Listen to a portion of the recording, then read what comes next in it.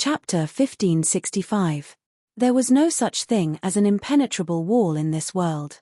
The news of Wang Runbiao and Li Jingchu's relationship had already reached the ears of the elders of the Wang family of Taiyuan a few days ago. Li Jingchu was just a merchant's daughter. In the eyes of these elders, who had very serious views on family status, Li Jingchu was far from being worthy of the eldest son of the Wang family. Therefore, there was almost no suspense. Almost everyone in the Wang family opposed this marriage. Some elders even threatened that if Wang Runbiao insisted on marrying Li Jingchu, he was no longer worthy of being the eldest son of the Wang family and had to be expelled from the family as a punishment. As Wang Runbiao's father and the current head of the Wang family of Taiyuan, Wang Yu naturally knew about this matter. On one side was his son, and on the other side was his family. Old Wang was actually in a difficult position.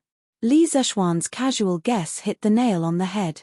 Hearing this, Wang Runbiao couldn't help but be startled. He wanted to deny it, but facing Li Zeshuan's aggressive gaze, he sighed and said, "Xiao Xian, you guessed right. Little Xian, your guess is correct. Recently, the elders of the family have indeed expressed their dissatisfaction with my marriage with Jingchu. In 2 days, my mother will also personally come to Chizhou. If I insist on being with Jingchu, it's very likely that my name will be removed from the family. At that time, I should no longer be the provincial governor of Chizhou. Therefore, I have the heart but not the ability to help Shui Rengui." Hearing this, Li Zeshuan's heart sank. When he learned that Wang Runbiao had fallen in love with a merchant's daughter, he guessed that this matter would cause a violent reaction from the Wang family. This was because in history, Wang Runbiao's mother, Princess Tong'en, didn't like Wang Runbiao's wife because of her low birth. As a result, after Wang Runbiao died of illness, his wife and son were directly expelled from the family and completely became an orphan and widow. "Runbiao, I'll go back to Chang'an to treat teacher Wenji first.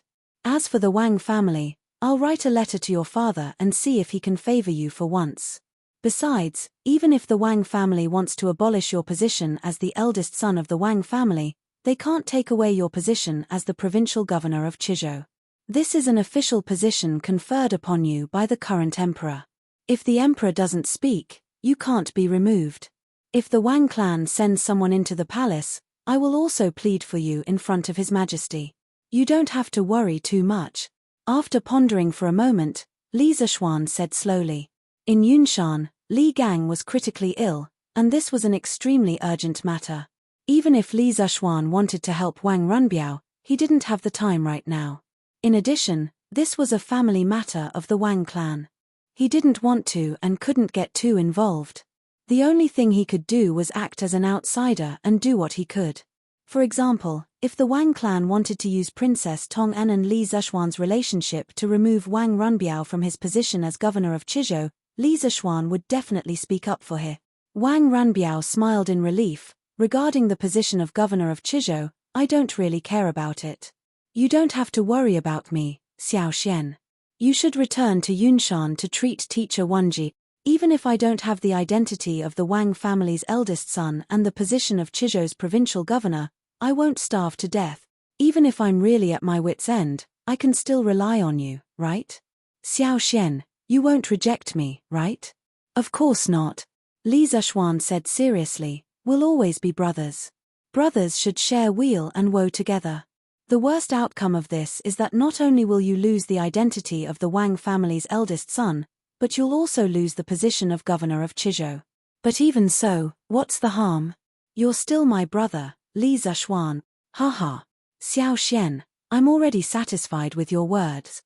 Wang Runbiao couldn't help but smile. Then, he looked at the son and said seriously to Li Zeshuan, "Xiao Xian, teacher Wenji's condition is still more important. It's almost 9 in the morning, you should leave as soon as possible." Li Zeshuan nodded and cupped his hands in farewell. "All right. Runbiao, we'll meet again. We'll meet again." Wang Runbiao cupped his hands and said indifferently. Li Zeshuan and Xian Qing got on their horses and left Longmen Pass, heading south. Giddy up, Whitey, faster, faster. On the official road from Jiangju to Chang'an, 2 men were galloping on horseback. The man in front was slightly younger. He was handsome and tall. As the horse was galloping, His hair was pulled back by the wind. The man in the back was slightly older. He was in his 20s or 30s. Although he was handsome, the expression on his face was rather cold. He gave off a feeling that strangers should not approach him. Xiao Xian, where did you get this horse? It's even faster than a Fergana horse. Xian Qing, who didn't like to talk, finally couldn't help but ask after seeing the speed of Whitey under Li Zishuan. The horse he was riding was a mount that had accompanied him for many years. It was one of the best horses, and he spent a lot of money on it. But now, compared to the big white horse under Li Zishuan, it suddenly paled in comparison. The big white horse seemed to have the energy to continue accelerating, but the big black horse he was riding was already running at full speed. How could Xian Qing not be surprised? Hearing this, Li Zishuan turned around to look at Xian Qing's position. He realized that the distance between the two of them was about 30 feet. Thus, he hurriedly slowed down the speed of the horse and replied, "Junior Marshal Uncle, my father bought this horse from the Hu people 2 years ago. After returning home from Mount Longhu last year, I realized that I had some affinity with this horse, so I asked my father for it to be my mount." "I see." Xian Qing nodded and didn't ask further. He knew that Li Zishuan was anxious to go back to Chang and to visit Li Gang, so he said, "Xiao Xian, your horse doesn't seem to be running at full speed. Don't worry about me, go back to Yunshan at full speed and check on Teacher Wenji's injuries first. I'll be there soon." Li Zishuan hesitated for a moment, but finally nodded and said, "Okay. Youngest uncle, I'll go first. You can go directly to Yunshan, I'll be waiting for you there." "Okay. Be careful," Xian Qing said in a low voice. Li Zishuan turned his head to face the front, then patted Whitey's neck and said anxiously, "Whitey, hurry up." Whitey seemed to be able to feel Li Zishuan's anxiety. As soon as Li Zishuan finished speaking, Whitey's speed suddenly increased by 20%, and it was still accelerating. The distance between Li Zishuan and Xian Qing was getting farther and farther. Last year, when Han Yushi was kidnapped to Xiefeng Stockade, Li Zishuan felt Whitey's extreme speed when he went to save her. However, it was only a short distance back then, and the whole city was only about 40 miles away. This time, it was different. The distance between Jiang Province and Chang'an was about 500 to 600 miles. Li Zishuan didn't know how long Whitey could last at full speed, but in order to save Li Gang, who was in critical condition, he could only take one step at a time. At worst, he could wait for Whitey to get tired and use his Qinggong to rush for a while. Whitey could follow behind him and rest while running. After resting, he could get back on the horse and continue to run.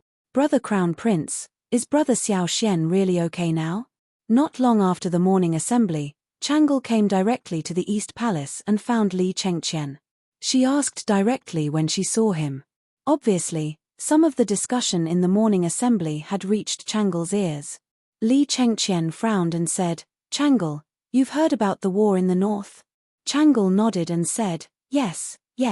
Previously, when I passed by Taiji Palace, the officials had just finished their morning assembly. Uncle and Minister Fang talked about it. Brother Crown Prince, quickly tell Changle whether Brother Xiao Xian is okay or not." As she spoke, Changle's beautiful eyes revealed a trace of pleading as she looked at Li Chengqian. Li Chengqian couldn't bear Changle's pleading gaze and hurriedly replied, "Don't worry, Changle. Although Xiao Xian was injured when he fought with the Turkic state preceptor, his injuries have completely recovered with the help of Daoist Xian Qing from Longhu Mountain. Thinking about it, he should be back after things are stabilized over there." "Really? That's great." Hearing this, Changle was immediately overjoyed and her face lit up with joy.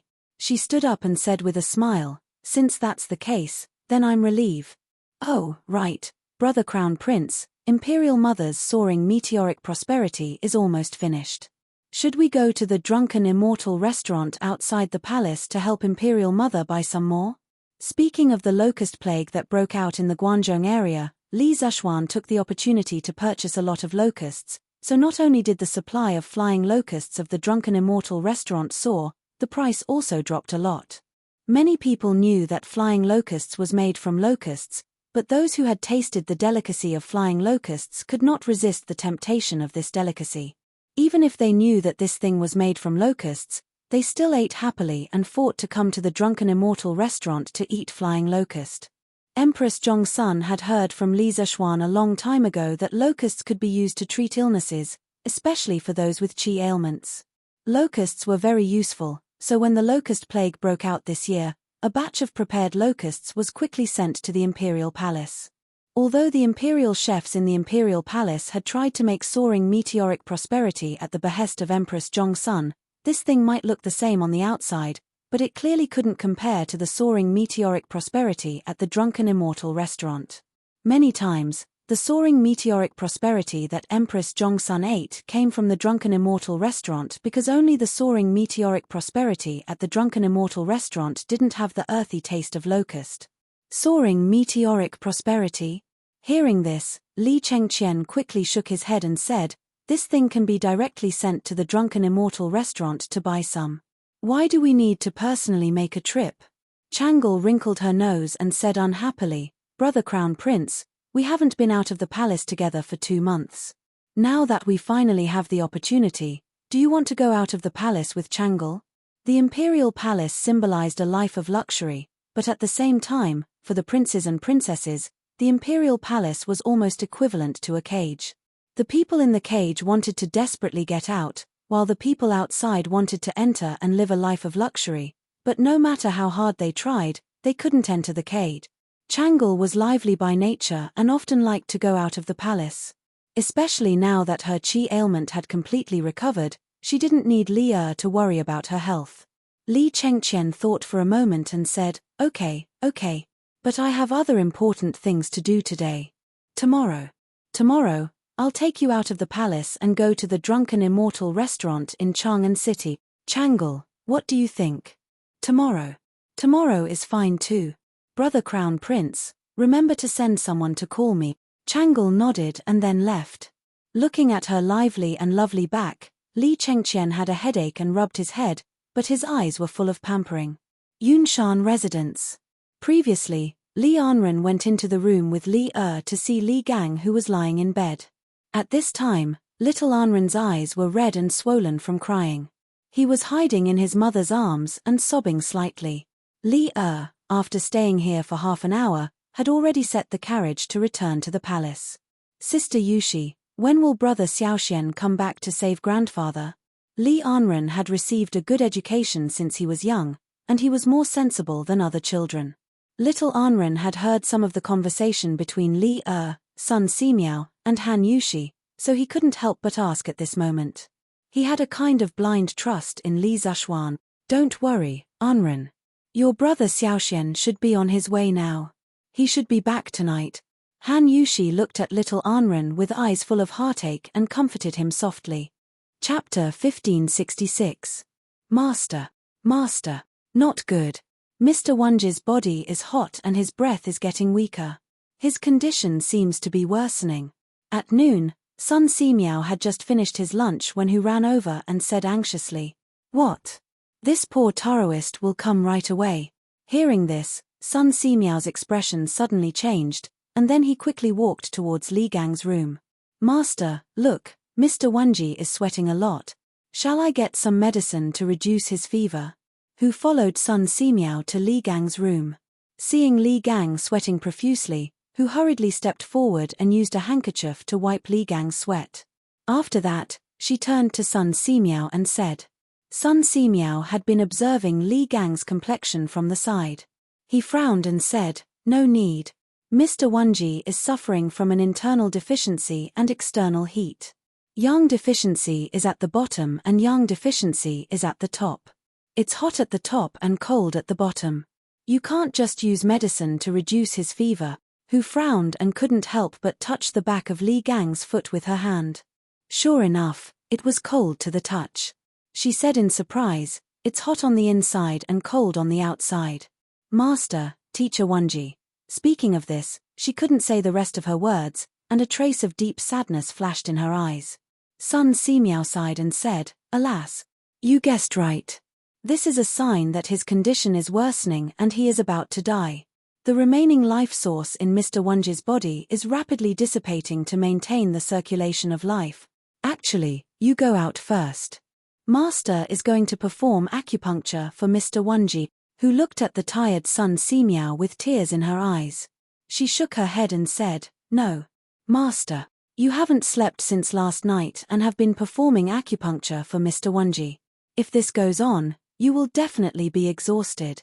Sun Simiao said with a serious face, "Actually, saving the dying and healing the injured is the duty of us doctors. It is also the integrity that all doctors in the world have to practice for their whole lives. If I am afraid of difficulties and don't save people, how can this poor Taoist be worthy of the title of divine doctor? How can I face the hundreds of teachers and students on Yunshan? Quickly go and get the golden needles. Don't delay teacher Wenji's treatment." Who actually looked at Sun Simiao, who had a haggard face and white hair but a resolute gaze. Endless respect grew in her heart. She knew that Sun Simiao could not be persuaded at this time, so she nodded and replied, "Yes, master." After saying that, Who turned around and left. Soon, she returned to the room with an exquisite wooden box in her hands. She handed it to Sun Simiao and said, "Master, your golden needle." "Yes. How dare you leave first? Close the door and don't let anyone disturb us." Sun Simiao took the wooden box and instructed, "Yes, master," who actually wanted to stay and help, but she had never practiced internal martial arts. Naturally, there was no true qi in her body. Staying here would not help at all. It was better to go out and help Sun Simiao, because Sun Simiao could not be disturbed when he was performing acupuncture. "Brother Wonji, hang in there. Little Xian will be back soon." In the room, Sun Simiao looked at Li Gang, who was lying on the bed with his eyes closed and a haggard face. He sighed worriedly and said, only a few days had passed, but Li Gang looked as if he had aged a few years. It was said that illness came like a landslide. For the 82-year-old Li Gang, this sudden accident was burning the last of his life force, and he could die at any time. In fact, just looking at age, Sun Simiao was older than Li Gang by 6 years. However, Sun Simiao paid attention to health and had been practicing Taoist true qi. Therefore, the quality of his body was much better than Li Gang's. The same injury on Li Gang might be fatal, but on Sun Simiao, it was estimated that he would be fine after 2 days of recuperation. After sighing with emotion, Sun Simiao went forward to help Li Gang up. Half lying on the bed, he removed his outer robe and took out the golden needles from the wooden box. With lightning speed, he pierced 3 golden needles into the Zhongting, Jiewei, and Duke acupoints on Li Gang's chest. These 3 acupoints were close to the heart, and if the strength was wrong or the position was off, it would be fatal. Ordinary doctors would be extremely careful when piercing these 3 acupoints, but Sun Simiao pierced all 3 at the same time. His movements were as smooth as flowing water, without a trace of hesitation. After the golden needles were pierced into the 3 acupoints, Sun Simiao did not stop. He used his right hand to twirl the golden needles on the Zhongting, Fengwei, and Duke acupoints. Traces of Taoist true qi passed through the golden needles and slowly into Li Gang's body. Soon, the 3 golden needles began to vibrate together. Sun Simiao opened his palm and an even more majestic true qi flowed from his palm into the golden needles. Then, through the golden needles, it was guided into Li Gang's heart meridian. Sun Simiao's goal was very simple. He wanted to use his Taoist true qi to supply energy to Li Gang's heart meridian, thereby reducing the consumption of Li Gang's life force.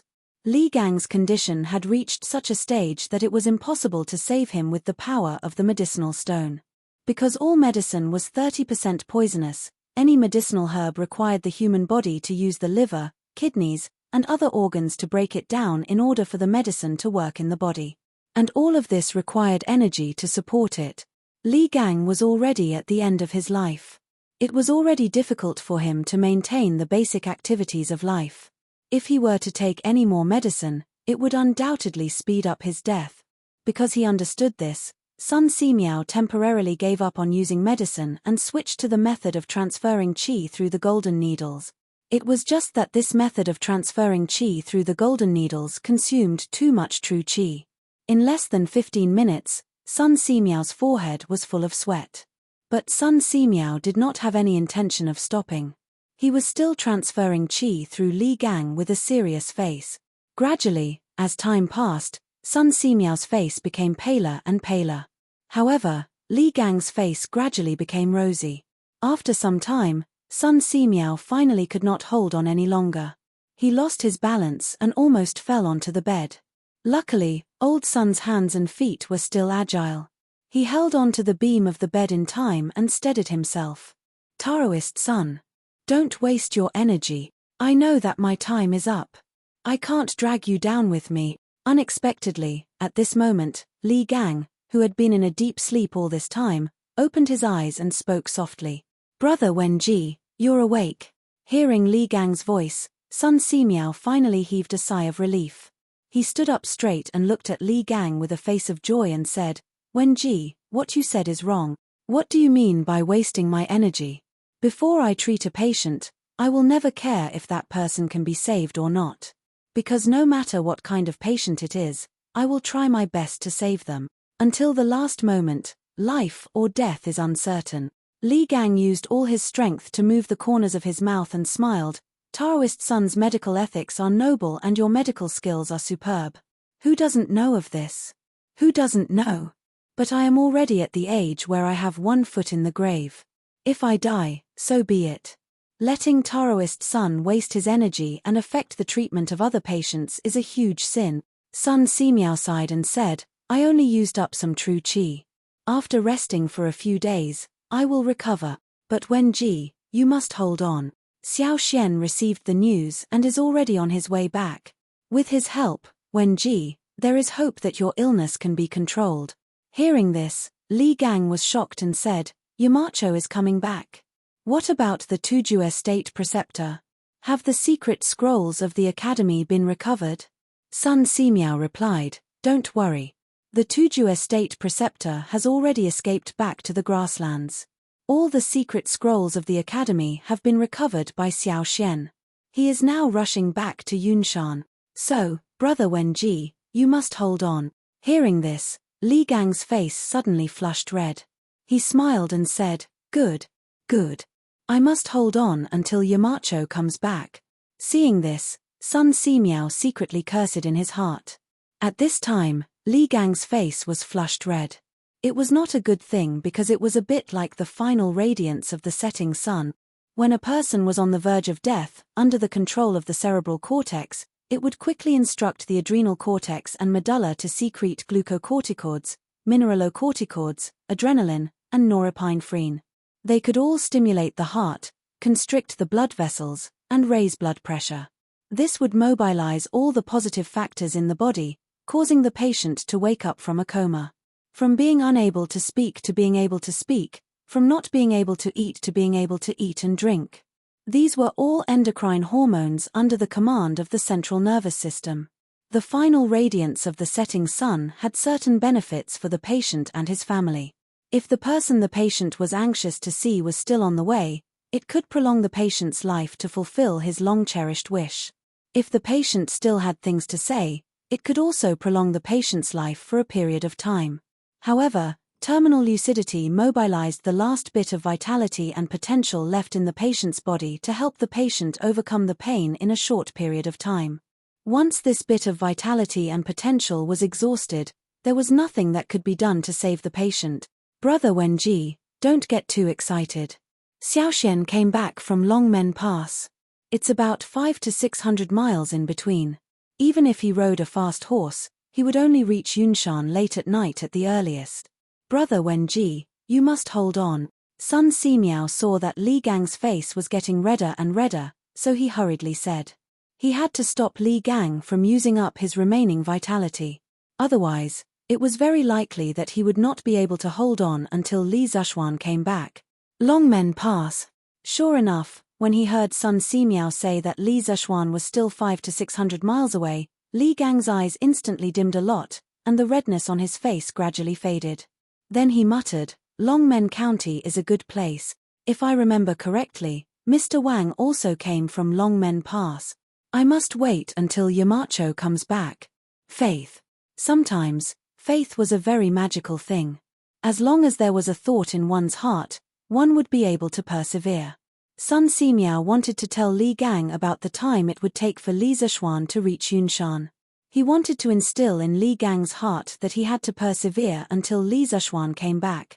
Seeing that Li Gang had finally calmed down, Sun Simiao secretly heaved a sigh of relief and said, "Wenji, have a good rest first. I'll make some porridge for you to fill your stomach." "Thank you," Li Gang said weakly. After Sun Simiao helped Li Gang lie back on the bed, he turned around and left the room. At this moment, the sun outside had already moved to the southwest. It was about 5 in the afternoon. This healing process actually lasted for more than 2 hours. Master, are you okay?" Hu Yarrow, who had been guarding outside the room, saw Sun Simiao walk out with a pale face. She quickly went up and supported Sun Simiao with a worried expression. "I'm fine. I just need to rest." Sun Simiao waved his hand, then turned to look at Hu Yarrow and said, "Yao, I'll give you a prescription. Quickly go and get the herbs according to the prescription. There can't be any mistakes." "Prescription? Get the herbs?" Hu Yarrow heard this and her eyes widened. She said with a shocked expression, "Master, are you planning to use medicine on Teacher Wenji? But Teacher Wenji's body is so weak now. How can he withstand the medicinal properties of various herbs?" Hu Yarrow was respectfully called Little Fairy Doctor by many people. She still had this bit of medical knowledge. Even if Sun Simiao did not say it, she knew that with Sun Simiao's current body, he would not be able to withstand the power of the medicinal stone no matter what. Sun Simiao sighed deeply and said, "Teacher Wenji faintly showed signs of terminal lucidity just now, but I suppressed it. The speed of his deterioration is more serious than I thought. Now, even if Xiao Xian and Daoist Shen Qing came to help, they might not be able to completely cure Wenji. So, the only thing we can do now is to take a risk." "Master, why do we take a risk?" Hu Yarrow asked curiously. Sun Simiao paused for a moment and opened his mouth to explain, "Wenji is now completely relying on his will to support himself. Once Xiao Xian returns, this will dissipate and Wenji will also show signs of terminal lucidity. At this time, the functions of all the organs in his body will be normal. Although after this short period of normalcy, he will exhaust his life force and die, I can take advantage of this period of time when Wenji's body is normal to let the medicine enter his body and extend the time of terminal lucidity through the golden needle. As long as the medicine can take effect during this period of time, it can cure the symptoms and cure the root cause, fundamentally saving Teacher Wenji's life. And this terminal lucidity will become a revival from the dead." Chapter 1567. Ginseng nourishes the 5 viscera, calms the spirit, stabilizes the soul. Antler nourishes the kidney, generates the essence, strengthens the muscles and bones. Sanchi stops bleeding and removes blood stasis, unclogs the meridians and relieves pain. Amber calms the nerves and facilitates the water flow. Placenta nourishes the innate, nourishes the qi and nourishes the blood.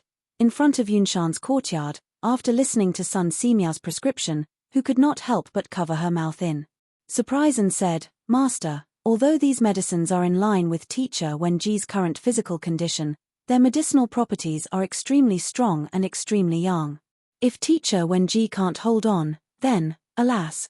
That's why I said this is a risky move." Sun Simiao sighed helplessly and said, "With Wenji's current condition, even if Little Xian, Taoist Shen Qing, and I join hands, we can only help Teacher Wenji extend his life for a few more days. After all, it's treating the symptoms but not the root cause. If we want to treat both the symptoms and the root cause, then we can only take the risk and try." Who said with a sad face, "Master, is Teacher Wenji's condition really that serious?" "Yes. I didn't expect that Brother Wenji's condition would deteriorate so quickly. Now we can only hope that Little Xian and Taoist Shen Qing will come back soon." Sun Simiao frowned, stroked his beard and sighed. Then he said tiredly, "You go get the medicine quickly. I'll go in and rest for a while." In fact, since last night, Sun Simiao had been taking care of Li Gang in the courtyard. He had performed acupuncture for Li Gang no less than 4 times. Now he was really exhausted. Although he was respectfully called a miracle doctor by the people, he knew that he was far from reaching the level of a miracle doctor.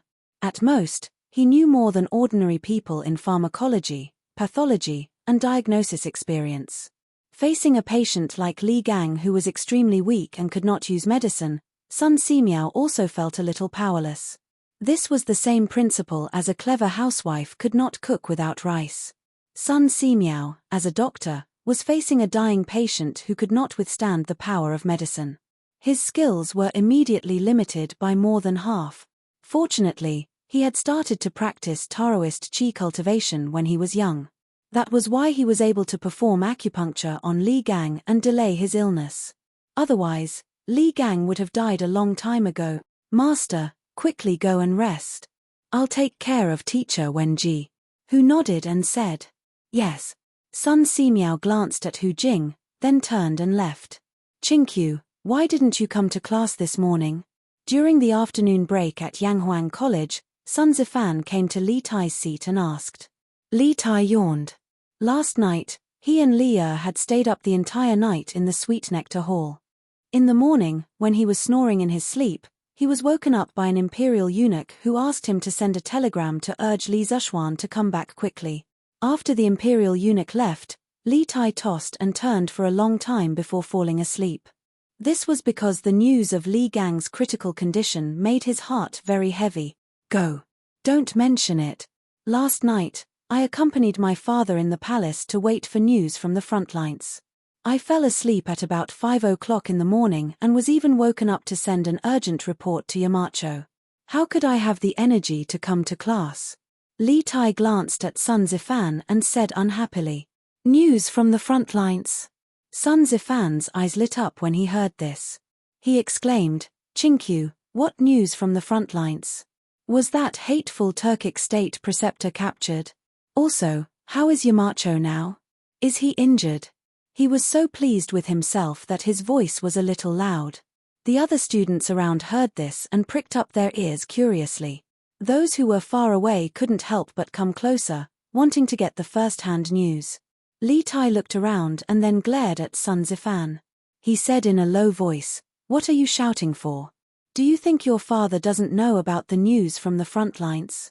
Why don't you go back and ask your father directly?" "No, it's only Wednesday today. The academy isn't on holiday, so how can I ask my father?"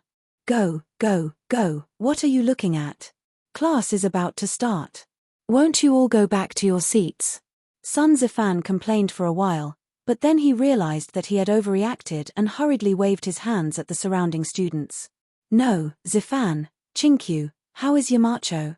Not only are you concerned about Yamacho, but so are we," Wang Meng retorted, unafraid of Sun Zifan's might. The other students immediately joined in the commotion. "Wang Meng is right. We are all concerned about Yamacho's safety. Qingqiu, quickly tell us." "That's right.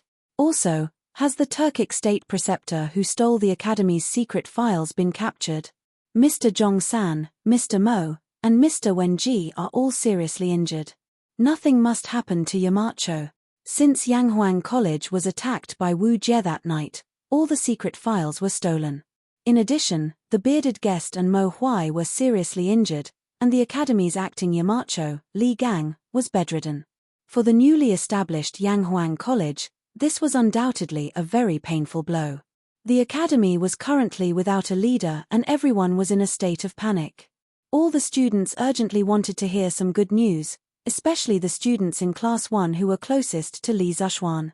They were most concerned about Li Zishuan's current situation. "Everyone, listen to me." Li Tai's face darkened. He could feel the worry and anxiety in the students' voices. Thinking about it, last night's battle in the north wasn't considered a secret. He pressed his hand down and said, "Last night, Wu Jie fought with Yamacho at the Dragon Gate. Yamacho was seriously injured, but he was able to take the secret files that Wu Jie stole from the academy. After Wu Jie broke through the Dragon Gate, he successfully met up with the Ashina Serpent's army." "What? Yamacho was seriously injured by Wu Jie? I already said that the Turkic state preceptor's martial arts are so high. Yamacho can't fight him alone. Now that Yamacho is also injured, what will the academy do?" Fortunately, the academy's files were taken back by Yamacho. What's the point of those files being taken back? For the academy, Yamacho is the most important. With Yamacho, what can Yanghuang College not create? When the students heard that Li Zishuan was seriously injured by Wu Jie, they couldn't help but discuss loudly. To them, this news was no different from a bolt from the blue. After a while, the whole classroom was in chaos, and a feeling of panic quietly spread. This was because Li Zishuan was the sky of the Yanghuang Academy. All of them had resolutely joined the Yanghuang Academy because of Li Zishuan. If Li Zishuan fell, it would be tantamount to the collapse of the sky for them. How could this not make them panic? Silence. Everyone listen to me, I'm not done yet. Seeing the students in chaos, Li Tai hurriedly shouted, Yamacho is fine, let me finish. Yamacho was later rescued by Daoist Shenqing of Mount Longhu and is now in peace. Ashina Shichu's army of 50,000 was surrounded by General Qin's troops and the northern province's soldiers at Yonghe Pass. In the end, Ashina Shichu and Wu Jie were defeated and fled back to the grasslands with more than 1,000 soldiers. Hearing this, the students immediately cheered in surprise. What? Yamacho is fine? That's great. Qing Q, is this news true? Is Yamacho really okay? Yes. Qing Q, is this news reliable? Hearing that some people doubted the authenticity of the news, Li Tai couldn't help but stare. This news is naturally true. This morning, Yamacho was urgently summoned back by my imperial father. They should arrive at Yunshan tonight. If you don't believe me, you'll know when the time comes. What? Yamacho is already on the way back to Yunshan? Sun Zifan was surprised. That's right. Li Tai nodded. Teacher Wenji is critically ill, and Divine Doctor Sun can't deal with it alone. Yamacho and Daoist Shenqing are both skilled in medicine. With their help, Teacher Wenji's illness can be cured. Teacher Wenji is critically ill. Hearing this, everyone's hearts couldn't help but sink. Then, in their minds, the scene of Li Gang standing in front of the students and facing the peerless Master Wu Jie alone appeared, causing many of the students' eyes to turn red. Qing Q, after school in the afternoon, let's go visit Teacher Wenji.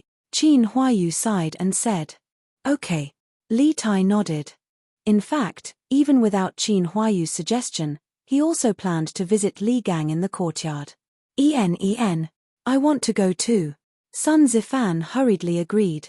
I want to go too. Yuchi Baolin also spoke up. I want to go too. I want to go too. Not long after, all the students in the classroom started shouting at the same time. The sun was setting in the west. On the official road outside Yongji City in Puzhou, Li Zishuan was riding alone. As for Shenqing, he had already been left far behind. Along the way, Big White's speed and endurance had greatly exceeded his expectations. Basically, after riding Big White for 40 to 50 kilometers, and then using his Qinggong to rush for another 3 to 4 kilometers, Big White would be able to recover more than half of its strength. After that, he would be able to ride Big White and gallop wildly again. For example, the Turkic cavalry rode on 2 horses. This kind of long-distance attack could greatly increase their speed. Li Zishuan didn't have 2 horses, so he could only use this method of riding alone. Overall, his speed wasn't any slower than the speed of a single person riding 2 horses. According to the imperial edict that Li had sent to him through the telegraph, he only needed to rush from Longmen Pass to Yunshan. There was no need for him to rush so desperately. However, Li Zishuan had a vague ominous premonition in his heart. As he got closer to Chang'an, the ominous premonition became stronger. Teacher Wenji, you must hold on. Although Li Zishuan didn't want this ominous premonition to be related to Li Gang, at this time, other than Li Gang's illness, he couldn't think of anything else that could make him feel so uneasy. Therefore, he could only pray silently as he ran. At Yunshan, after the afternoon classes, the students of Class 1 were led by Li Tai to Sun Simiao's courtyard to visit Li Gang. The students of the other classes also rushed over when they heard that Li Gang was critically ill. After a while, Sun Simiao's courtyard was filled with hundreds of students. It's actually a girl. Where's Teacher Wenji? The students all wanted to visit Teacher Wenji when they heard that he was critically ill. Li Tai, who was standing at the front of the group, asked Hu Jing, who had gone out to check on the situation. Li Gang usually treated the students of the academy very well. None of the students disrespected or disliked him. Although there were hundreds of people gathered outside the courtyard, no one made a fuss. Everyone was watching Li Tai and Hu Jing negotiate. They didn't dare to make a sound, for fear of disturbing Li Gang, who was recuperating in the room. It was precisely because the students did not kick up a fuss that Hu Jing's expression became slightly better. She looked at Li Tai, frowned, and said softly, "Your Highness Prince of Wei, Teacher Wenji is now critically ill. My master is currently administering acupuncture and transferring qi to Teacher Wenji. Both of them need to be quiet and should not be disturbed. Once my young master and Daoist priest Shen Qing arrive at Yunshan, my master will work with them to save Teacher Wenji. Now, Your Highness and young masters should return." Although Li Tai was anxious, he knew that Hu Jing's words made sense. He nodded sadly and cupped his hands, saying, "All right then, Miss, if Teacher Wenji gets better, please come to the academy to inform us. Tai will be very grateful." Who actually nodded her head lightly and replied, Go back." Li Tai turned around and waved to the rest of the students. Although the students were unwilling in their hearts, they had no other choice in the current situation. They could only leave. Thus, the students reluctantly looked at the door of the courtyard as they moved their feet and turned to leave. Wait. Chapter 1568. Teacher Wenji, don't worry. We'll definitely do our best tomorrow. Teacher Wenji, don't worry. We'll definitely do our best tomorrow. Li Gang's words didn't sound out of place when spoken by Sun Simiao. Instead, Sun Simiao's low tone resonated with the students. Especially when they thought about how Li Gang was bedridden and needed someone else to relay his words, the students couldn't help but feel sour in their hearts. Thus, under the leadership of Li Tai, the group of students spoke with determination. Finishing their words, the students bowed towards the direction of the courtyard before turning around and leaving. The academy had a self-study session at night. After listening to Li Gang's words, the students' hearts were filled with energy as they planned to shine in this final exam. At the very least, they couldn't disappoint Li Gang. "Boyang, help me get a meal from the cafeteria later." "I won't be going." "Hey, I was just about to say that." "Wenbo, why don't you help me get a meal? I suddenly remembered that I still haven't figured out the question that Teacher Shu taught yesterday." "You only haven't figured out one question. I still have a few questions that I haven't figured out in the previous math exam. Hurry up and help me get a meal. I'm going back to the classroom to study." "It's settled then. After the exam, I'll treat you to a big meal at the Drunken Immortal restaurant." No. I don't want to go to the Drunken Immortal restaurant. I want to study." After leaving the courtyard, the students hastened their footsteps and walked towards the academy. Many students didn't even bother to eat dinner in order to be able to cram before the exam. At this time, if anyone were to disturb their studies, that person would be their life and death enemy and would definitely not be forgiven. "Master, are you hungry? I'll go and cook for you." After the students left, the courtyard instantly became quiet.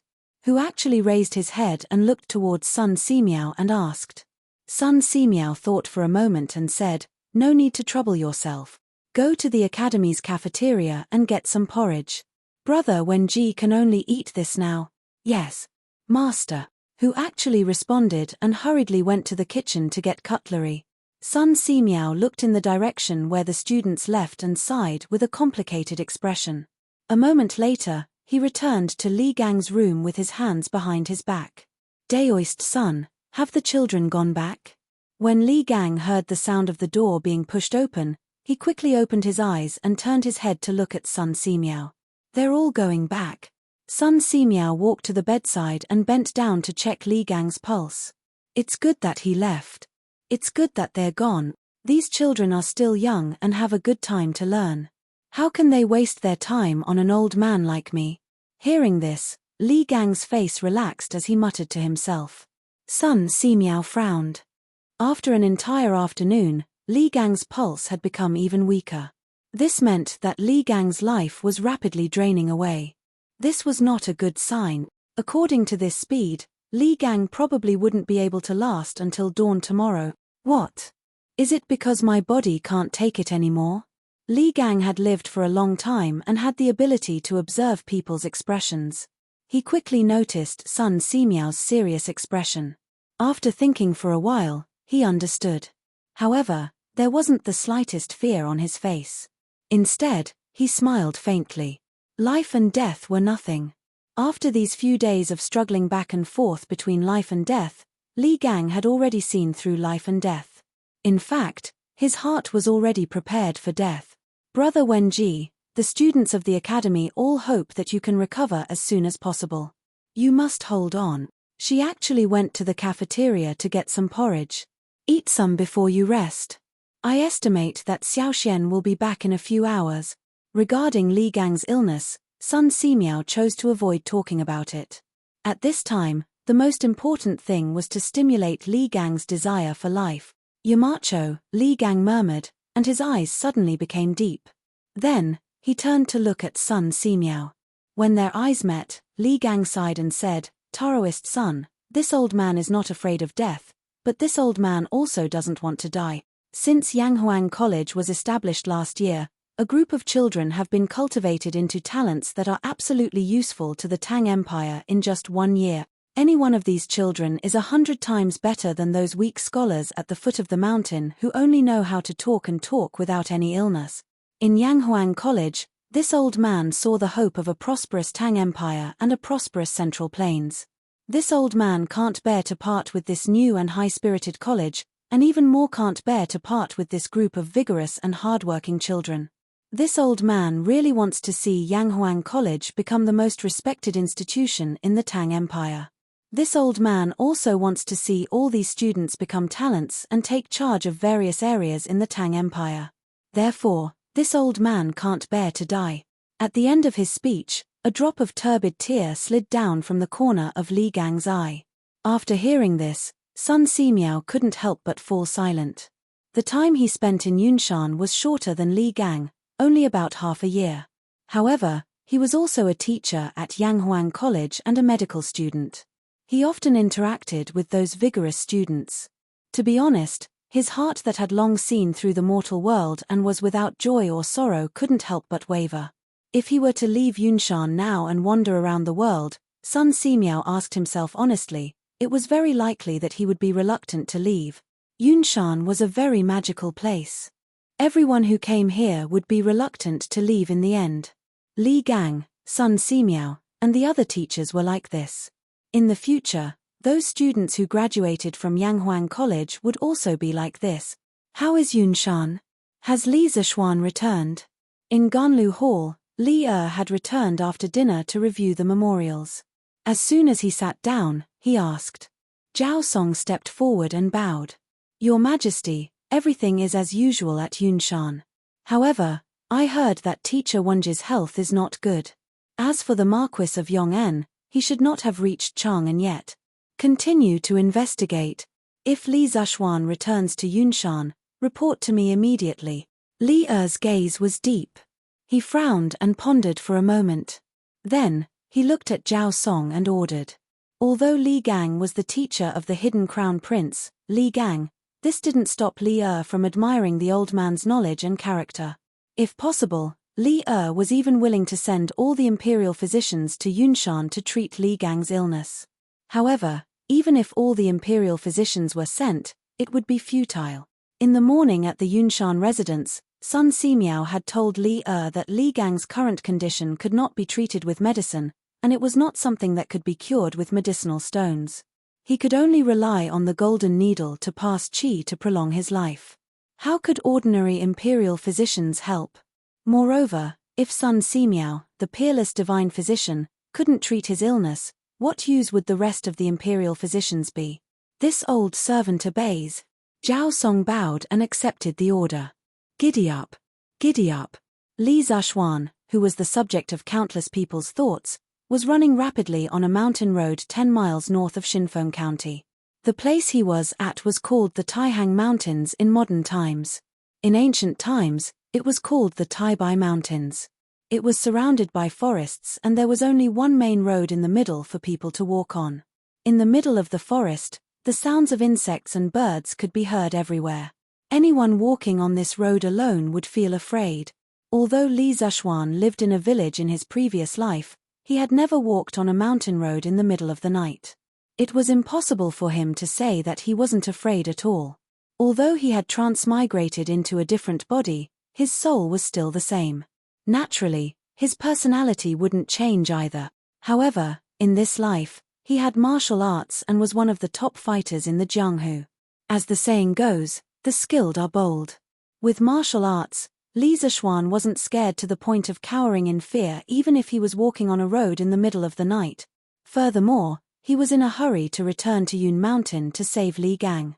How would he have the time to think about such nonsense?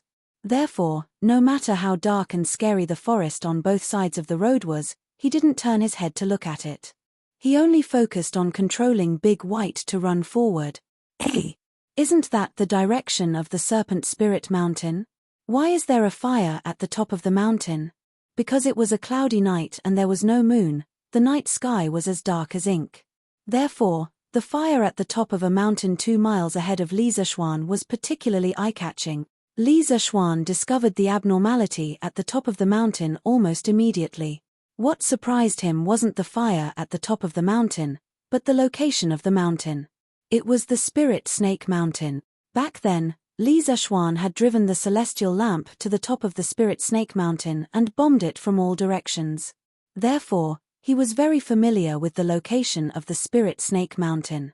He was very sure that the mountain with the fire was the Spirit Snake Mountain. Strange. The 7 cultivators of true virtue has already been exterminated. Why is there still a fire at the Spirit Snake Mountain? Could it be that there are still remnants of the 7 cultivators of true virtue living there? Li Zishuan frowned and couldn't help but mutter to himself in a low voice. Although he had all kinds of doubts in his heart, he didn't have any intention of changing his route. After all, the most important thing right now was to return to Yun Mountain and save Li Gang. Li Junjian, you're crazy. The dragon head said that no lights are allowed on the Spirit Snake Mountain at night. Who told you to light a fire? On the Serpent Spirit Mountain, a burly man in grey clothes saw someone burning a bonfire on the edge of the cliff in the west. He hurriedly walked forward and recognized the identity of the man beside the bonfire. Then, the burly man in grey clothes sternly scolded. Lord Meng. The man sitting beside the fire was Li Junxian. When he heard someone coming from behind him, he quickly stood up and said, Lord Meng, my brothers went down the mountain today and caught a chicken.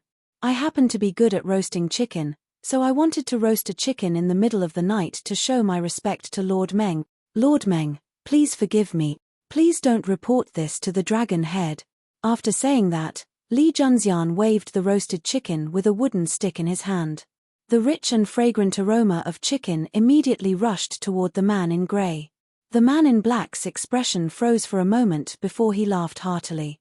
Ha ha. Since it's your kind intention, I won't be polite. Quick. Put out the fire and don't let anyone see it. Yes. Lord Meng. Chapter 1569. Mr. Wenji. After Li Zishuan got off his horse, he didn't even have time to rest. He directly rushed into the courtyard and sensed the fluctuation of true energy in the room near the west side. Then, without thinking, he walked in that direction and pushed the door open. Li Zishuan's heart ached when he saw the haggard Li Gang lying on the hospital bed with his eyes closed. He felt both grief and self-reproach as he called out to Li Gang. Xiaoxian, you're back. Sun Simiao's body trembled, which almost affected the acupuncture. After stabilizing his hands, Sun Simiao turned around and said excitedly. At the same time, his tensed heart finally relaxed. However, this relaxation caused his entire body to become unsteady. Taoist Sun. Li Zishuan saw Sun Simiao's excited face at first, but then he put his hand on his forehead and his body swayed. He quickly stepped forward and supported Sun Simiao. At the same time, a pure Taoist genuine qi, no, it was Taoist true essence, followed Li Zishuan's palm and passed into Sun Simiao's body from his back. Taoist Sun, your internal breath is almost exhausted. You'd better have a good rest. It was when he was transmitting his zhenqi to Sun Simiao to nurse his body that he found that Sun Simiao's meridians were dry. Thinking of the scene where Sun Simiao was injecting zhenqi into Li Gang's body before he came in, he instantly understood that old Sun's Zhenqi was overused and his physical strength was exhausted. You can't rest. You can't rest. Brother Wenji's breath is weak, and his life is in danger. If he doesn't have genuine qi to sustain his life, I'm afraid he will die, Sun Simiao said tiredly. Suddenly, he felt that something was wrong and said in surprise, Xiaoxian, your genuine qi. Did you make a breakthrough in your martial arts realm? Sun Simiao found that the purity and quantity of genuine qi in Li Zeshuan's body were completely different from before. He was shocked. Let's talk about this later. Taoist Sun, you sit aside and adjust your qi circulation. I'll transfer qi into Mr. Wenji's body. In this short period of time, Li Zeshuan had already used his true qi to help Sun Simiao recuperate his body. Finished speaking, he removed his hand from Sun Simiao's back and went directly to the front of the bed. He saw that Li Gang's chest still had 3 golden needles sticking out.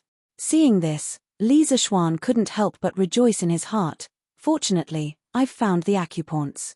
I only need to control the genuine qi to enter Li Gang's body through the golden needles.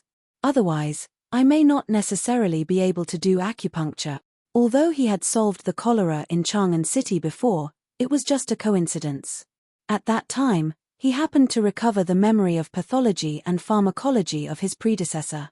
In addition, the old Chinese medicine doctor in his village in his previous life had told him about cholera, so he came up with the prescription to treat cholera. But when it came to feeling the pulse and applying acupuncture, he really didn't dare to rashly try. Although he was very familiar with hundreds of acupoints on the human body because of his martial arts practice, he not only had to know the position of the acupoints, but also had to control the strength. Sometimes, when the position was right, the strength was not suitable, which would affect the treatment effect. But now that Sun Simiao had helped him with the acupuncture, he didn't need to worry about this anymore. Old Sun's acupuncture skills were absolutely beyond doubt. Now he only needed to transfer the genuine qi to Li Gang through the golden needles, which was what he was good at. After all, he was a master at the late stage of the supreme power realm, so his control of the genuine qi was absolutely accurate. Li Zeshuan's right thumb and middle finger pinched a golden needle on the Zhongting acupoint. The golden needle slowly rotated on his fingertips, and the Taoist genuine qi in his body quickly flowed like a trickle into Li Gang's heart meridian. At the same time, Li Zeshuan suddenly felt an inexplicable familiar feeling in his heart. It felt like he had used this slender golden needle before. This made Li Zeshuan very puzzled. Xiaoxian, why did you come back alone? Where is Taoist Shen Qing? At this time, Sun Simiao, who was sitting aside and adjusting his qi circulation, asked. Li Zeshuan came back from his meditation and replied, Uncle is still behind. His horse is not as fast as my Whitey, so it will take a while for him to arrive at Yunshan. Sun Simiao nodded and said, I see. According to my original estimation, you should arrive at Yunshan at least at midnight. Now you have arrived nearly 4 hours earlier. It must be because of your Whitey. Speaking of Whitey, Li Zeshuan couldn't help but exclaim, I only knew that Whitey was quite intelligent, but I didn't expect its endurance to be so outstanding. This time, Whitey really played a big part in rushing back to Yunshan from Jiang province. Mr. Wenji's heart seems to be beating more vigorously. Sun Simiao was shocked when he heard this. He quickly got up and said, Really? Let me take a look. After that, he quickly walked to the bed, leaned over and pressed Li Gang's pulse, and began to feel Li Gang's pulse. After a while, Sun Simiao straightened up and said with joy, Indeed. Little Xian, it seems that your true qi is more effective than mine. I reckon that brother Wenji will wake up soon. Li Zeshuan frowned and said, Although Mr. Wenji's heart is beating more vigorously now, it is still very weak compared to a normal person. Taoist Sun, what is the source of Mr. Wenji's weakness? This was a question that he urgently wanted to know. Before returning to Yunshan, he roughly heard about the situation that night from Meng Wenhao. Logically speaking, Li Gang only suffered some superficial wounds at most. His life shouldn't be in danger. Sun Simiao sighed and said, Little Xian, Wenji is already 82 years old this year. Once a person gets older, their limbs, bones, and internal organs become more fragile. Although Brother Wenji only suffered some superficial wounds that night, for a person of his age, such injuries can be fatal. It's not his body that is injured, but his vitality. When his vitality dissipates, it will be the day his soul returns to the world. Li Zhuan thought for a moment and asked doubtfully, since he has lost his vitality, why don't you give Mr. Wenji some medicine to consolidate his vitality? The effect should be better if the medicine is combined with the gold needles, right? Sun Simiao shook his head and said, when Brother Wenji was first sent here, he could still take some medicine. But later, his body became weaker and weaker, to the point where he couldn't withstand the power of the medicine. After all, medicine is 30% poison. He doesn't have the ability to detoxify the poison in the medicine now. Giving him medicine is tantamount to feeding him poison. I see. After hearing this, Li Zhuan knew how weak Li Gang's body was at the moment. Sun Simiao was exhausted from transferring true qi to Li Gang. If he came back later, Li Gang would probably die. Sister Yushi. Is Brother Little Xian back? In the main hall of Sun Simiao's courtyard, Han Yushi and Li Lian's family of 3 were all here. As soon as the two sides met, little Anren ran over quickly and looked up at Han Yushi. Compared to before, little Anren's face no longer had the innocent smile of the past. His eyes were also red. He must have cried many times this day. Looking at his pitiful appearance, Han Yushi bent down and stroked Li Anren's little face. She said affirmatively, yes, Anren. Your brother Little Xian is indeed back. He's now inside treating your grandfather. Let's wait outside now. Don't disturb him. Speaking of which, she saw Big White outside the courtyard just now. Naturally, she was sure that Li Zhuan had returned to Yun Mountain. Yes. Li Anren nodded heavily. Then, he looked up at Han Yushi with a hopeful expression and asked, Sister Yushi, Brother Little Xian can definitely cure grandfather's illness, right? Looking at the pleading in the depths of Li Anren's eyes, Han Yushi felt very uncomfortable. This reminded her of the way her mother looked at the doctors in the city when she was about to die. It was exactly the same as the way Li Anren was looking at her now. After a moment of silence, Han Yushi said softly, he will. Anren, your grandfather's illness will definitely be cured. Yamacho, you're back? In the room, after about half an hour, Li Gang finally woke up from his deep sleep. After seeing Li Zhuan in front of him, Li Gang was pleasantly surprised. Yes, I'm back. Mr. Wenji, I'm back late. I've made you suffer. Li Zhuan's nose twitched, and he almost cried out. Li Gang was already at the age where he could enjoy the rest of his life. Why was he still working hard on Yun Mountain? Why was he injured? In the end, wasn't it because of him, Li Zhuan? It's this old man who made Yamacho worry and run around. Alas, once a person gets old, they'll become useless. Li Gang didn't want Li Zhuan to blame himself too much, so he quickly took over the conversation and said, Mr. Wenji, please don't say that. You're the anchor of Yanghuang College. You can't fall. I'll definitely cure you, Li Zhuan said anxiously as he channeled his true qi into his body. Sun Simiao, who was standing to the side, frowned and hurriedly bent over to take Sun Simiao's pulse. As soon as he took Li Gang's pulse, Sun Simiao's expression changed drastically. Li Gang's pulse was gradually becoming stronger and more like that of a normal person. This was the final radiance of the setting sun, a sign of dying. Master, Mr. Wenji's medicine is ready. Right at this moment, who actually walked in with a large porcelain bowl. Steam was rising from the top of the bowl, and the smell of Chinese medicine could be smelled from afar. Li Zhuan couldn't help but frown as he looked at Sun Simiao in confusion. He remembered that old Sun had said that Li Gang's body couldn't withstand the power of the medicine. What did he mean by bringing a bowl of medicine over? Put it down. Although he noticed Li Zhuan's puzzled look, Sun Simiao didn't explain anything. Instead, he said to Hu calmly, Yes, Master, who placed the porcelain bowl on the bedside table and then carefully retreated. Li Zhuan's nose twitched and he took a few deep breaths. He was familiar with medicine and medicinal properties, so he instantly smelled the herbs in this bowl of medicine. Mountain ginseng, purple placenta, deer antler, Panax noto ginseng, amber. Li Zeshuan's expression abruptly changed. There was nothing wrong with the prescription itself, and it was even a top-notch prescription for replenishing qi.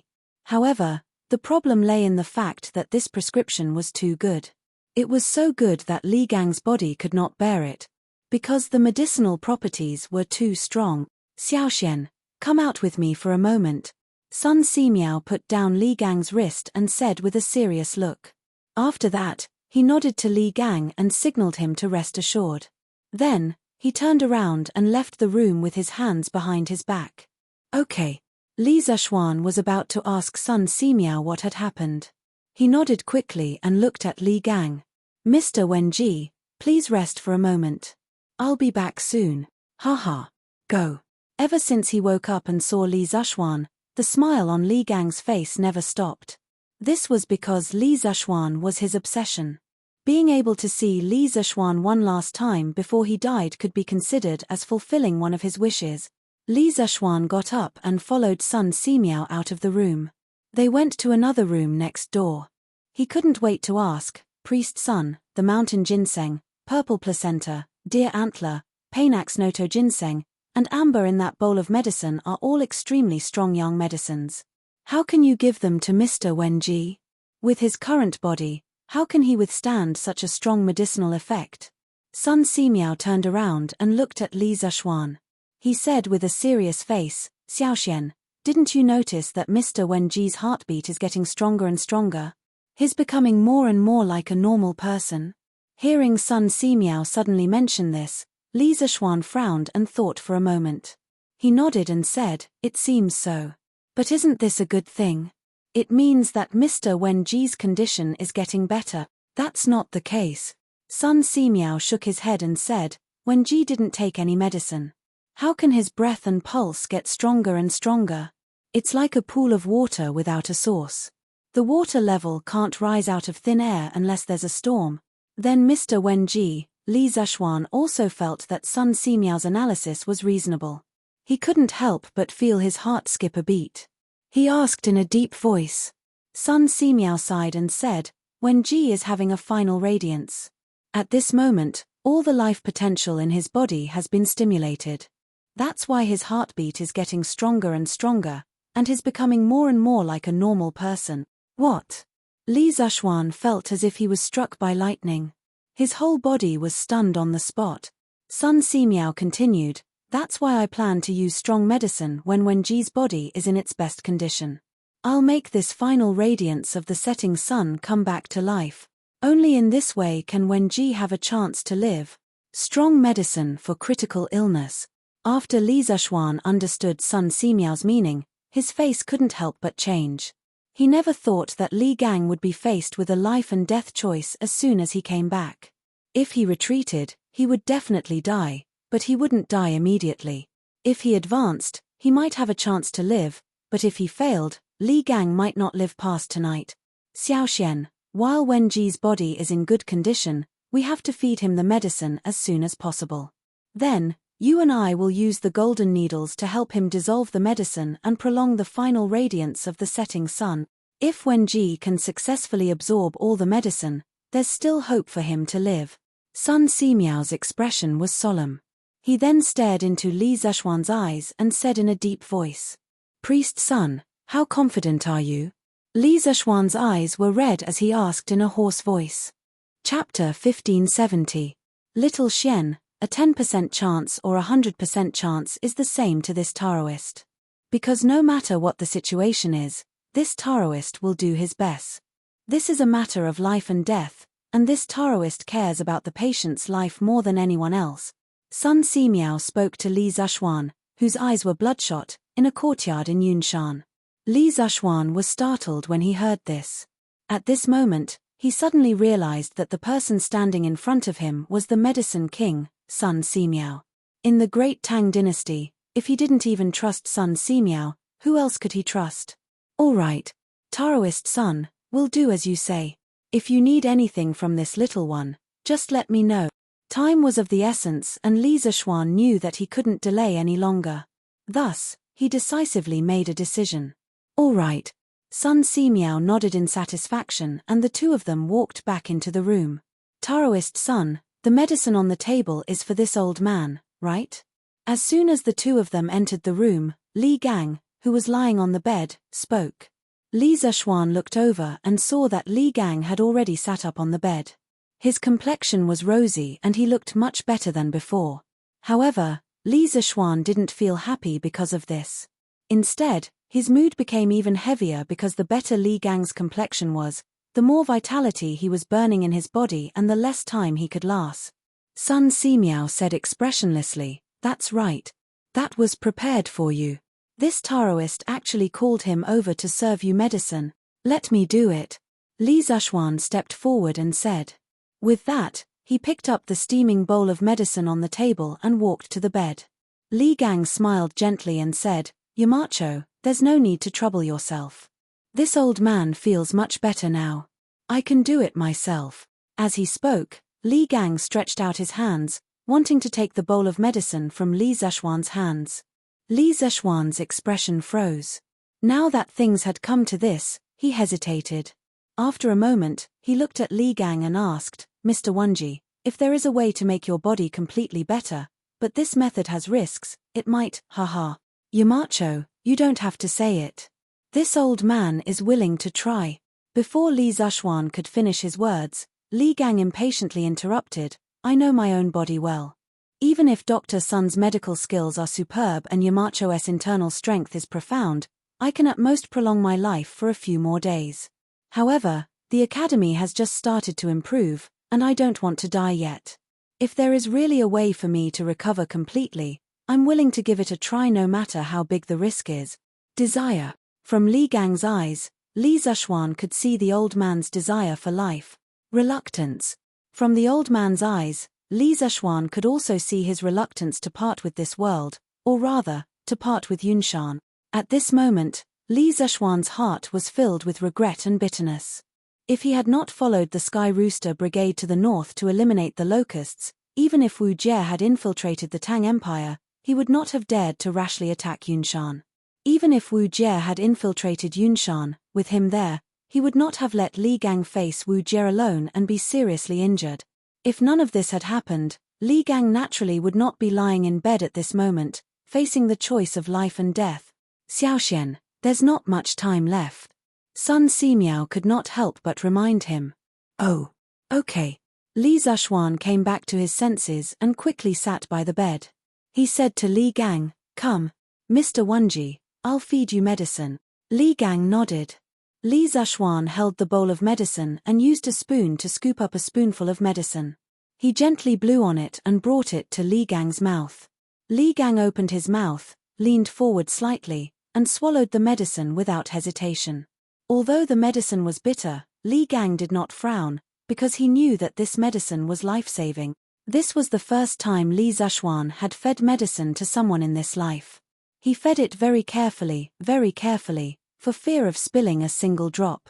But at the same time, his heart was also very heavy, because he did not know what would happen to this old man after drinking this bowl of medicine. Would he come back from the dead, or would he fall into a deep sleep? Thinking of this, he felt that the bowl of medicine in his hand had become incomparably heavy, so heavy that he could not lift it. "Thank you for your trouble, Yamacho." After a while, the medicine in the bowl was finished. Li Gang took the handkerchief from Sun Simiao and smiled gently. Not to mention anything else, just being able to see Li Zishuan before his death was enough for Li Gang, and he had no regret.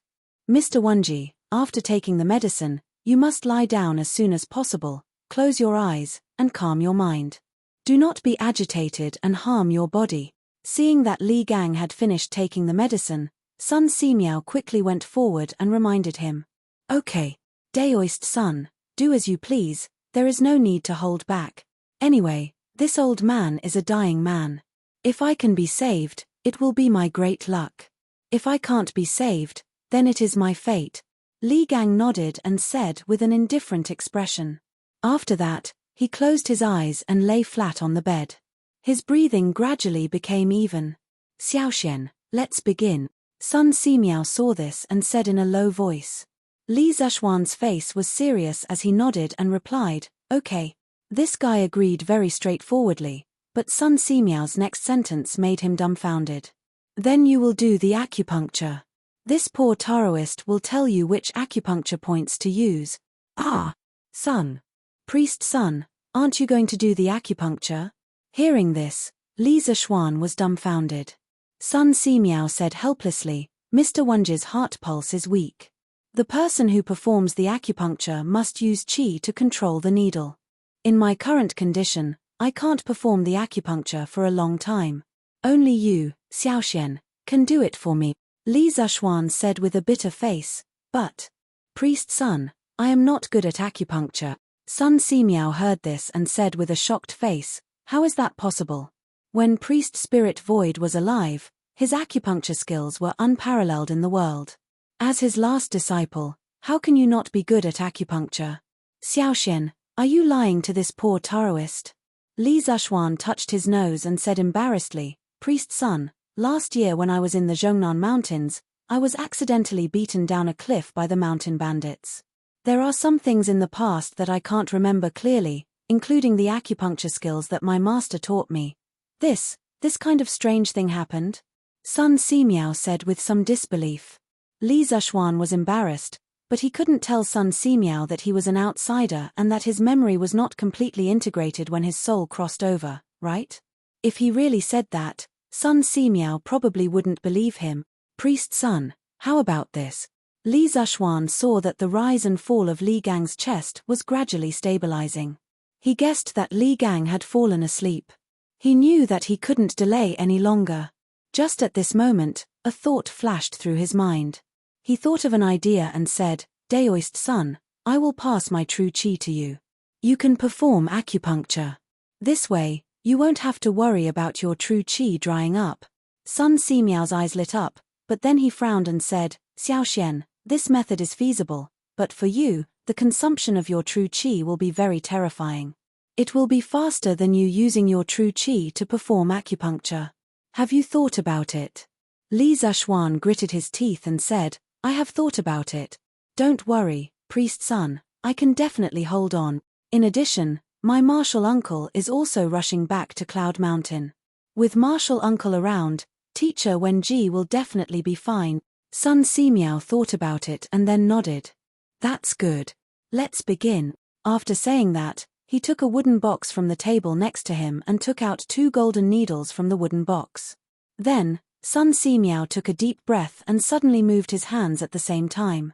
1 upward and 2 downward, he stabbed Li Gang's Fengmen and Juyin acupoints. Li Zishuan, who was standing at the side, saw Sun Simiao's amazing acupuncture technique and couldn't help but be immersed in it for a moment. Xiaoxian, quickly transfer your true qi to this poor priest. Just as Li Zishuan was immersed in Sun Simiao's extraordinary acupuncture technique, Sun Simiao's words woke him up from his contemplation. Oh, okay. Li Zishuan hurriedly responded. Then he put his palm on Sun Simiao's back and controlled his true qi to slowly enter Sun Simiao's body. He and Sun Simiao were both Taoists. Although they practiced different qi-nourishing skills, they were essentially of the same origin and there was no mutual rejection of true qi. However, Sun Simiao was right about one thing. That was, by transferring true qi to others and then letting others use qi to control the needles, the consumption of true qi would be even greater. Fortunately, Li Zishuan was now a martial arts master at the late stage of the Supreme Power Realm. The amount of true qi he had was not the same as before. According to Xian Qing's words, Li Zishuan not only had true qi in his body, but also the true essence that only the masters of the Supreme Power Realm had. This was what Li Zishuan was relying on now. With the support of Li Zishuan's true qi, Sun Simiao's movements became faster. In just a few breaths, Li Gang's body was covered with 12 golden needles. When Sun Simiao was inserting the needles were quickly and smoothly pushed in at the right time. Li Zishuan was amazed by Sun Simiao's performance.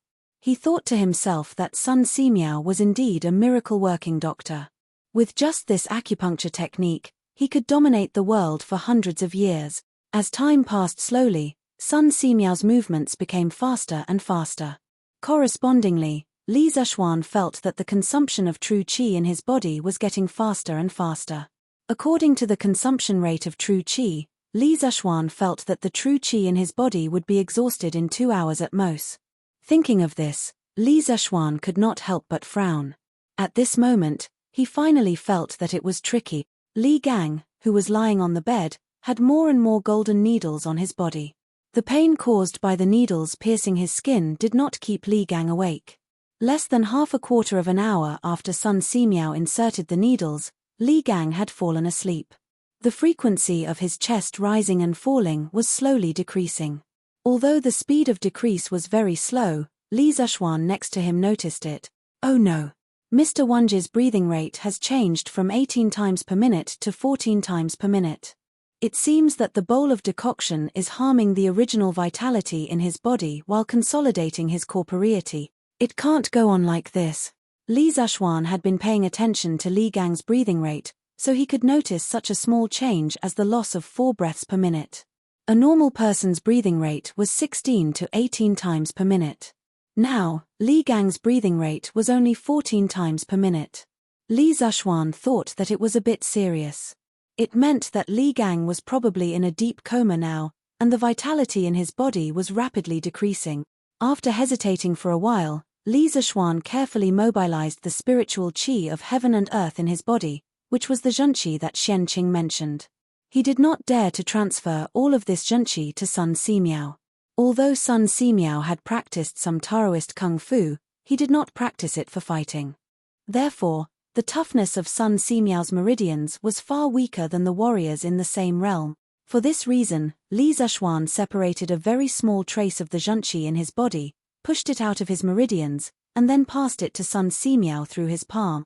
Sun Simiao's body suddenly trembled because he suddenly felt a very lively and vigorous qi enter his body. Then, this trace of qi was not under his control at all. It directly drifted out of his meridians, followed his palm, and then followed the golden needle in Li Gang's chest and drilled into Li Gang's heart meridian. Humph!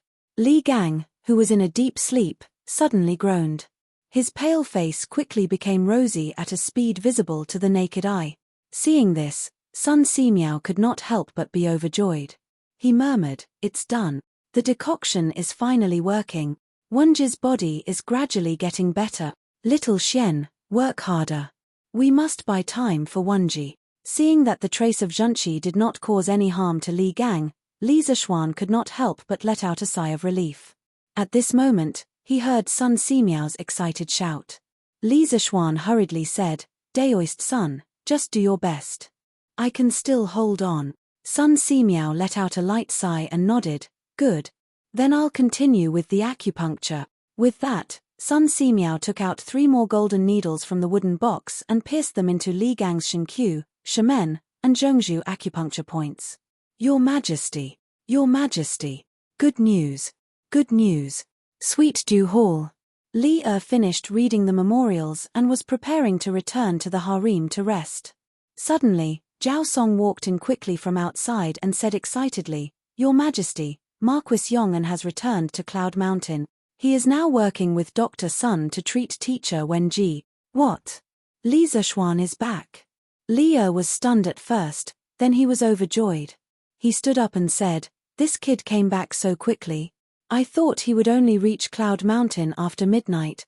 Zhao Song smiled and said, "The Shore province is more than 600 miles away from Cloud Mountain. It is indeed a miracle that Marquis Yong'an could come back so quickly. I didn't expect it either." Li walked 2 steps with his hands behind his back, then he turned around and said to Zhao Song, "Send someone to inform Dugu Xin that if there are any changes in teacher Wenji's condition, immediately send someone to inform me. The night guards of Chang'an City and the palace are not to obstruct the messenger from Cloud Mountain." If it was not for the fact that it was already late at night, Li would have personally gone to Cloud Mountain. However, he was the emperor after all. If news of him not staying in the palace at night but bringing his guards out of the palace or even out of the city were to spread, wouldn't his subordinates be furious? Therefore, he could only rely on Dugu Xin to send someone to deliver the message. "As you wish." Hearing this, Zhao Song was not surprised. He respectfully cupped his hands and promised. Then, he turned around and left the palace to deliver the decree. Chapter 1571. Clang. Clang. Clang. Translator, Naiwabo Studio Editor, Naiwabo Studio. In the academy, most of the students in Class 1 did not rush out of the classroom and return to the dormitory to rest as usual. Instead, they sat quietly in their seats and flipped through their books, as if they did not hear the gongs and drums. Chinkyu, how do you think Teacher Wenji is doing now? Yuchi Baolin lay weakly on the table. After hesitating for a long time, he got up and walked to Li Tai, who was sitting next to him, and asked. Li Tai was still doing exercises. When he heard this, he immediately stopped writing. He thought seriously and said, the situation should not be optimistic. In the evening, we went to see Dr. Sunday. If Teacher Wenji's illness could be cured, Dr. Sun would definitely give us a definite answer on the spot and tell us not to worry anymore. But Dr. Sun did not do that. This means that Teacher Wenji's illness is difficult to treat even for Dr. Sun. When Yuchi Baolin heard Li Tai's words, he immediately panicked. Even Dr. Sun finds it difficult to treat. Then isn't Teacher Wenji hopeless? Baolin, what are you talking about? It was unknown when Sun Zifan had also come over. Hearing this, he hurriedly said, Teacher Wenji has a noble character. He is still teaching and educating people even when he is at the end of his life. If such a person of virtue and prestige can't live a long life, then God must be blind. Yes, Zifan is right. Someone as upright and noble as Teacher Wenji must live to 100 years old. Qin Huayu suddenly came over and said with a firm expression. Sigh. No one wants anything to happen to Teacher Wenji, but the reality is. Li Tai sighed worriedly. Then, his eyes suddenly lit up and he said, that's right. Yamacho set off from Jiangju this morning and rushed to Wang Yunshan's place. I don't know if Yamacho has reached Yunshan yet. With Yamacho around, Teacher Wenji's illness has a great chance of getting better. Sun Zifan was stunned, then he excitedly slapped his thigh and said, that's right. Yamacho had not only cured General Qin's old injuries, but also solved the cholera in Chang'an. Their medical skills were not inferior to Dr. Sun's. With Yamacho here, Mr. Bunji's illness will definitely be cured. Yuchi Baolin whispered, Chinkyu, why don't I secretly climb over the east wall and go to the side yard to see if the mountain elder has returned? Hearing this, all of them widened their eyes and stared at Yuchi Baolin in shock. Sun Zifan opened his mouth and said in shock, Baolin, you can't be serious, right? By the way, why are you so concerned about Teacher Wenji's condition? Of course I'm telling the truth. Yuchi Baolin straightened his neck and said, Teacher Wenji is a good teacher. I respect him and don't want anything to happen to him. This simple and honest young man had always been straightforward and didn't like to talk to others in a roundabout manner. Although his words were simple, they were the truest portrayal of his heart. If he did not respect Li Gang from the bottom of his heart, he would not have risked his life to protect Li Gang when Wu Jie broke into the Cloud Mountain that night. Hearing this, Sun Zifan immediately stopped joking and his expression became serious. He thought for a moment, then looked Yuchi Baolin up and down and said, Baolin, I think that with your size, if you secretly climb over the wall, you will definitely be discovered by the Academy's guards. Do you think Teacher Konggui will hit your palms? Yuchi Baolin subconsciously hid his hands behind his back and argued, Zifan, don't look down on me. I'm more skilled than you. I definitely won't be discovered by the Academy's guards. Hey, you're more skilled than me. But you're bigger than me. Sun Zifan retorted. That's enough. You two don't need to argue. Li Tai rolled his eyes and said, Baolin, although we all want to know if Yamacho is back, we can't let you take the risk of climbing over the wall. How about this? I'll go to the Academy's gate and ask Mo Zhong and Mo Yun. If Yamacho is back, he will definitely pass by the Academy's gate. They will definitely know. That's right. How could I forget about this?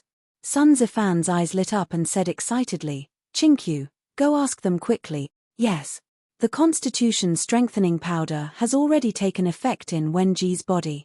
Wenji's qi and blood are becoming more vigorous, but the medicine has activated his internal organs.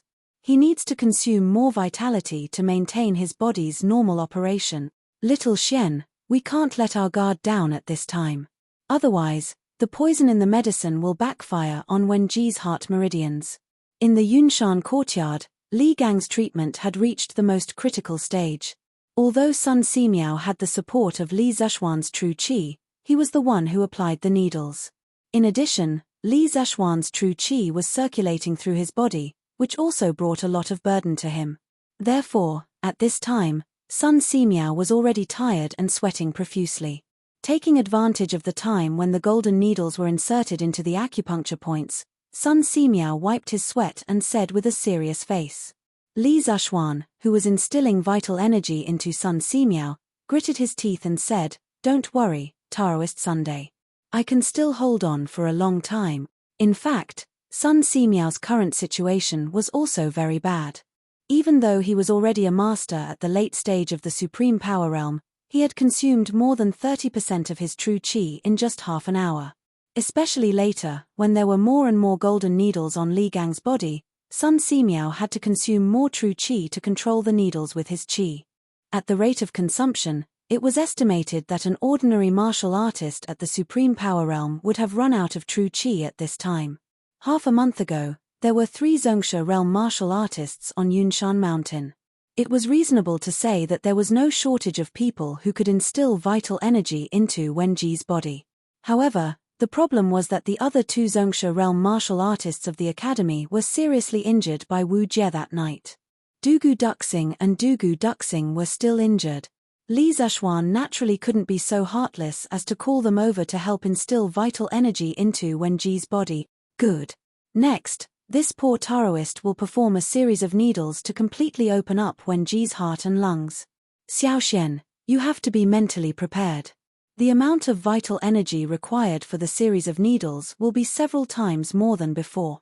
Sun Simiao nodded lightly. He took out 8 golden needles from Li Gang's abdomen and head while instructing Li Zeshuan. Li Zeshuan took a deep breath and said, "Don't worry, Taoist Sunday. This little one is ready." "Good." Sun Simiao responded. Then, he took out a golden needle and pierced it into the Huagai acupoint above the heart like lightning. Then, his fingers moved slightly, and the golden needle stood on Li Gang's body and began to vibrate spontaneously. Then, Sun Simiao didn't stop. He took out another golden needle and pierced it into the Yutang acupoint. A moment later, this golden needle also began to vibrate spontaneously. After that, Sun Simiao did the same thing and used the golden needles to pierce the Zhongting, Fan Wei, Tonggu, Yumen, and Shenfeng acupoints. Li Gang's Yuxiong acupoint suddenly showed a situation of 7 needles. Moreover, these 7 golden needles were all trembling involuntarily under the effect of Sun Simiao's true qi. If one was close enough, they could even hear the trembling of the golden needles. Xiaoxian. Speed up the infusion of vital energy, only the most crucial step is left. Sun Simiao held the 8th golden needle and took a deep breath as he spoke to Li Zeshuan. "Okay." Li Zeshuan gritted his teeth and replied. Then, he controlled more vital energy and channeled it into Sun Simiao's body through his palm. Sun Simiao had only practiced some qi nurturing techniques. The toughness of his meridians was far from Li Zeshuan's, and even worse than Yuqi Baolin's. Suddenly receiving such a powerful amount of vital energy, his face quickly began to redden. Suppressing the pain from his meridians, Sun Simiao held the 8th golden needle in his hand and quickly pierced it into Li Gang's Lingshu acupoint. Clang tilde. Li Zeshuan, who was in the middle of instilling vital energy into Sun Simiao, suddenly heard an extremely clear metallic sound. After the 8th golden needle pierced in, the remaining 7 golden needles on Li Gang's Yuxiong acupoint actually began to vibrate at the same frequency and amplitude as the last golden needle. Chapter 1572. Uncle Master. In the courtyard of Yunshan, Li Zeshuan looked at the big hand that was grabbing his wrist and saw Xianqing standing behind him. Li Zeshuan felt a lump in his throat and shouted excitedly as if he had finally found someone to rely on. Xianqing's hair was still a little messy, and there were many wrinkles on his clothes. He must have ridden too fast on the horse, causing his clothes and hair to become messy. These were some insignificant details, but when it came to Xianqing, it was incredible. In Li Zeshuan's impression, his uncle master not only paid attention to his appearance, but he was also a little bit of a neat freak. Whenever he saw him, he would be elegant and clean. If there was a word to describe Qianqing, it would be perfect. In terms of appearance, he perfectly fit the ancient definition of a gentleman. Uncle Master, you're back. After being stunned for a moment, Li Zishuan finally came back to his senses and turned around excitedly. According to his estimation, Qianqing would need at least an hour to come back. Now that Qianqing suddenly appeared, it was a complete surprise for Li Zishuan, because he finally didn't have to be in a dilemma, and Li Gang could finally be saved. Yes. Uncle Master is back. Qianqing patted Li Zishuan's shoulder and smiled faintly. His smile seemed to have some kind of magical power, which made people unable to help but calm down. Husband, just now someone rushed into the courtyard and directly, at this moment, Han Yushi came to the door and said to Li Zishuan inside.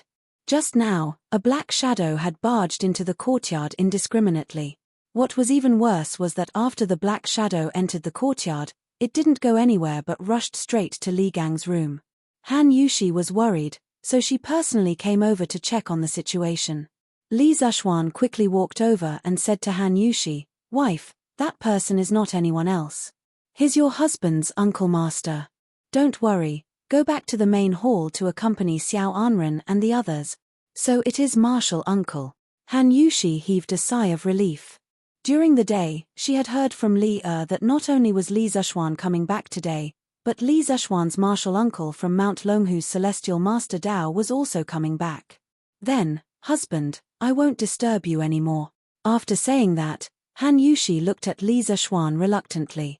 Speaking of which, although Li Zishuan had returned to Yunshan for quite some time, this was the first time the couple had met. In addition, Li Zishuan had gone to the north for disaster relief for more than 10 days. How could Han Yushi not miss him? However, this was the critical moment to save people. Han Yushi also understood that Li Zishuan couldn't be delayed, so she decisively took the initiative to leave. After watching Han Yushi leave, Li Zishuan couldn't help but feel a little heartache as he looked at her thin and beautiful back. However, he adjusted his mentality in the blink of an eye. He reached out to close the door and then turned to the bedside. He pointed at Qianqing and introduced him to Sun Simiao, Daoist son. This is my martial uncle. What do you think about my martial uncle starting the needle? Without waiting for Sun Simiao to speak, Qianqing said, Daoist son, tell me how to start the needle. Although my medical skills are not as good as senior brothers, I think I should be able to start the needle. Sun Simiao nodded and said, I've heard that Daoist Qianqing cultivates both medicine and martial arts. With you starting the needle, I'm naturally relieved. Good. Let's start over there.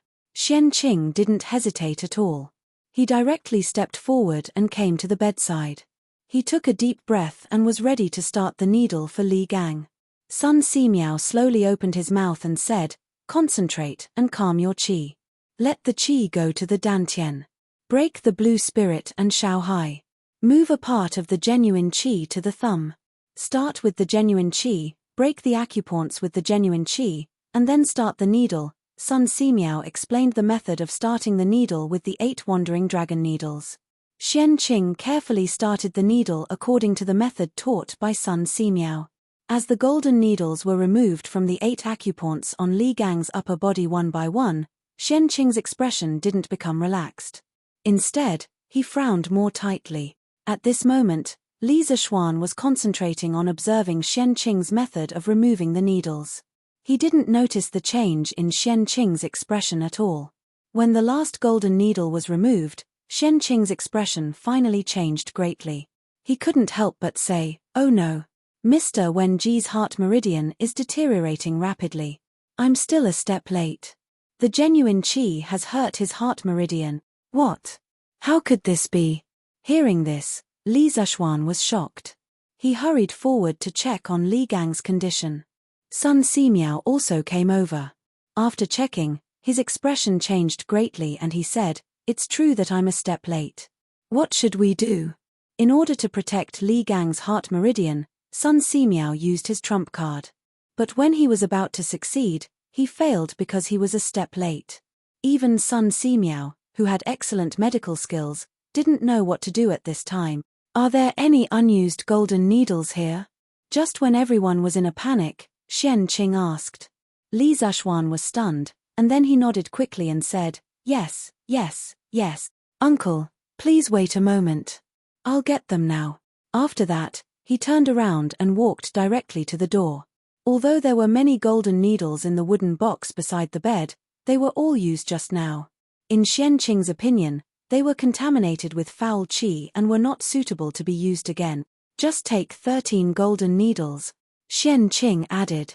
"Yes, uncle," Li Zishuan replied and quickly walked out of the room without looking back.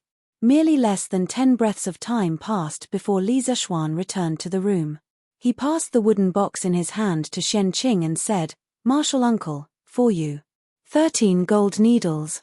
He went out to ask for them from Hu Meng just now. Xianqing took them and then turned around to the bed.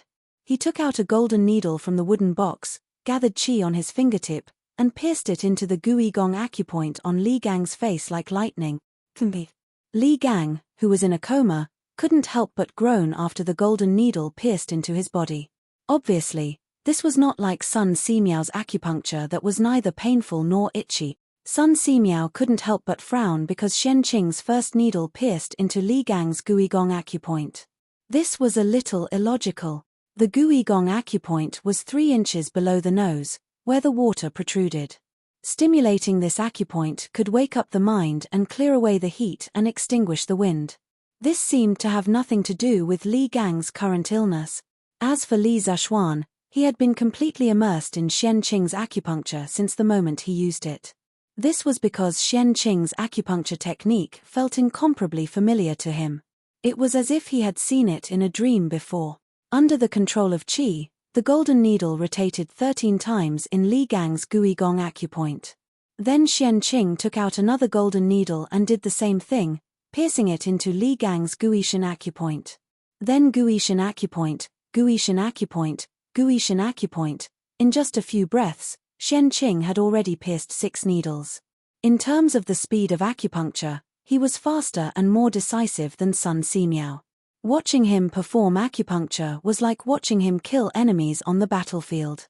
One sword cut off a melon's head, clean and neat. There are 13 acupoints for people who are suffering from 100 evils.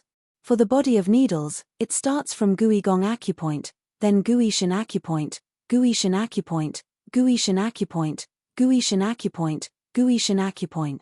13 ghastly needles. The ghastly 13 needles. At this moment, Sun Simiao had already seen through Xianqing's acupuncture technique. He suddenly came back to his senses and exclaimed in disbelief. The Ghost Gate 13 needles was created by Bian Qiu during the Warring States period. The corresponding 13 acupuncture points were Ghost Seal, Ghost Palace, Ghost Cave, Ghost Fortress, Ghost Road, Ghost City, Ghost Hall, Ghost Pillow, Ghost Heart, Ghost Leg, Ghost Faith, Ghost Camp, Ghost Kang, and Ghost Minister. Those with weak heart meridians and insufficient vitality would never relapse after being cured by the ghastly 13 needles. It could be said to be a medical miracle. Other than protecting the heart and replenishing vitality, the Ghost 13 needles could also be used to treat insomnia, depression, and rage. It was said to be able to drive away all kinds of evil. It was a special treatment method of acupuncture and was also the most magical part of acupuncture and moxibustion. The first needle stops in the Ghost Palace. The left needle goes down and the right needle goes out. Under the big fingernail of the second hand, the famous ghost Shin stabbed 3 centimeters deep. The 3 needles under the big fingernails were called Ghost Piling 2 Fen. 4 needles were inserted into the Daling acupoint behind the palm. 5 needles were inserted into the ghost's heart. 5 needles of the Shunmai meridian is the ghost path. The fire needle is 3 times and 7 times shiny. The 6th needle goes down the spine, 1 inch into the hair and is called Ghost Pillow. The 7th needle goes down 5 centimeters and is called Ghost Bed Needle needs to be warm. The 8 needles are called Ghost City. From the left to the right, you must remember. While Sun Simiao was shocked, Li Zishuan's eyes blurred and he muttered to himself. Is this the acupuncture technique of the Ghost Gate 13 needles? Sun Simiao's heart was in turmoil. He stared at Li Zishuan as if he had seen a ghost. Because just half an hour ago, Li Zishuan told him that he didn't know how to use acupuncture. But now, how could he explain these words that came out of Li Zishuan's mouth? Was he pretending to be stupid before? Or did he have an epiphany at this moment? Sun Simiao was puzzled, but he was more inclined to the latter guess. Li Zishuan had an epiphany at this moment. That's right, Li Zishuan did have an epiphany at this moment. To be precise, he finally found the memory of the previous owner of his body using acupuncture to save people. In his memory, spiritual master Lingshu's best acupuncture technique was the Ghost Gate 13 needles. Under his influence, the previous owner of this body had already memorized the acupuncture technique of the Ghost Gate 13 needles. He also had a lot of acupuncture experience. But for some reason, when Li Zishuan transmigrated, he was unable to integrate the memories of the previous owner of this body. Maybe it was because his realm was not high enough, or maybe it was because he didn't have enough opportunities. At this moment, his realm was high enough, and his opportunities were high enough, so he remembered everything. Not bad. It seems that you haven't forgotten the Ghost Gate 13 needles that eldest senior brother taught you. Come and give Marshall uncle a hand. At this moment, after piercing the 8th needle, Xianqing raised his head and looked at Li Zishuan with a gratified smile. The reason why he could come back so quickly was that when he was still 30 miles away from Cloud Mountain, he abandoned his horse and used Qinggong to hurry back. Even though Xianqing was a top expert of half a step to the Great Grandmaster realm, he couldn't bear such a huge consumption of energy. At this moment, after piercing the 8th needle, the vital qi in his dantian was almost empty. Coincidentally, he saw that Li Zishuan still remembered the Ghost Gate 13 needles clearly, so he said this. Chapter 1573. Yamacho is back. That's great. At Yanghuang College, Li Tai personally went to the entrance of the college to ask Mo Zhong and Mo Huai. After that, he hurriedly returned to the dormitory to inform Yuqi Baolin, Sun Zifan, and the others of the good news. After hearing the news, Yuqi Baolin couldn't help but shout excitedly. This idiot's voice was loud to begin with. With this shout, all the students in the classroom who hadn't returned to their dormitory could hear him. Baolin, what did you say? Yamacho is back. Where is he? What? Yamacho is back. How is that possible? As soon as Yuqi Baolin finished speaking, 6 or 7 students immediately surrounded him and asked all at once. Li Tai rolled his eyes at Yuqi Baolin. Yuqi Baolin scratched his head awkwardly and then explained to the surrounding students, Qingqiu just went to the entrance of the college to ask brother Mo Zhong. I heard that Yamacho has returned to Yunshan and is currently treating teacher Wenji's illness at the side courtyard. After receiving confirmation from Yuqi Baolin, Class 1's dormitory instantly boiled over with excitement. Yamacho is really back. Doesn't that mean that teacher Wenji can be saved? I remember that Yamacho's medical skills are very good. Yamacho also knows medical skills. Why wouldn't they? Duki's old injury was cured by Yamacho. If you don't believe me, you can ask Huayu. Also, the cholera in Chang'an was solved by Yamacho. In that case, Yamacho can really cure teacher Wenji. That's great. There's finally hope for teacher Wenji's recovery. Many students hugged each other excitedly. Although no one in the college had purposely announced the severity of Li Gang's illness, Li Gang had not appeared in the college for several days. This was very telling, especially this evening, when they were led by Li Tai to visit Li Gang at the side courtyard of Yunshan. However, they were stopped by Sun Simiao. At that moment, all of them understood that Li Gang was critically ill. Now that they suddenly learned that Li Zishuan had returned to Yunshan, they finally saw hope. They saw hope for Li Gang's recovery. All right. It's getting late. Go back to the dormitory. There's an exam tomorrow morning. Don't forget what Wenji told you. Li Tai couldn't help but say. Oh. There's still an exam tomorrow. Go back and sleep. Even if it's for teacher Wenji, we must do well in the exam tomorrow. Yes. That's right. Sister Yushi, why hasn't grandfather come out yet? Is grandfather's illness very difficult to treat and brother Xiaoxian can't treat it? In the side courtyard of Yunshan, little Anren's eyes were fixed on the door inside. He wanted to know how his grandfather was lying inside, but he didn't dare to go forward and see for himself because he was afraid that his peeping would affect Li Gang's treatment. After waiting for a long time, Li Anren finally couldn't help but look up at Han Yushi and ask, "Anren, don't bother your sister Yushi." Li Lian's wife hurriedly pulled Li Anren to her side and reprimanded him. Then, she looked at Han Yushi apologetically. Han Yushi shook her head and said softly, "It's okay. Anren is also worried about his grandfather's health. He's so filial at such a young age. I can't wait to like him. How can I be tired of him?" After saying that, Han Yushi walked to Li Anren, bent down, and touched Li Anren's little face with her hand. She said softly, "Anren, the ones treating your grandfather's illness now are the 3 best doctors in the world. Your grandfather will definitely be fine." Well, in Han Yushi's heart, her husband was omnipotent. There was nothing wrong with giving him the title of one of the best doctors in the world. 3. How can there be 3? Brother Xiaoxian and Dr. Sun should only be 2, right? Li Anren counted with his fingers and analyzed with a serious face. Han Yushi couldn't help rubbing Li Anren's little head and said, "There was another person who entered that room just now. Did Anren forget? That person is your brother Xiaoxuan's martial uncle. His medical skills are also very good." "Oh. Then my grandfather will definitely be fine." Li Anren thought for a while and nodded heavily. Creak. As soon as Li Anren's voice fell, the door of the inner room was pushed open from the inside. Li Lian and his wife, Han Yushi, and Li Anren, 4 people, 8 eyes suddenly looked at the door in unison. They saw Li Zishuan walking out first with a relieved smile on his face. Behind him was the arrogant and cold Xian Qing, as well as the kind-looking son Ximiao. "Brother Xiaoxian, how is my grandfather?" Li Anren was the first to react. Then he strode his little legs and ran quickly towards Li Zishuan. "Haha. Little Anren.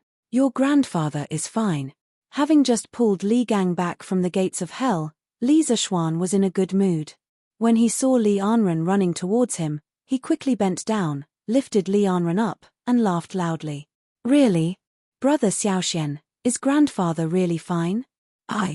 Can I go in and see grandfather?" Li Anren's eyes widened, and his little face was full of surprise. Li Zishuan smiled and nodded. "Of course you can." After that, he put Li Anren on the ground again and said, "But Anren, don't stay in there for too long. Your grandfather has just recovered from a serious illness and needs to rest more. Do you understand?" It was said that filial children were more likable. Li Anren was the kind of other people's child who was cute, filial, and had good grades. Li Zishuan also liked this little guy very much. He had thought more than once in his heart that it would be great if he could have such a sensible son in the future. Yes. Anren will just watch for a while and leave in a while." Li Anren nodded solemnly and then quickly ran into the inner room. Li Lian and his wife already knew that their father-in-law, had been saved. Both of them were excited and went forward to bow to Li Zishuan. "My father is seriously ill and bedridden. Fortunately, Dr. Sun, Priest Xian Qing, and Marquis Yong'an tried their best to save him. Li Yang will remember your kindness in saving my father. If the 3 of you have any requests in the future, even if it means going through fire and water, I, Li Lian, will do my best to repay you." After that, the couple bowed to Li Zishuan, son Ximiao, and Xian Qing solemnly. "Brother Lian, sister-in-law, please get up." When Li Zishuan saw this, he quickly went forward to help Li Lian up and used his eyes to signal Han Yushi to help Li Lian's wife, Lu Shuo, up. Chapter 1574. With Yamacho's words, the guards of the Mo family can die without regret. In front of the gate of Yanghuang College, Mo Huai's eyes were red as he solemnly bowed to Li Zishuan. Can they really die with no regrets? Li Zishuan raised his head with a heavy heart and looked at the dark sky in the distance. He sighed softly and said, "Who would want to die if they could live? Even ants drag out their lives, let alone humans. We are not them, so how can we know that they can die without regrets? They all died because of Yanghuang College, and because of me. I can't absolve myself from the blame." Li Zishuan was not a sentimental and weak young master who could not bear to see blood. Since he inexplicably transmigrated to the Tang Empire last March, he had personally beheaded many villains in the past year. It was reasonable to say that he was indifferent to the life and death of others, but that was only for the lives of outsiders. The guards of Yanghuang College had accompanied Li Zishuan for a long time. Now that they had suddenly left, Li Zishuan could not help but fall into deep self-blame. He felt that these people had died because of him. If he had not tricked Mo Huai would not have gathered all the remaining disciples of the Mo family to Yanghuang College. Naturally, those disciples of the Mo family would not have been killed by Wu Jie, who had sneaked into Yunshan. This was the cause of the past, and today's karma was planted. Yamacho. Seeing Li Zishuan's dejected face, Mo Huai took a step forward and wanted to comfort him. But as soon as he spoke, he was interrupted by Li Zishuan. "Mr. Mo, you don't have to comfort me. I'm fine." After saying that, Li Zishuan forced himself to calm down. Then he looked at the teachers of the academy and said in a deep voice, "From tomorrow on, Yanghuang College will set up a Hall of Heroes. The memorial tablets of all the guards who died in the attack on the academy will be displayed in the Hall of Heroes of the academy. They will be respected by the teachers and students of the academy forever. The academy will take care of the families of these heroes. I, Li Zishuan, swear to God that as long as I am alive, I will never let the families of these heroes suffer any grievances. If I violate this oath, I shall be punished by heaven and earth." Yamacho, no. As soon as Li Zishuan's voice fell, everyone's expression changed. One had to know that the ancients revered the heavens and earth and attached great importance to oaths. Under normal circumstances, no one would make such a heavy oath like Li Zishuan. Li Zishuan shook his head. He did not care about these things. Anyway, he would definitely do what he said. Naturally, he did not have to worry about breaking his oath and being punished by the heavens. Enough. It was getting late. The academy has an exam tomorrow. Gentlemen, please go back and rest. After a short pause, Li Zishuan cupped his hands and said to the crowd, "Yamacho, you should also rest early." The teachers of the academy all cupped their hands and said to Li Zishuan. After that, they turned around and left. After all, Li Zishuan was right. The academy had a final exam tomorrow. Not only did the students need to rest well, but the teachers also needed to rest. Otherwise, it would definitely affect the invigilation of the exam. Yamacho, you don't blame yourself too much. The dead are gone. You have done enough. Yang Sailu followed behind them and hesitated for a while. In the end, he still walked in front of Li Zishuan and said in a serious tone, "Yes." Li Zishuan faintly nodded his head. As for whether or not he took it to heart, only the heavens knew. Yang Sailu sighed and turned around to leave.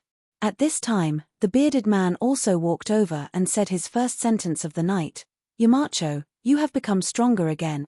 In fact, Li Zishuan had already learned to restrain his aura, but he still didn't expect the bearded man to see through his realm. He was slightly surprised at first, but then he smiled bitterly and said, "So what if I become stronger? I still can't save the academy's guards." The bearded man frowned. He didn't expect Li Zishuan to be depressed to this point because of a few guards. After thinking about it, the bearded man advised in a deep voice, "Yamacho, life and death are predestined. It's a pity that the academy's guards were sacrificed, but this is their fate. Even if they don't stay in Yanghuang College, even if Wu Jie doesn't attack at night, they are likely to encounter other dangers. In addition, if Yanghuang College wants to stand tall in the world, it will certainly encounter a lot of troubles and accidents in the future. Yamacho, you are a person who does great things. Don't be depressed because of a few lives." "Yes, I got it." Li Zishuan narrowed his eyes and replied. The bearded man knew that Li Zishuan wasn't someone who could be persuaded with just a few words. Thus, he gave up and said indifferently, 2 days later, after my injuries have healed, I will be going out to sea. This time, I will really leave. Yamacho, take care." Li Zishuan was stunned and said with slight surprise, "So soon?" The bearded man replied, "It's already the middle of July. If I don't leave now, I won't be able to leave. Ari, I won't say anymore, I won't say anymore, I will go back to rest." "Yamacho, you should also rest early. En. Chapter 1575. Husband, it's time to get up. Oh. Wife, it's not dawn yet. Sleep a little longer. Husband, you have to attend the morning court today. Get up quickly. Oh, I'm not getting up. There are so many civil and military officials in the court. It doesn't make a difference whether I'm there or not. If I don't go, His Majesty may not find out. Wife, don't be noisy. Let me sleep a little longer. Husband, are you getting up or not? I'm not getting up. Husband, are you getting up or not? Fat. Ha ha ha ha. I'll get up, okay? Wife, stop scratching me. After a tough struggle, Li Zexuan finally got up from the bed reluctantly. It turned out that even a martial arts master at the late stage of the Grand Master realm was afraid of being scratched. In addition, Li Zexuan couldn't help but sigh. His wife seemed to have been led astray.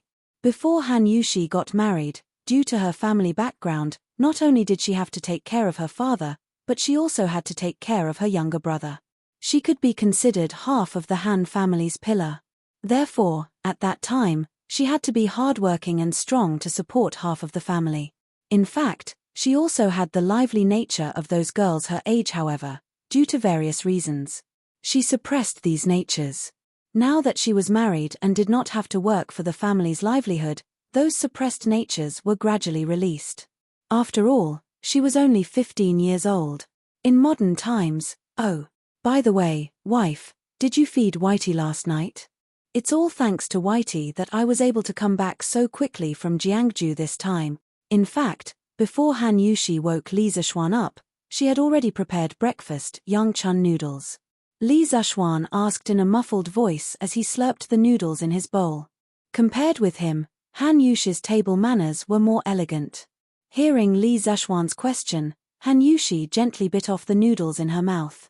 After swallowing, she said, "As soon as you came back last night, I asked General Liu to feed Whitey with the best grass. Husband, don't worry about him.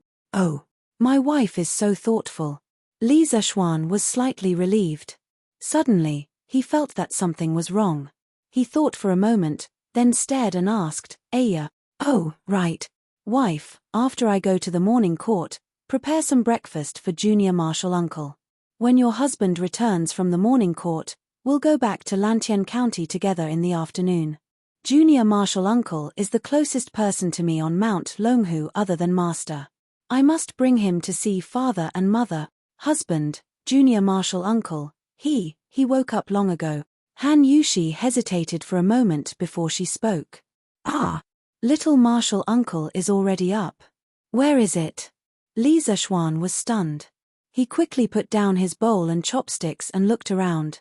Han Yushi was speechless. "Husband, don't look for him. Little Uncle Master went out early in the morning to practice his swordplay. He said that Cloud Mountain was beautiful and full of spiritual energy. It was a treasure land for cultivation, and it was a pity not to practice his swordplay early in the morning. Then, he went out with his sword. He even said that we don't have to wait for him to eat. Oh, Junior Marshal Uncle is really diligent." Li Zexuan murmured with emotion when he heard that. This guy didn't feel ashamed at all. Instead, he continued to shamelessly pick up his bowl and slurp it down. This was because his ambition had never been to cultivate martial arts. The reason why he was able to reach his current realm was basically all due to luck and luck. It was just that his inadvertent cultivation had reached a martial arts realm that ordinary martial artists would never be able to reach in their lifetime. If this were to spread out, it was estimated that a bunch of envious and jealous people would come knocking on his door and chop him to death. "Oh, I'm done eating. Wife, your culinary skills are really getting better and better. A bowl of Yangchun noodles is even better than delicacies from the mountains and seas." After a moment, Li Zexuan put down his bowl and chopsticks, stood up, and rubbed his stomach as he spoke with satisfaction. Although it wasn't appropriate to eat too much for breakfast, Han Yushi's Yangchun noodles were really too delicious. Li Zexuan couldn't help but finish a big bowl. "Husband, you're talking nonsense again." Han Yushi rolled her eyes and said angrily. However, although she said this, her heart was quite sweet. Before she got married, she was already very good at cooking. However, After marrying into the Li family, she realized that there was always someone better than her. Li Zeshuan's culinary skills were completely incomparable to hers. However, she didn't retreat because of this. Instead, she began to study cooking diligently. In just a short year, Han Yushi's culinary skills were already unparalleled in the Li family. Logically speaking, as the wife of Marquis, she didn't need to cook personally. However, she really enjoyed the satisfied expression on Li Zeshuan's face when he ate the food she cooked, just like just now. "Hey, your husband isn't talking nonsense," Li Zeshuan said with a smile. "Fortunately, I married you back. Otherwise, with your culinary skills, if you opened a restaurant, then our family's drunken immortal restaurant would completely have no customers. All right, husband, quickly change into your court attire. It's getting late." "Don't be late." Han Yushi got up and grabbed Li Zeshuan's arm and urged him. "All right, then I'll have to trouble you, my wife." Since he couldn't avoid the morning court, Li Zeshuan simply accepted his fate. Under Han Yushi's service, Li Zeshuan quickly changed into his court attire. "My wife, then I'll leave." Li Zeshuan waved his hand and said goodbye to Han Yushi. He was ready to go out. "Xiao Xian, Martial Uncle will go with you." At this moment, a person suddenly appeared at the door. It was a handsome and cold man in white. It was Xian Qing. "What? Little Martial Uncle, you want to enter the palace with me?" Li Zeshuan was stunned. Although Xian Qing had already told him about the Celestial Master Taoism's intention to enter the secular world at Longmen Pass, now that Leah hadn't summoned him, Xian Qing directly wanted to enter the palace to meet the emperor. Was he so impatient? Yes. In the face of Li Zeshuan's shock, Xian Qing didn't have much of a reaction. He just faintly said yes and didn't want to explain more about it. "Ah, little Martial Uncle, this. His Majesty hasn't summoned you yet, so you can't enter the palace. I know that you want the Celestial Master Taoism to appear as soon as possible, but now is not a good time for you to enter the palace to meet the emperor." After hesitating for a moment, Li Zeshuan said to Xian Qing. Xian Qing frowned and said, "Xiao Xian, aren't you the founding Marquis? Is there no way for His Majesty to summon you?" He just wanted to complete the task given by Fenglingzi as soon as possible and then return to Mount Longhu to cultivate. In his eyes, there was only the sword. In his opinion, Li Zeshuan was now favored by the emperor, so there must be a way for Li to summon him. "Martial Uncle, do you really want to see His Majesty today?" Li Zeshuan's face became serious and he asked seriously. "Yes. Sooner rather than later." Xian Qing also nodded seriously. "That's good. Martial Uncle, come with me to Chang'an. You can wait outside the palace for a moment. After I enter the palace, I'll find a chance to ask His Majesty to summon you." Li Zeshuan thought for a moment and decided. "Okay. Wait for a moment, I'll go and get something." Xian Qing nodded and then his face became a little unnatural. After he finished speaking, he walked to the guest room on the first floor where he slept last night. The 4 people and 4 horses, plus the guards Liu Feng and Liu Yun, went down the Cloud Mountain before dawn. Then, they followed the cement road and rushed toward Chang'an City. After more than half an hour, the 4 of them finally arrived at the imperial city. Li Zeshuan dismounted and handed Whitey to Liu Feng. He turned to Xian Qing and said, "Little Martial Uncle, wait here for a moment. After I enter the palace, I'll find a chance to ask His Majesty to summon you." "Okay, go." Xian Qing waved his hand indifferently and said. Li Zeshuan then entered the palace. In front of the Taiji Palace, there were already many ministers waiting for the morning assembly. When they saw Li Zeshuan, many of them could not help but be shocked. "Little Xian, you're back? When did you come back?" Niu Jindar, Li Jing, Duan Zhishuan, and the other generals were the first to welcome him. Old Niu asked in surprise. "Uncle Niu, I returned to the Cloud Mountain last night and then received His Majesty's imperial order to attend today's assembly. Didn't I rush over?" Li Zeshuan cupped his hands and explained. Chapter 1576. Greetings, Your Majesty. Rise, all my beloved subjects. In Taiji Palace, after a round of greetings, the morning court session officially began.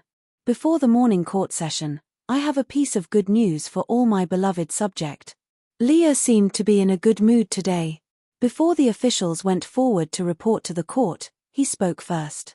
Hearing this, all the officials in the palace perked up and listened carefully to what Li was about to say. Li paused for a moment, then smiled and said, "Last night, with the help of Dr. Sun, Daoist Enchanting, and the Marquis of Yong'an, teacher Wenji is out of danger. He only needs to rest for a few days to fully recover." What? Wenji's illness is cured? Hearing this, the palace was instantly filled with the whispers of the officials. Li Gang was an old official of 4 dynasties. Not only did he have a good reputation among the scholars, but he was also familiar with many of the officials under Li's rule. Xiao Yu was one of them. Previously, when they heard that Li Gang was seriously ill, Xiao Yu and the other old officials had even formed a group to visit Yunshan, but they were all stopped by Sun Simiao.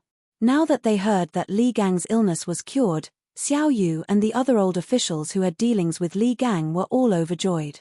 Teacher Wenji has been through 4 dynasties. He is upright and outspoken, serving the country and the people. It can be said that he is loyal to the core. Fortunately, the Marquis of Yong'an, Dr. Sun, and Daoist Enchanting have saved teacher Wenji's life and saved our Tang Empire from losing a good official. This is a joyous matter. Congratulations, Your Majesty. The first person to stand up was not Xiao Yu.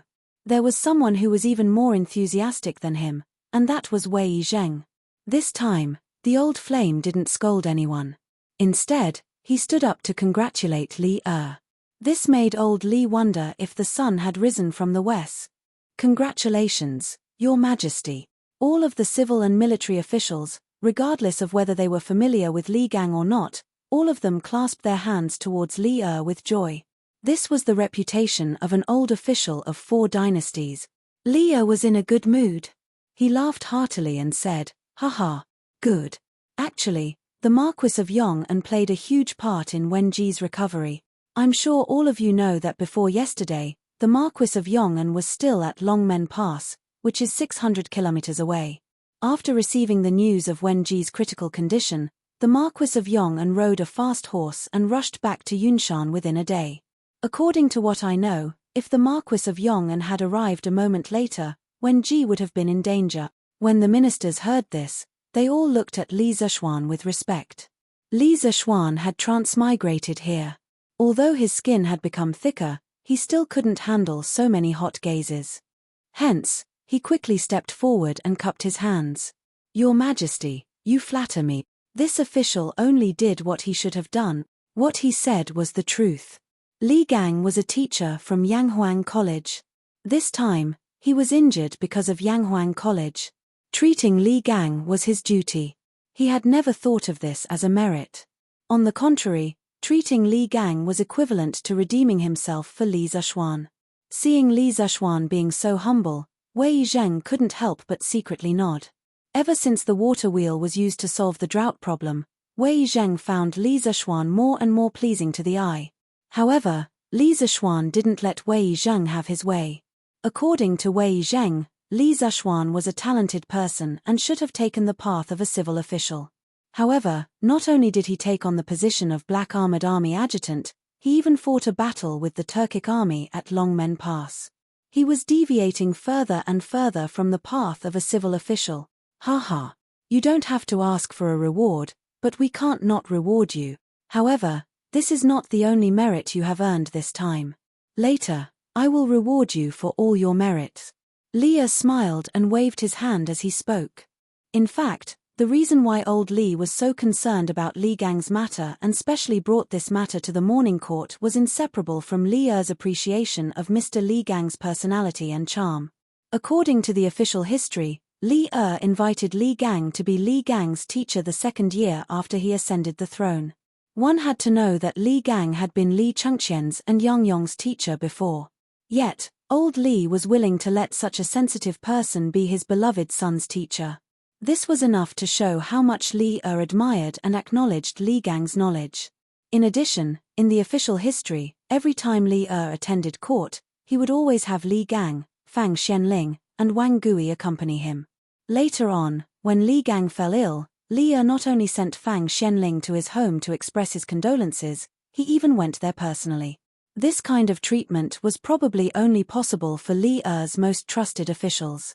Although Li Zeshuan's transmigration to Great Tang caused a small deviation in history, Li Gang didn't become Li Chengqian's teacher, but came to Yanghuang College as a teacher. Old Li's respect for Li Gang had never changed. Reward him for his merits.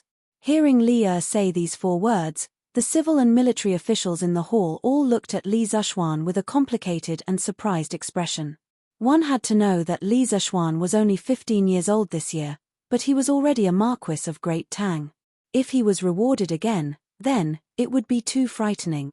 Niu Jindar, Li Jing, and the other generals who were close to Li Zeshuan didn't show any surprise on their faces. They were only happy for Li Zeshuan's achievement. Li Er, who was sitting at the head of the table, said, "Half a month ago, a locust plague broke out in the Guangzhou region. The people were in a constant state of panic. At the same time, under the influence of some people with ulterior motives, rumors spread among the people. At this time, the Marquis of Yong'an led a sky pheasant brigade made up of more than 100,000 chickens and set off from Lantian County. In just half a month, the sky pheasant brigade destroyed the locust plague in more than 70 counties, benefiting millions of villagers. Not only did it stabilize the people's livelihood, it also stabilized the people's heart. Since ancient times, every time there was a locust plague, there would be countless people who would leave their homes and become homeless. The tragedies of selling children and children would be endless. But now, our Great Tang is facing a locust plague. The scale and severity of the locust plague far exceeded the past, but with the help of the Marquis of Yong'an's Sky Pheasant Brigade, not only did Great Tang not have a large number of refugees, the locust plague was also stabilized and controlled in the shortest time possible. The Marquis of Yong'an has contributed greatly to all of this. It had been nearly half a month since the locust plague began, and the Sky Pheasant Brigade's disaster relief work was nearing its end. In the Great Tang, more than 100 provinces and counties had been affected by the locust plague.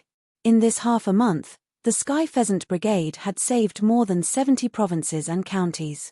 There was no time to save the remaining 20 to 30 provinces and counties. This was because half a month was enough for the locust plague to finish eating all the crops. The people of these provinces and counties could only rely on the imperial court to provide relief food. But speaking of which, it was much easier for the imperial court to provide food for 30-some provinces and counties than for 100-some provinces and counties. Given the Great Tang's current grain reserves, there was no problem in providing relief food to 30-some provinces and counties at the same time.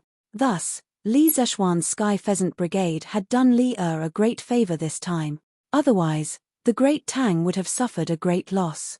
At the very least, once the disaster relief was over, the imperial court would not have the energy to organize an army to attack the steppe.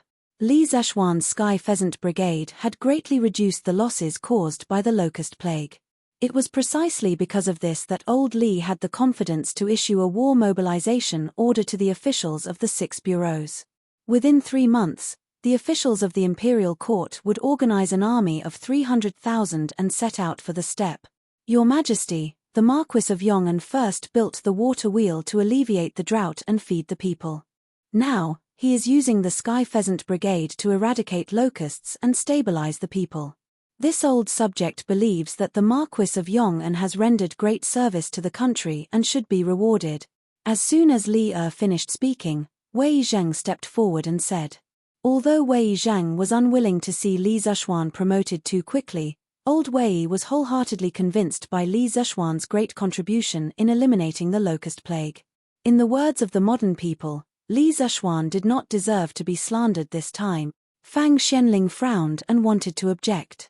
However, after thinking about it carefully, he felt that it would be unreasonable if he did not reward the Marquis of Yong'an's great contribution. This was a contribution that would make people wholeheartedly convinced and unable to have any thoughts of objecting. Thus, he stepped forward and clasped his hands.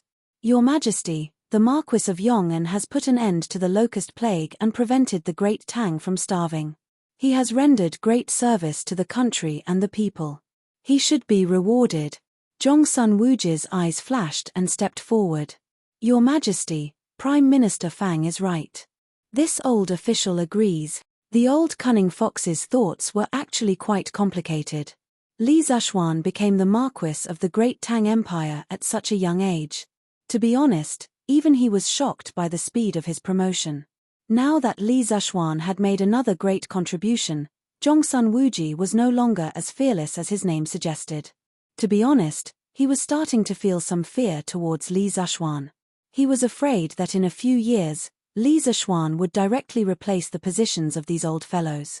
As for these old fellows, they could only retire early. However, even though he had fear in his heart, Zhongsun Wuji could not directly object at this moment.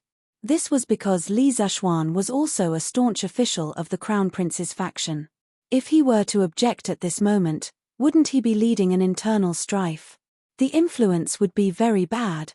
Your Majesty agrees. Fang Xianling and Zhongsun Wuji expressed their opinions one after another. Very quickly, the position of the civil officials appeared to be one-sided. Your Majesty agrees. The military camp led by Niu Jindar and Li Jing also bowed and seconded at this moment. This was Li Zishuan. If it was someone else, they might not be able to get the support of both the civil and military camps at the same time. As the person involved, Li Zishuan could be said to be extremely conflicted at this moment. Firstly, he really did not want to be promoted. This was definitely not a lie. He really did not want to be promoted. His current official position was enough for him to live a carefree life for the rest of his life. The higher the official position, the greater the responsibility.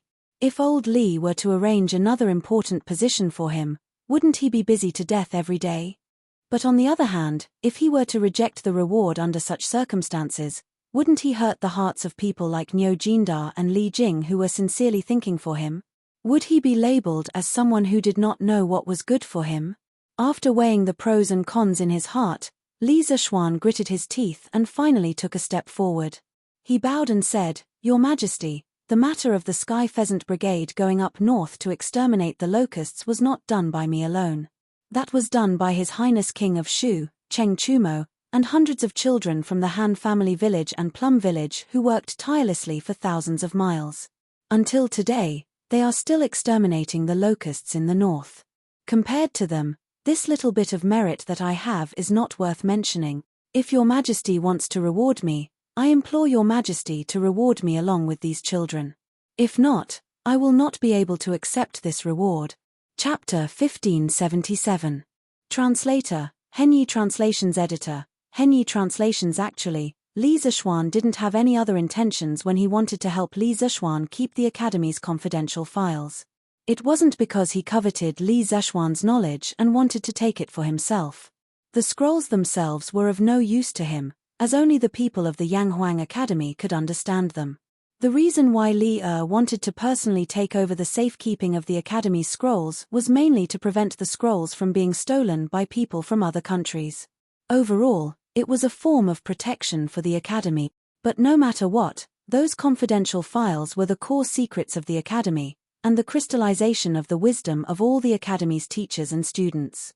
Once Li touched those files, Li Zishuan would inevitably have a knot in his heart. That was why he came up with such a method of raising the first and then suppressing the second, but Li Zishuan rejected it. It had to be said that old Li truly valued Li Zishuan. Otherwise, he would not have been so cautious and overcautious. In any era, capable people would not only be respected, they would also receive preferential treatment.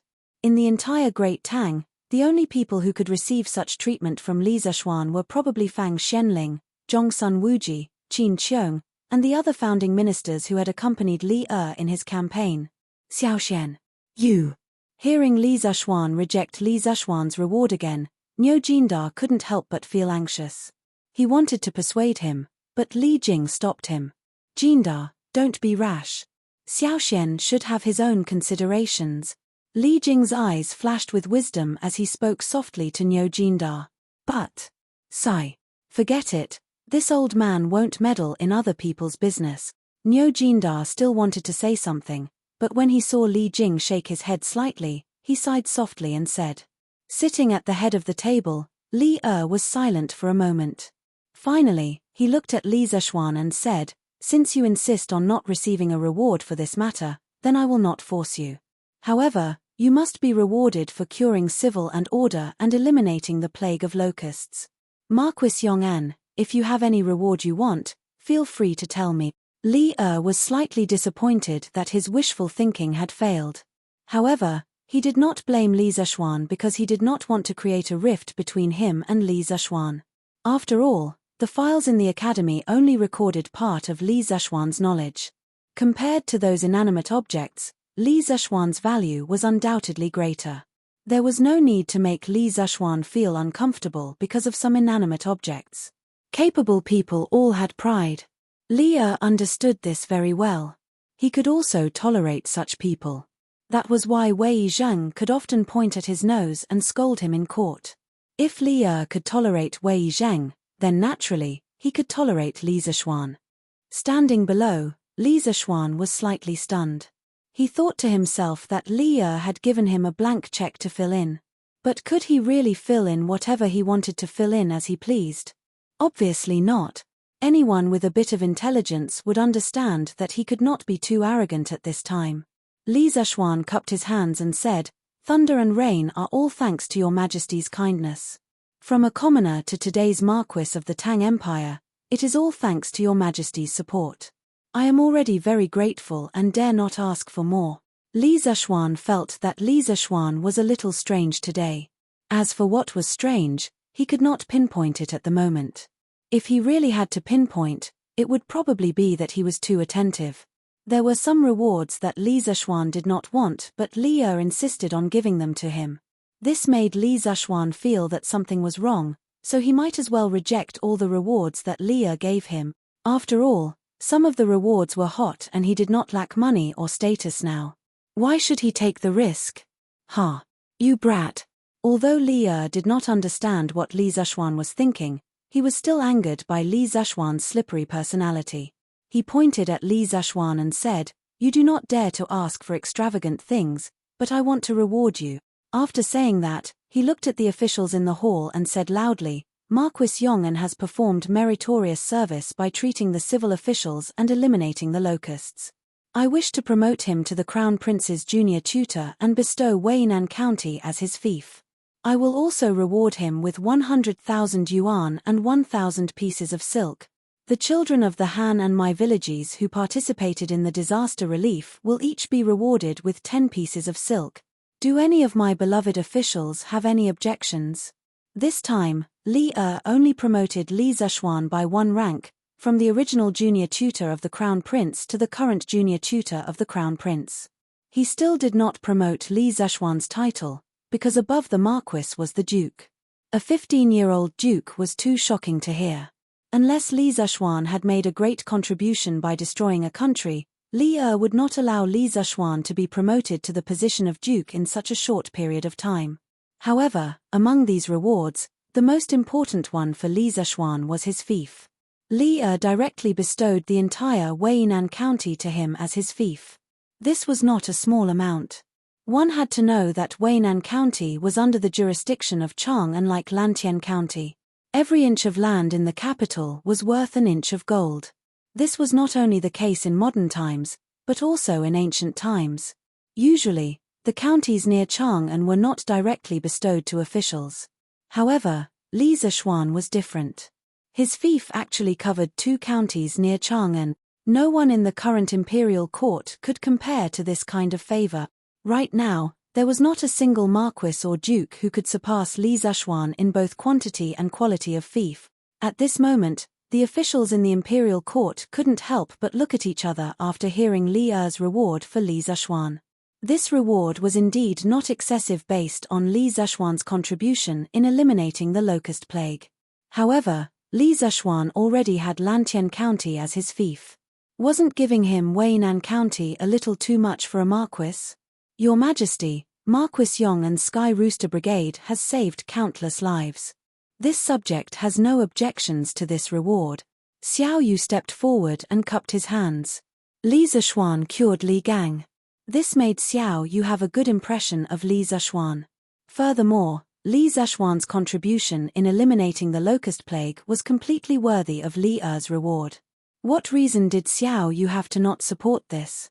This subject also has no objections. Wei Zheng also stepped forward. This subject has no objections. Finally, all the civil and military officials expressed their support. Li smiled and said, "Good. Then the reward for Marquis Yong'an is decided." Since both the emperor and his subjects had agreed to this reward, what reason did Li Zishuan have to object? He could only bow and say, "This subject Li Zishuan thanks your majesty for the reward." Li nodded and then looked at the officials and said, "Everyone, if you have something to report, please report. If not, the court is dismissed." This meant that today's morning court had officially begun. After a moment of silence, Wei Zheng stepped forward and said, "Your Majesty, this subject has a report." Seeing that it was Wei Zheng, Li couldn't help but rub his eyebrows and said, "Dear subject Wei, please speak." Wei Zheng didn't hesitate and said in a deep voice, "Your Majesty, this time, Yanghuang College's secret files were stolen. Although Marquis Yong'an eventually took them back from Wu Jie, everyone knows how dangerous it was. If this happened again, who can guarantee that those secret files would be recovered? And if those files that recorded the key technologies of Yanghuang College fell into the hands of outsiders, it would be a huge threat to our great Tang. Thus, this old subject pleads your Majesty to allow the imperial court to safeguard these secret files for Yanghuang College." The moment the old troll said this, the officials immediately broke out into discussion. This was because they had also thought of this problem before. Leo raised his eyebrows. Although he had this idea from the beginning, he definitely did not collude with Wei Zheng beforehand. Wei Zheng, who had always opposed him in the past, was secretly helping him today for the first time. This made Li feel a little uncomfortable for a moment. "Your Majesty, Left Minister Wei's words are reasonable." Unexpectedly, the one who stood out to support Wei Zheng wasn't from the civil officials' camp, but from the military camp, Qiu Xingong. Under Niu Jinda's furious gaze, Qiu Xingong clasped his fist and said, "Your Majesty, Marquis Yong'an's engineering has indeed created many advanced tools and weapons, which have greatly improved our great Tang's civil and military affairs. But if these things fall into the hands of outsiders, they will become sharp weapons for them to attack Great Tang. We have to guard against them. Thus, this subject agrees with Left Minister Wei's words." "Qiu Xingong, you." Niu Jinda couldn't hold it in anymore and was about to step forward to reprimand Qiu Xingong.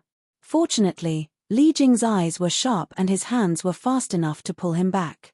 At this moment, a few more officials in the Taiji Palace bowed in agreement. Chapter 1578. In historical records, people in the Central Plains often fought with people in the Northern Steppe. Wars between countries were always at the crucial juncture of each dynasty. The once powerful Han dynasty was able to establish a great dynasty through war. As for those countries that were slightly weaker, such as the Five Dynasties, the Ten Kingdoms, and the Song dynasty, they could only choose to be annihilated under the powerful attacks. However, the Tang dynasty recorded in history books was different. It did not go through a difficult struggle, nor did it pay a bloody price. Instead, it easily defeated the other side. Was it because the Turks were too weak? Obviously not. According to historical records, the Turkic Empire was very powerful. As early as the period of the 16 kingdoms of the Five Barbarians, the Turkic Empire had interfered with the political power of the Central Plains many times and destroyed several powerful countries. North Di has never been so prosperous. Looking down on Yin Mountain and belittling Xia. The Turkic Empire at the end of the Sui dynasty and the beginning of the Tang dynasty was not weaker than the Xiongnu before the Han dynasty. In fact, it was much stronger. The Tang dynasty's victory over the Eastern Turks was attributed to Li Er's great talent and the Tang dynasty's military strength. That was why it was so easy to defeat the Eastern Turks. Moreover, the Tang dynasty's military genius, Li Jing, was even deified. It was said that he only had 3,000 men to defeat the Eastern Turks.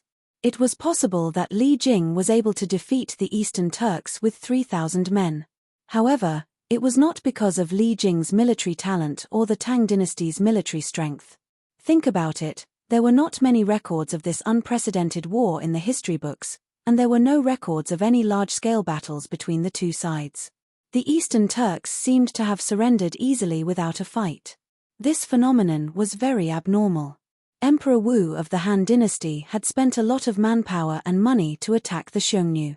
The Turks were very likely to be stronger than the Xiongnu. No matter how strong the Tang dynasty was, it could not have defeated the Turks so quickly. But why was the Turks destroyed by the Tang dynasty, which was slightly weaker? Other than the Tang dynasty's commander Li Jing's outstanding military talent, the more important thing was that the Tang dynasty was blessed by the heaven. Heaven's protection sounded very mysterious, but it really did exist. Firstly, the Sui dynasty, with the help of Zhongsun Sheng, had split the Turks into two parts, the Eastern Turks and the Western Turks. Although the Turkic Empire's strength was still there, its internal divisions had already taken shape and were very difficult to resolve. In this context, although the Tang Empire had been beaten into a sorry state by the Turkic Empire in the early days of its founding, the Turkic Empire had not been truly unified. The two sides had either engaged in internal friction or were unable to focus on attacking the Tang dynasty. In addition, in history, when the Tang Empire was preparing to go to war with the Turks suddenly suffered from ice and snow disasters for 2 consecutive years. The history books recorded that in the first year of Zhengguan, heavy snow fell in the country, several feet of flat land, sheep and horses died, people starved. In the second year of Zhengguan, snow fell in midsummer in the country of Jieli. How serious was this disaster? In truth, this was not a disaster limited to the Mongolian grasslands, but a disaster that affected the entire northern hemisphere.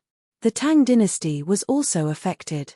In the second year of Zhengguan, the Yellow River region of China, especially the Hebei region, also suffered from a snow disaster. Even if the Turkic Khaganate went deep into the Tang dynasty to plunder, they would not gain anything. The temperature in the northern hemisphere plummeted, and the severe snow and frost caused a large number of livestock to freeze to death, causing an unprecedented famine. In order to maintain his military strength, Sheli Khan had no choice but to forcefully collect military supplies from the various tribes of the grasslands. However, this action caused the resistance of many tribes in the Turkic Empire. After all, the Turkic Empire was no longer united. Thus, it was under this background that Li had launched a war against the Turks. The Turkic Empire had long since lost its indomitable fighting power, so this massive war between countries had been fought so quickly and easily. After the destruction of the Eastern Turks, Emperor Taizong of the Tang dynasty issued an edict. Since last year, the tribute has been reduced one after another. There is no need to trouble the generals of Wei and Hue, no need to wait for Jiao and Chao. The Chanyu bows his head and passes his arm across the street. From this edict, one could see that after the Tang dynasty sent out its soldiers, it encountered almost no resistance. Many Turkic tribes, in order to survive, surrendered one after another. Li could only sigh. There was no need for generals to work, no need for stratagems, and the Eastern Turks had been destroyed. But now, Li was planning to start the country war with the Turks 1 year ahead of schedule, making it very difficult to determine the outcome. This was because the Turks at this time were still extremely powerful. At the very least, no one dared to disobey Sheli's orders on the steppe. Thus, Li Zhaoxuan was resolutely opposed to sending troops to attack the Turks in 3 months. Your Majesty, this subject believes that attacking the Turks at this time is extremely inappropriate. Within Taiji Palace, Li Zhaoxuan struggled internally for a moment before clasping his hands and solemnly speaking. These words caused an uproar among the officials. All the officials knew that Li Zhaoxuan was a warmonger. Back when the prime minister of the Jianri dynasty had come to the Great Tang to propose marriage, Li Zhaoxuan had directly rebuked him, and Li Zhaoxuan had even threatened to fight. And when the Wo diplomatic mission had visited the Great Tang, not only had Li Zhaoxuan been on guard at every turn, he had even targeted them at every turn. It was clear that he was not afraid of stirring up trouble. This sort of warmonger who was tough on foreign affairs, upon hearing that the Great Tang was about to attack the Turks, his first reaction was not to raise both hands in approval, but to oppose. All the officials felt that the sun had risen from the west today. Seated at the head of the table, Li frowned and sternly asked, "What's inappropriate about it?" Sheli disregarded the Great Tang, disregarded us, and dared to send soldiers to Yangmen Pass. As the ruler of the Great Tang, Why can't we return the favor? Those familiar with Li Er knew that Li Er was somewhat angry at this time. This was because Li Zexuan had always been a junior that Li Er valued greatly. But today, Li Zexuan's stance on the war between the Great Tang and the Turks had greatly disappointed Li Er. To think that the talent that he had painstakingly nurtured was a cowardly scoundrel, how could Li Er not be angry? How could he not be pained? Your Majesty. Since the Sui dynasty, when the Turks were divided into the Eastern and Western Turks, the Turks had already been in chaos internally. In addition, there was a snowstorm last year, causing the Turks to lose a lot of food. These are all signs that the Turks' national strength is gradually declining. Meeting Li Er's disappointed gaze, Li Zexuan calmly cupped his hands and said. Li Er indifferently said, since that is the case, shouldn't we send troops to destroy Shili now? Li Zexuan quickly shook his head and said, that is not the case, Your Majesty. Although the Turks have encountered internal strife and natural disasters, Shili's strength has been preserved well, and the national strength is still stronger than our Great Tang. In this official's opinion, since the Eastern Turks' national strength is already declining, why shouldn't our Great Tang wait a little longer? Wait. Then how long do you think we should wait? Li Er coldly laughed and said in an unfriendly tone. At this moment, the officials in the hall also looked at Li Zexuan. Li Zexuan almost cursed in his heart. Wait until when? Of course, wait until next year. But once he said that, Li Er would definitely get to the bottom of it and ask him why he should wait until next year. Then, would he have to tell old Li that at the end of this month, there would be seasonal abnormalities on the grasslands and snow in midsummer? No one would believe him even if he said that. Your Majesty, this official thinks that it would be best to wait until next year. Under the pressure of everyone's eyes, Li Zexuan finally opened his mouth and replied. At the same time, Li Zexuan's mind was spinning, and he began to think about how to answer Li Er's next question. Next year? Why wait until next year? As expected, after hearing Li Zexuan's answer, Li Er directly asked. Li Zexuan straightened his clothes and cupped his hands with a solemn expression. Your Majesty, the Turks met with a snowstorm last winter, and many cows and sheep froze to death. If another snowstorm occurs on the grasslands this year, the Turks will definitely suffer another heavy blow. At that time, if Shili wants to maintain his current military strength, he will have to ask for food from the other tribes of the grasslands. This will increase the dissatisfaction of the tribes of the grasslands toward Shili, and the internal friction of the Eastern Turks will definitely worsen. At that time, when Your Majesty sends troops to attack the grasslands, you will easily defeat Shili. After Li Zexuan finished speaking, the officials all opened their mouths in shock. They did not expect that Li Zexuan's reason to persuade Li Er to stop fighting would be so childish. Yes, childish. Below the hall, Qiu Xingong coldly laughed and said, Marquis Yong'en, the premise of all your assumptions is that there will be another snowstorm in the grasslands this year, but who can guarantee that it will snow this year? War is not a game. How can you make the emperor postpone the country war plan based on your guess? What a joke. Qiu Xingong did not take Li Zexuan's words seriously, but Li Er, Zhongsun Wuji, and Fang Xuanling's expressions all changed at this moment. Others might not know, but they knew that Li Zexuan had predicted a locust plague last year, and in the 6th month of this year, the locust plague came as scheduled, completely proving how accurate Li Zexuan's prediction was.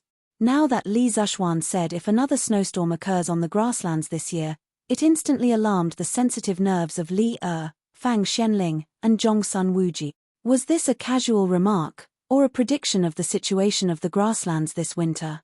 Li Er, Zhongsun Wuji, and Fang Xianling all had this question in their hearts at the same time. After Qiu Xingong finished speaking, he thought that Li Er would quickly praise his point of view, but he stood there and waited for a long time, and did not hear Li Er's voice, which made his heart sink gradually. The civil and military officials in the imperial court also felt that the atmosphere in the hall was not right, so they all lowered their heads and did not say a word. After keeping silent for a long time, Li Er finally opened his mouth and said, "This matter can be discussed later. I am not feeling well and am a little tired. Today's morning court will end for now. Court dismiss. Li Zexuan, stay behind." After saying that, Li Er did not give the officials a chance to greet him, and directly stood up and walked towards the back of the hall. Xiao Xian, you must be careful, in front of His Majesty, you must think thrice before you speak. Seeing that Li Er had left, the officials all left the court. Before Li Jing left, he looked at Li Zishuan and reminded him softly. Yes, Uncle Li. Feeling Li Jing's goodwill, Li Zishuan nodded slightly and responded, then he walked towards the direction of the Sweet Dew Hall alone. Chapter 1579. Your Majesty, it is an indisputable fact that the Turks are at their peak. There is no need for the Great Tang to choose to knock against the hard rock that is the Turks. Only by preserving its strength and eliminating the Turks with minimal losses can the Great Tang become truly invincible. In Ganlu Palace, Li Er was frowning in thought. Li Zishuan had been waiting for a long time, but seeing no response from Li Er, he finally couldn't help but break the silence. Li Er finally raised his head, his unfocused eyes focused. He stared at Li Zishuan and slowly said, "We understand the strength of the Turks better than anyone else. Ever since we ascended the throne, the spies we sent into the steppe have never stopped. We admit that the current strength of the Turkic army is truly 30% greater than that of my Great Tang, but yesterday, we issued a decree for the 6 bureaus of the imperial court to prepare for war. 3 months later, an army of 300,000 soldiers will be dispatched from Chang'an to the steppe. We are the sovereign of a country, so how can we go back on our word? You said that at the end of the 7th month, the Turks would have a frost in midsummer. Although this matter is absurd, we believe you. But even so, what can we do? Since ancient times, a sovereign has never joked.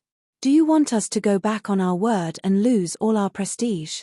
When that time comes, the Great Tang will definitely fall into chaos." Li Zishuan frowned and fell silent. Li Er's words were completely sincere. The problem now was not that Li Zishuan didn't believe him, but that the imperial decree to mobilize the Turks had already been issued. No matter how reasonable Li Zishuan's words were, Li Er couldn't possibly change his mind, right? If all the officials in the court believed that the Turks would have a frost in the 7th month, then things would be much easier. At that time, even if Li Er wasn't willing to withdraw the imperial decree, the officials would still force him to do so. But the problem was that the officials couldn't just rely on Li Zishuan's one-sided words to believe in something as absurd as midsummer frost. Thus, Li Er was truly caught between a rock and a hard place. Your Majesty, this subject believes that the lives of the Great Tang's sons are the most important. If we can delay the attack on the Turks for a year, not only will our chances of victory be greater, our casualties will also be much lower. In comparison, this subject believes that the sovereign's words can also be taken lightly. After a long while, Li Zishuan once more spoke. At this stage, do you still think that we are a tyrannical and fatuous sovereign who would rather push countless Great Tang into the abyss of death for the sake of face? Li Zishuan understood the hidden meaning in Li Zishuan's words. He slammed the table and stood up, his face full of anger. There is no turning back for an arrow that has been shot. The sacred decree of war has already been issued, and the 6 branches of the imperial court are making intensive preparations for this war. If we were to suddenly issue a decree at this time ordering the officials to stop preparing for war, the officials of the imperial court would definitely think that we are afraid of the Turks. There is no wall in this world that does not have a crack. If the officials were to spread this news to the common people of the world would definitely panic.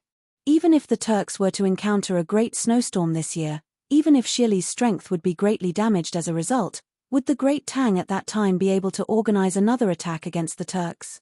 As the saying goes, the first drum builds the spirit, the second will weaken, and the third will be exhausted. Rather than the morale of the army falling apart in the future, it would be better to gather the army now and attack the steppe in one go. Although the Turks are strong, our Great Tang does not necessarily have no chance of victory. We have wise and resourceful civil officials, valiant and brave generals, as well as the celestial lamp, telegraph, telescope, gunpowder, peerless divine weapons, and invincible armor. Why can't we fight the Turks fair and square? Only by defeating the Turks when they are at their strongest will the Great Tang have the capital to be unrivaled in the world, and only then will the surrounding small countries not dare to provoke the Great Tang. Back then, you were still full of mettle, declaring that you would make the great Tang unrivaled in the world. Now that you have gone to the north, why have you become so fearful? Could it be that your backbone and courage have been beaten up by the Turk state preceptor? Li Er's voice was like thunder, and his words were like a storm, hitting Li Zishuan's face. The entire Sweet Dew Hall reverberated with his angry roar. Zhao Song, who was standing in the corner of the hall, could not help but feel anxious. This was the first time he had seen Li Er so furious in front of an official. Although Li Er had often been angered by his officials in the past, old Li would not directly vent his anger in front of his officials. He would only smash his cup after the officials had left. Thus, Zhao Song was somewhat worried about Li Zishuan's current situation. This official did not. Li Zishuan was not frightened by Li Er's thunderous anger. He looked straight at Li Er, his eyes red, and his voice hoarse as he retorted, "This official does not fear the Turks. This official's blood is still hot, and my heart is still red. This official loves the land beneath my feet, and even more so, I love the simple and brave people of the Great Tang. If the Great Tang were to send troops to the Turks now, this official would be willing to immediately join the army and be the vanguard, charging and breaking through enemy lines, killing the enemy and serving the country. But this subject does not wish to see countless good men of the Great Tang die under the iron hooves of the Turks. This subject does not wish to experience the pain of separation between life and death, where one could be talking and laughing with his fellow soldiers one moment, and then be buried in the ground the next. Each of them represented a warm family behind them. They could be sons, husbands, or even fathers. When they were buried on the battlefield, their parents would lose their sons, their wives would lose their husbands, and their children would lose their fathers. Their warm family would instantly be shattered. In the Battle of Yonghe Pass, our Great Tang lost tens of thousands of soldiers. This means that tens of thousands of families were shattered because of this battle. This official was the one who brought them out of Bing province, but this official did not bring them back. This official has let down their families. Their bones are already on the dry sand, and their families are still in cold clothes. Based on Junmo's words, a general's success is built on the bones of 10,000. This official does not wish to stand on these piles of bones to make a great contribution. Such a contribution is stained with blood, and this official will feel uneasy. If there is a battle, this official is willing to fight. However, this official does not wish to see more meaningless sacrifices. Your Majesty, please reconsider. Li Zishuan's eyes couldn't help but turn moist. He thought back to Shu Tingde and the other Bing province soldiers who had accompanied him out of Bing province. Just how high-spirited had they been when they had first left Bing province? They had believed that they could seize the advantage by anticipating the enemy's moves, but who could have expected the Turks to invest so much capital, dispatching 50,000 elite wolf cavalry? The defense lines at Yangmen Pass, Yonghe Pass, and Medu Pass had all been destroyed. Meanwhile, of the 30,000 soldiers that Li Zishuan had brought out of Bing province, only several thousand were left. Every time Li Zishuan thought about this gruesome battle, he felt like a knife was being twisted in his heart. Based on Junmo's words, a general's success is built on the bones of 10,000. From the late Tang poet Cao Song's 6 Years of Life, Li Zishuan was taken aback by this poem. After a few moments of silence, he stood up, a complicated expression on his face, and walked up to Li Zishuan. Patting him on the shoulder, he sternly said, "Brat, since ancient times, people have died in war. If not for those soldiers who risked their lives on the battlefield, how could my Great Tang have enjoyed its current peace? When we first stepped onto the battlefield, we were just like you. We also experienced the heart-wrenching pain of seeing one of our fellow soldiers leave us one by one, but we will not run away, nor will we be unable to recover from this setback. This is because we know that only by bringing peace to this country can we prevent even more people from bleeding on the battlefield. However, we can think of a way to reduce the number of death." Li Zishuan earnestly said. "Think of a way. The way you speak of is to have us order the officials of the 6 bureaus to stop preparing for the expedition? Is it to have the people of the Great Tang know that their sovereign is a cowardly sovereign who fears the Turks? Or is it that you have a way to have the people of the Great Tang believe that the Turks will suffer another snowstorm this year?" Li Er coldly snorted and continued, "At this point, The best method is to make ample preparations for the expedition in the next 3 months. The soldiers of the Great Tang are not any weaker than the Turks. Moreover, the imperial treasury is abundant, and your workshop has advanced technology. It can provide the soldiers with even more provisions and even better weapons and armor. This way, we can reduce the number of casualties. Brat, you were high-spirited and fearless back then. Don't tell me that you don't even have the confidence to defeat the Turks now? Li Zishuan was rendered speechless by Li Er's lecture. Old Li's words were reasonable, and he had no way to refute them. Given the current situation of the Great Tang, changing the imperial edict would be too risky and costly. It was better to properly prepare for the expedition. More importantly, although the Turks were stronger in this period, the Great Tang was also stronger than it had been in history. Its treasury was abundant, and its national strength was flourishing. The Great Tang's current industrial level was also more advanced than it had been in history. It could produce sharper weapons and sturdier armor, and it also had auxiliary tools like radio transmissions, celestial lanterns, and telescopes. In this situation, it was not impossible for the Great Tang to repeat that glorious victory in history. Thinking of this, Li Zishuan's heart was once again filled with confidence. Since there was no way to change the matter of the expedition to the steppe, he had to think of a way to increase the Great Tang's chances of victory. Although 3 months was a short period of time, he could still do many things. Your Majesty's lecture is right. This subject was momentarily blinded. In the next 3 months, this subject will do his best to help the imperial court prepare for the Turks. Li Zishuan bowed deeply to Li Er's hen and said with a firm expression. Seeing this, Li Er's face finally revealed a smile of relief. He nodded and said heroically, "Good. This is the high-spirited immortal son. So what if the Turks are strong? As long as we work together, the destruction of the Turks is just around the corner. Your Majesty's words are very true." Li Zishuan agreed with a smile. After saying that, he suddenly remembered that he came to the imperial court today with a mission, so he hurriedly cupped his hands towards Li Er and said, "Your Majesty, this subject's martial uncle from Mount Longhu wishes to have an audience with Your Majesty. He is currently waiting outside the palace, Your Majesty." Hearing this, Li Er's eyes lit up. He said in surprise, "Oh? You mean Daoist Shen Qing is also in Chang'an? Quick, men. Quickly invite Daoist Shen Qing over." Then, Li Er impatiently shouted to the eunuchs outside the hall. "Yes."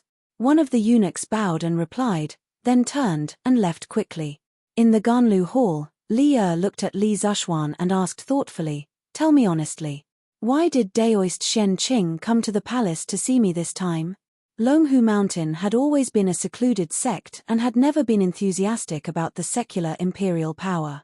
Therefore, when Daoist Shen Qing took the initiative to come to the palace, Li Er immediately felt that something was wrong after the initial excitement. Therefore, he asked Li Zishuan. In addition, this time when Li Zishuan was seriously injured at Longmen Pass and his life was hanging by a thread, Daoist Shen Qing, who had been cultivating in Longhu Mountain, actually arrived in time. This kind of coincidence that shouldn't have happened. Old Li had been suspicious for a long time. Hearing this, Li Zishuan thought for a moment and replied, "Your Majesty, Martial Uncle came down the mountain this time to carry out a mission given by sect leader. Unexpectedly, when he passed by Lantien County, he found out that I was already at Longmen Pass, so he rushed to Longmen County on a horse and happened to see Longmen Pass being besieged by the Turkic army. Your Majesty should have heard about what happened after that." Li Er nodded and then asked, "You just said that Daoist Shen Qing came down the mountain on the orders of sect leader Feng Lingzi. Can you tell me what the mission is?" After the heart-to-heart conversation just now, the emperor and his minister were much closer to each other, so Li Zishuan didn't have much scruples about what he said. When Li Zishuan answered, he also didn't deliberately hide it. "Your Majesty, to be honest, sect leader Feng Lingzi wants the disciples of Celestial Master Taoism to enter the secular world to cultivate. Most of those disciples are proficient in medicine. Sect leader also heard that I have set up a medical school in Yunshan and set up many joint medical centers all over the Tang Empire. Therefore, He wants those disciples of Celestial Master Taoism with excellent medical skills to enter the medical centers and take the pulse of the people. For the people of Taoism, saving the dying and healing the injured, and curing the diseases of the people, is also a kind of cultivation. I see. Li Er's eyes lit up. After a pause, he nodded and said, good, good, good. With the help of the people of Celestial Master Taoism, this joint medical center of the Tang Empire will definitely become bigger and bigger. The people of the Tang Empire will definitely have less illness and more happiness. This is a great thing. The Tang Empire respected Laozi as their ancestor and regarded Taoism as their national religion. They took measures to promote Taoism and raise the status of Taoist priests. Emperor Gaozu of the Tang Empire, Li Yuan, stipulated that Taoism is great and Buddha is small, age first and then release later. After Li Er ascended the throne, he immediately reiterated that my origin is from the pillar and collected the hidden and secret Taoist books of the Jin and Wei dynasties to spread the Taoism. As Taoism was beneficial to the orthodoxy and sanctity of the imperial power of the Tang Empire, Li Er had a very good impression of Taoism. When he heard Li Zhuan say that the people of Celestial Master Taoism of Longhu Mountain were planning to enter the secular world to cultivate, old Li was naturally overjoyed. Your Majesty, Taoist Master Qing is outside the hall. At this moment, a little eunuch ran in and bowed. Quickly invite Taoist Master Qing in. Li Er was shocked and said excitedly, Your Majesty, but Taoist Master Qing is unwilling to remove the sword case. The eunuch had a difficult expression. Li Zhuan quickly went forward and explained, Your Majesty, please forgive me. Little martial uncle is obsessed with swordsmanship and views swords as his life. He has never left his sword. Please forgive him, Your Majesty. I am willing to guarantee with my life that little martial uncle definitely has no ill intentions towards Your Majesty. Li Er smiled indifferently and said, It's fine, it's fine. I believe you. Then, he looked at the eunuch and said, What are you waiting for? Quickly invite Taoist Master Qing in. Yes, sir. Chapter 1580. Li Er had followed Li Yuan to rebel against the Sui dynasty when he was young. He had been fighting on the battlefield for nearly 10 years. Old Li was used to seeing life and death and those martial arts masters. Although Qing's strength was very high, Li Er was not afraid that he would suddenly attack in the Sweet Dew Hall. Firstly, his own martial arts were quite good. Secondly, Zhao Song and Li Zhuan were in the hall. Thirdly, he did not believe that Qing would suddenly attack and assassinate him in the Sweet Dew Hall. Since ancient times, only tyrants would be easily assassinated. Li Er had always been kind to the people ever since he ascended the throne. He had never done any evil deeds that angered the heavens and the people. As a member of Tao, there was no reason for Qing to assassinate him. Thus, Li Er did not mind that Qing carried the sword case in. Back then, he often met some generals who wore armor and carried weapons here. Why would he care about Qing bringing weapons into the hall? Li Er still had this little bit of tolerance. I am Qing. Greetings, Your Majesty. After a while, Qing came to the hall. After standing still, he bowed to Li Er and said. Li Er said politely, You don't have to be so polite. Come, give him a seat. No matter what, Qing entered the palace this time representing the Celestial Master Taoism of Longhu Mountain. Li Er should give him the corresponding respect. Not long after, a chamberlain brought over a chair. It was an old-fashioned wooden armchair. With one look, one could tell that it was a pirated version that old Li ordered people to copy from Li Zhuan. Qing had seen this kind of chair in Li Zhuan's house last night, so he didn't show much surprise. He cupped his hands towards Li Er and said, Thank you, Your Majesty. Then, he sat down leisurely. Li Zhuan secretly curled his lips. He was also from the Celestial Master Taoism of Longhu Mountain. Why did he never enjoy this kind of treatment in the Sweet Dew Hall? Old Li was trying to discriminate between the two. After Qing sat down, Li Er smiled and said, The Celestial Master Taoism has been the leader of Taoism in the world for hundreds of years. I have always wanted to go to Mount Longhu to visit the leader of your sect, Daoist Fenglingzi, and discuss the great Tao of heaven and earth together. I did not expect Daoist Xianqing to come to Chang'an. I am very happy. Under Li Zishuan's persuasion, old Li had given up the fantasy and pursuit of immortals. However, it was hard for Li not to pay attention to the arrival of such an important figure of Taoism like Xianqing. Besides, it was inevitable that Li had some improper thoughts in his heart. After all, the Celestial Master Taoism was the oldest Taoist sect in the Central Plains. It could also be regarded as the sect closest to immortals. Its founder, Zhong Daoling, was respectfully called Celestial Master Zhong by the world. In the history books, Zhong Daoling was a real immortal who had achieved immortality. This also covered the Celestial Master Taoism with a layer of mystery. Li was still somewhat in awe of the Celestial Master Taoism. In the face of Li's enthusiasm, Xianqing was unmoved. He sat on the armchair, cold and arrogant, and said, "Your Majesty is too kind. Since Your Majesty ascended the throne, the world has been peaceful and the people have been prosperous. The Tang dynasty has been thriving in Your Majesty's hands. The head of the sect has admired Your Majesty for a long time and has always wanted to come to Chang'an to pay respects to Your Majesty in person. However, due to the busy affairs in the sect, he could only send me to Chang'an to pay respects to Your Majesty." Although Xianqing's face was cold and arrogant, the meaning expressed in his words was the goodwill of the Celestial Master Taoism to Li. There was no other way. This was the task given to him by Feng Lingzi. Even if he was unwilling, he had to complete it. Hearing this, Li was really happy. He said with a smile, "Haha." As the 14th Celestial Master of the Celestial Master Taoism, Feng Lingzi's Taoism is profound. I have always admired him in my heart. According to the historical records, the first 4 heads of the Celestial Master Taoism in Longhu Mountain, including Zhong Daoling, had all received the Taoism of the Taishang Laojun and became immortals. The current head of the Celestial Master Taoism, Feng Lingzi, whose real name was Zhong Xijing, was the 14th successor of Zhong Daoling. He could be considered to be from a famous family. Seeing that the pleasantries were almost finished, Xianqing went straight to the point and said, "Your Majesty regards Taoism as the religion of the Tang dynasty. All the disciples of the Taoist sects in the world are grateful to Your Majesty. As the leader of the Taoist sects in the world, the Celestial Master Taoism wants to lead the disciples of the Taoist sects in the world to help Your Majesty stabilize the country. This time, I came down the mountain under the instructions of the head of the sect. I want to ask Your Majesty for an order to let the Celestial Master Taoism enter the world to save the common people. In addition, the head of the sect also asked me to bring something for Your Majesty.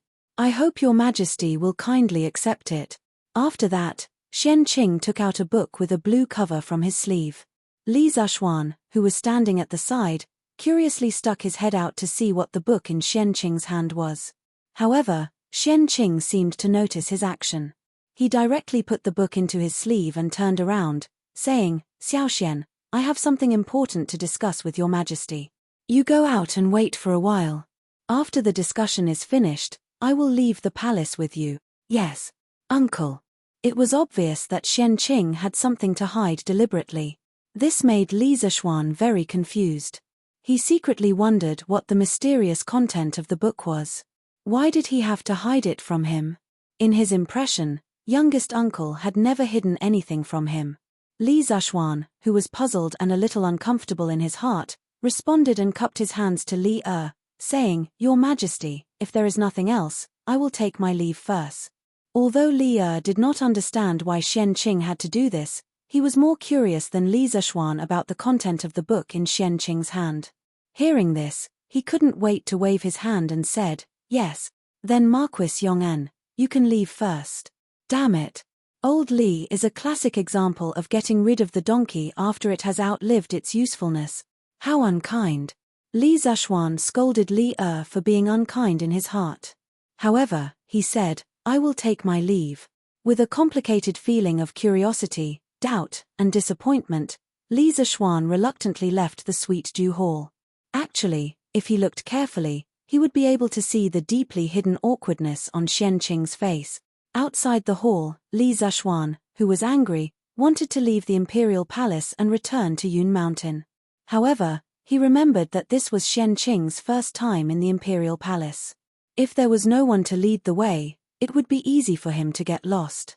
Li Zishuan could only wait patiently outside Tai Chi Palace. It was almost 10 o'clock in the morning. Li Zishuan thought to himself, the academy should be having their final exam right now, right?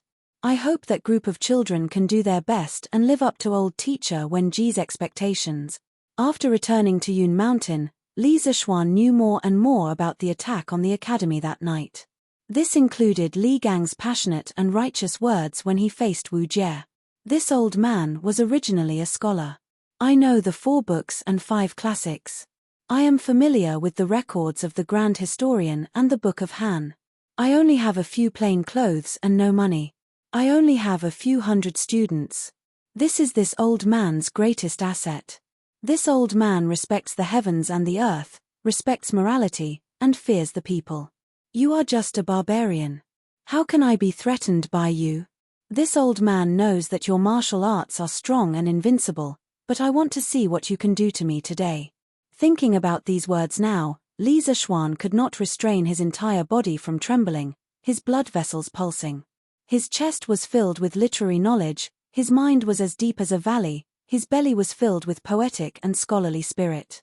Li Gang's heart was filled with awe-inspiring righteousness, therefore, he was not afraid of ghosts and serpents, much less the Tujua's imperial preceptor, who was highly skilled in martial art. Li Zishuan admired Li Gang even more for his courage and magnanimity. Fortunately, Li Zishuan successfully pulled Li Gang back from the gates of hell.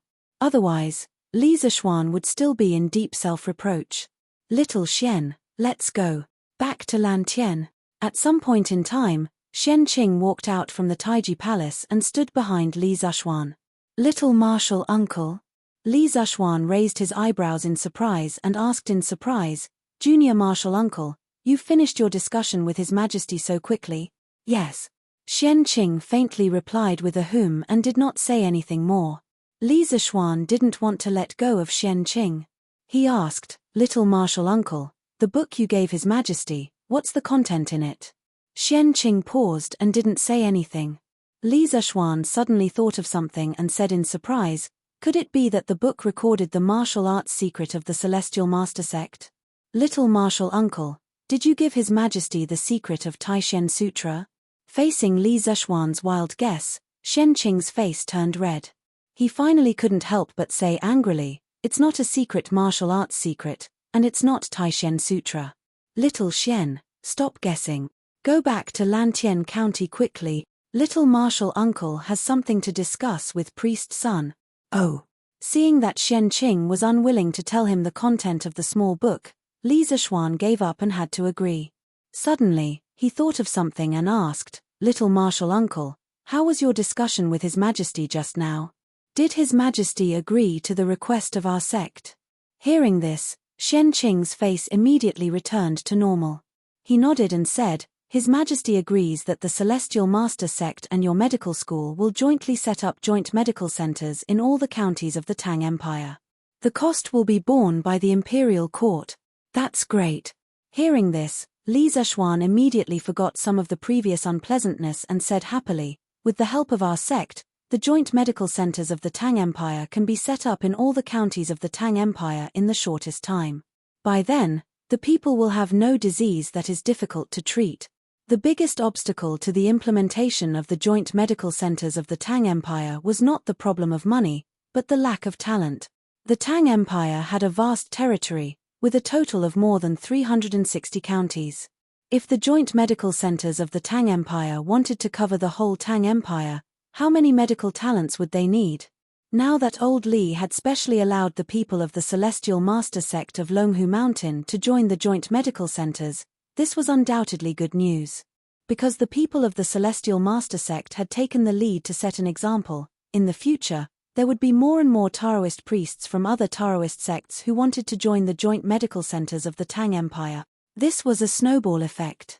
Taoism had developed for nearly 1,000 years, and there were more than tens of thousands of disciples. Most of the people in Taoism were good at medical skills. If more than 30% of these people could join the joint medical centers, the problem of the medical centers being short of people in the early stage would be solved easily. Chapter 1581. Brother Crown Prince. Are you saying that Brother Xiaoxian has returned from the north? Chang'an City, West City. A gorgeous carriage slowly moved forward with the flow of people. In the carriage, a young lady with bright eyes and white teeth raised her head to look at the young man in embroidered clothes. There was no need to guess. This young lady and young man were Chang'e and Li Chengqian. After the morning court session, Chang'e sent someone to invite Li Chengqian. Yesterday, the two siblings had agreed to leave the palace together today. Yes, that's right. Xiaoxian even attended the morning court session today. I heard that he returned to Cloud Mountain last night. Li Chengqian lightly nodded as he replied. Ah, Brother Crown Prince, why didn't you say so earlier? If I had known earlier, I would have waited for Brother Xiaoxian in the palace to come out together. Chang'e wrinkled her nose and said regretfully. Li Chengqian's eyes flashed as he asked with deep meaning, Chang'e, Father kept Xiaoxian alone after the morning court session. Could it be that you want to continue waiting in the palace? Of course not. We left the palace today for Mother to go to the Drunken Immortal Inn to make a meteoric rise. In any case, Brother Xiaoxian is already back. If we want to see him, we can see him at any time. Don't you think so, Brother Crown Prince? Chang'e hesitated for a moment before hurriedly changing her words. After saying that, she couldn't help but pat her collar and heave a sigh of relief. She secretly praised herself for being quick-witted. Otherwise, she would have fallen into Li Chengqian's trap. Li Chengqian helplessly shook his head. Just now, he indeed wanted to test Chang'e's reaction, but now it seemed that there was no need to test anymore. His younger sister's thoughts were so complicated. Venerable one, it's that carriage. Under a tea shed 100 feet in front of the carriage, a large man whispered to a bamboo hat man sitting beside him. Are you sure that the one sitting inside is the current crown prince? Soon, a middle-aged man's voice sounded from under the bamboo hat. I'm sure. I saw this carriage coming out of the palace. Moreover, I recognize the soldiers behind the carriage. They all came from the Eastern Palace. The one sitting inside the carriage is undoubtedly the crown prince. The grey-robed man hurriedly whispered. Good. The middle-aged man wearing the bamboo hat nodded and then whispered excitedly, TSK TSK. What a pleasant surprise. Initially, he had already completed the Dragon Head mission and was about to return. However, he didn't expect to encounter such a heaven-sent opportunity. If this poor monk can capture the great Tang's crown prince and bring him back, Li Shimin will definitely be wary. Tilda. Venerable one, are you really going to fight here? The burly man's face tightened slightly, and then he moved closer to the bamboo hat man and asked anxiously. Me. What happened here?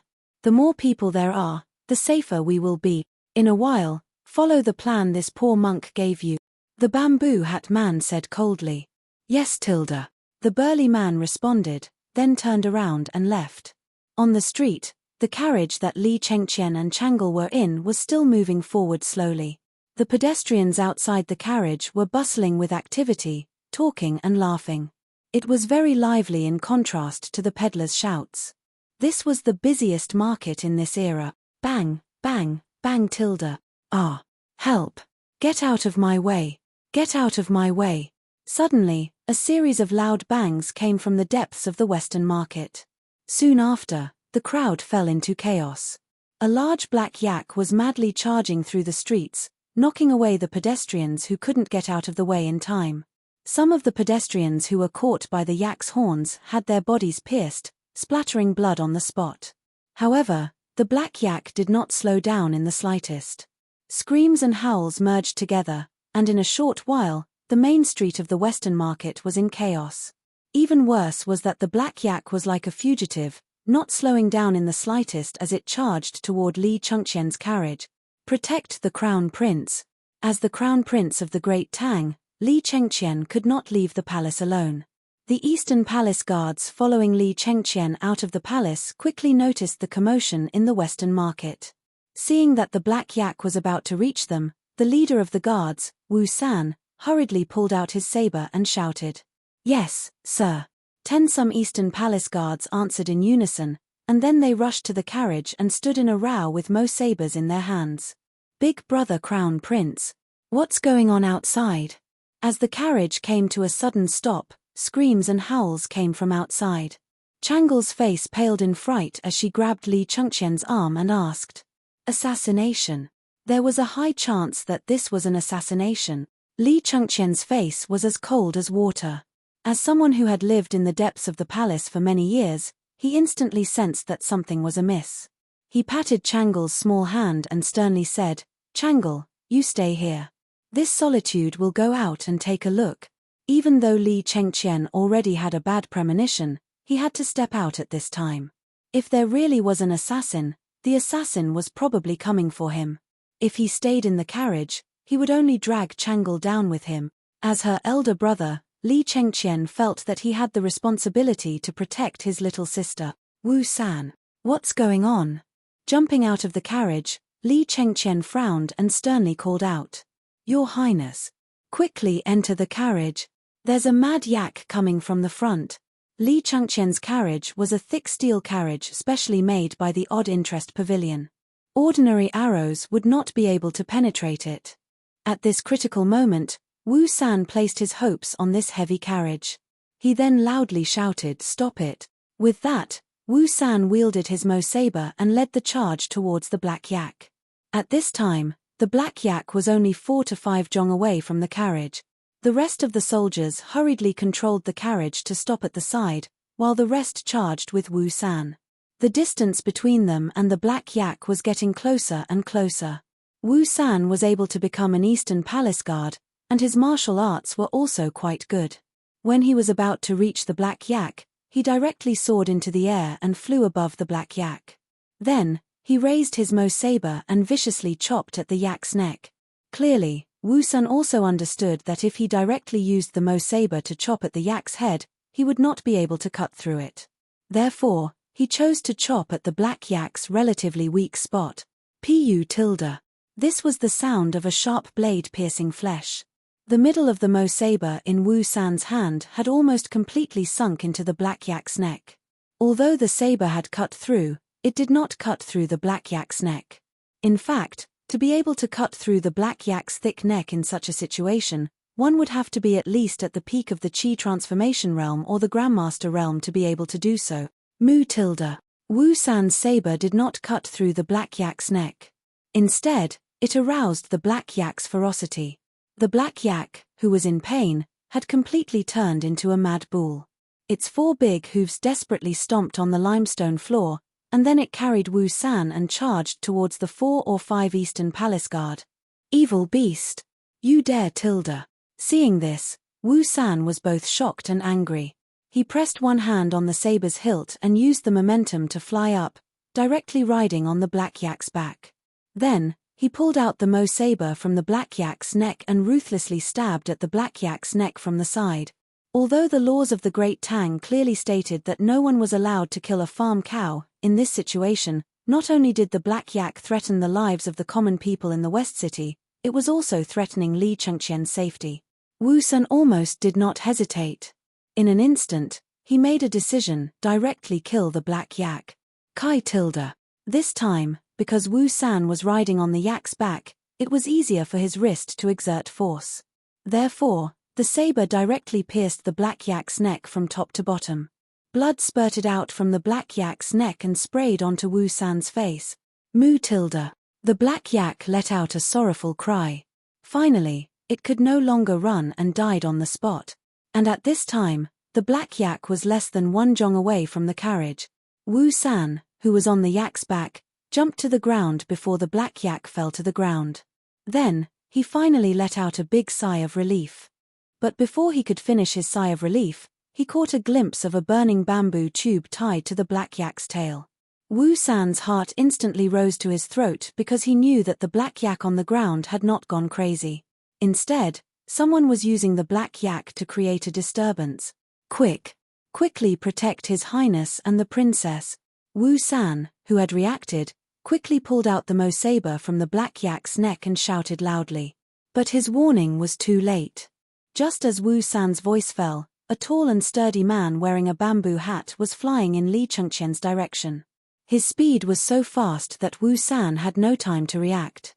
He could only stare blankly as the man put his hand on Li Chengqian's shoulder. Impudent! What kind of thief dares to commit murder in Chang'an City? Li Chengqian's heart was slightly alarmed when his shoulder was clamped, but his expression was still calm.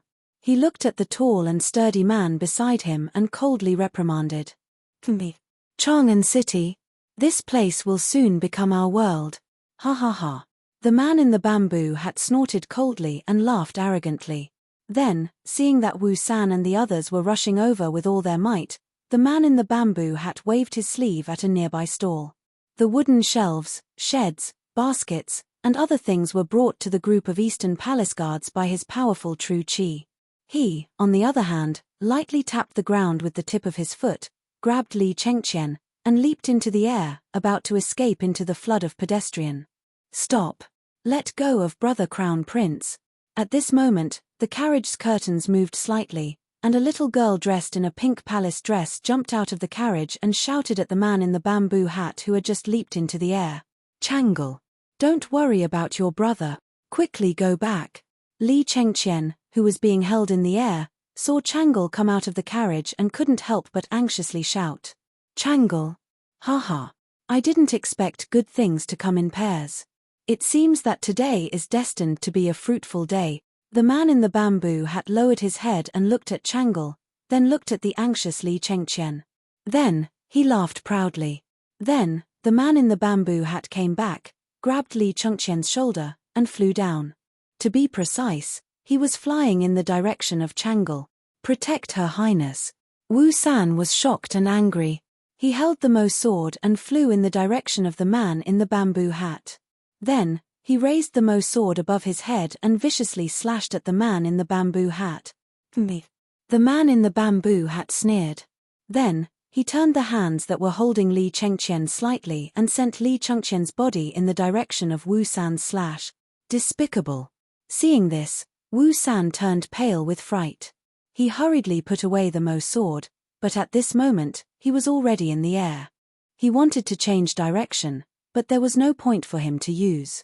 He could only continue flying in the direction of the man in the bamboo hat. Die. This word floated out of the wide bamboo hat. Then, the man in the bamboo hat stretched out his left palm and viciously slapped Wu San's chest. Wu San, be careful. Li Chengqian was the closest to the man in the bamboo hat and was the first to sense the man's actions. He hurriedly warned him loudly. But how fast was the man in the bamboo hat? By the time Li Chengqian finished speaking, that wide palm had already firmly imprinted itself on Wu San's chest. Fart! Wu San spat out a mouthful of blood. His entire body was like a kite with a broken string as he rapidly fell down. The fresh blood that was floating in the air reflected the morning sun, making it look very sorrowful. Protect the Crown Prince. Protect the princess. Quickly call for reinforcements. This was the death cry that Wu San used all his strength to let out before he landed. More than 10 Eastern Palace guards immediately swarmed in front of Changle with their Mo swords in hand. In addition, another guard rushed out of the crowd and ran to report the news. You overestimate yourselves. The man in the bamboo hat snorted coldly. Then, he used the tip of his foot to pick up a wooden stick on the ground. It was probably scattered by the roadside stall during the chaos earlier. Then, the man in the bamboo hat held the wooden stick in his hand and directly rushed forward. Without any movement, the 10 Eastern Palace guards were all swept to the ground by the wooden stick. After knocking down all the Eastern Palace guards, the man in the bamboo hat retreated back to Li Chengqian's side. All of this happened in a flash. From start to finish, it was probably only a few blinks of an eye, and all the Eastern Palace guards were down. This was the absolute difference in strength. And Li Chengqian wanted to take advantage of the time when the man in the bamboo hat attacked, but he couldn't escape because the time interval was too short. It's the Crown Prince. Someone wants to kidnap the Crown Prince. Shi City was originally a bustling place. The commotion caused by the Black Yak earlier had caused many people to flee, but there were still some brave people who didn't go far. At this time, when they saw the situation on Li Chengqian's side, they couldn't help but exclaim. Then, the surrounding commoners all reacted and surrounded the carriage. I advise you not to meddle in other people's business. The man in the bamboo hat, who was walking towards Changle, suddenly stopped in his tracks and looked at the crowd that was gradually coming closer. After that, he flashed in front of Changle. Changle didn't even have time to react before she was grabbed by the man in the bamboo hat. Let go of me. Let go of me. You heinous villain, how dare you commit murder in Chang'an City?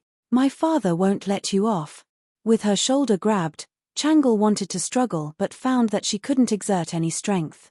The little girl protested loudly in fear and anger. Both of you, brother and sister, come with this poor monk. The man in the bamboo hat snorted softly and then prepared to leave with Li Chengqian and Changle. But things didn't go as he wished. Let go of the crown prince and princess. The man in the bamboo hat suddenly felt his legs sink. He looked down and saw a man covered in blood hugging his legs. Chapter 1582. You want to die? Then I'll fulfill your wish. On the main street of the West Market, the bamboo hat man was enraged when the leader of the Eastern Palace Guards, Wu San, hugged his legs. He snorted coldly and circulated his qi to his legs. A powerful surge of zhenqi suddenly erupted, causing Wu San to spit out a mouthful of blood. Fart! Help me! Quick, help me! Wu Sanji felt a surge in his chest. At this moment, he felt as if his internal organs were about to shift. However, his powerful will allowed Wu San to hold on tightly to the bamboo hat man's legs. He used all of his strength to shout to the other soldiers around him. Go! Protect His Highness!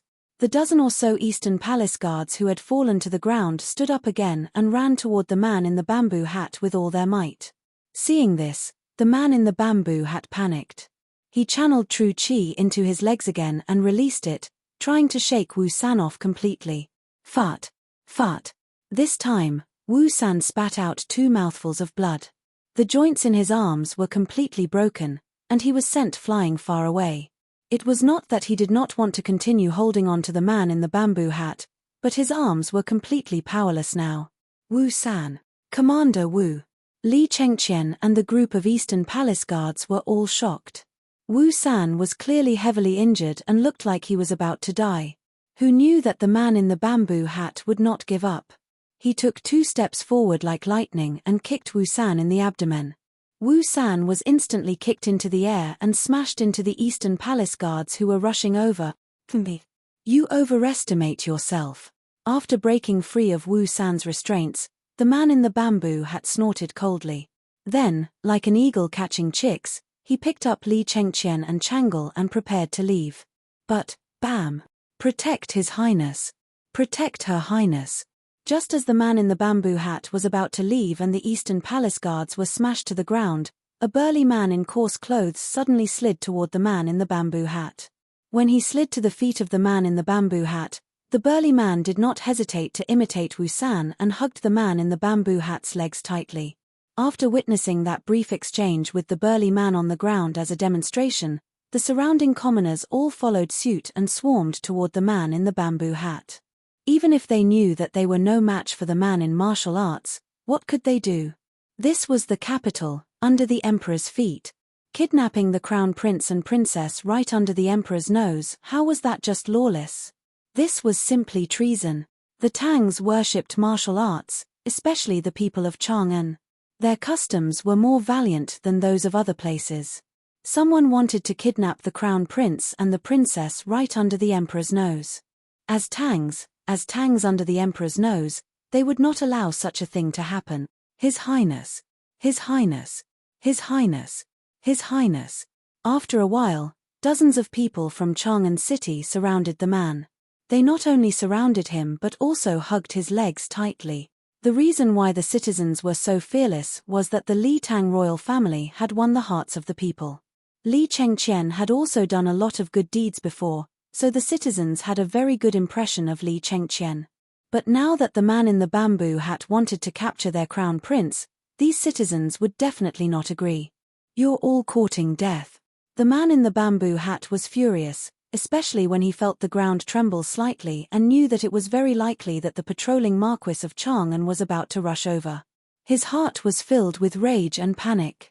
With an angry snort, many of the people around him were sent flying or vomited blood from the shock.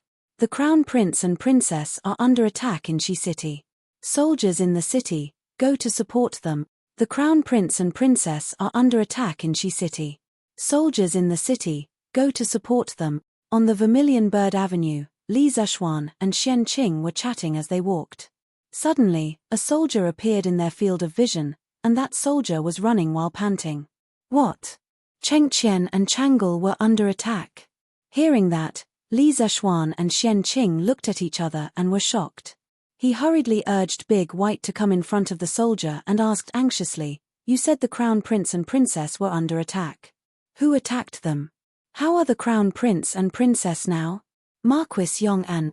The soldier looked up and saw that the person who asked was Li Zishuan. He immediately became excited and grabbed Li Zishuan's arm, saying excitedly, "Marquis, quickly go to Shi City and save the Crown Prince and Princess.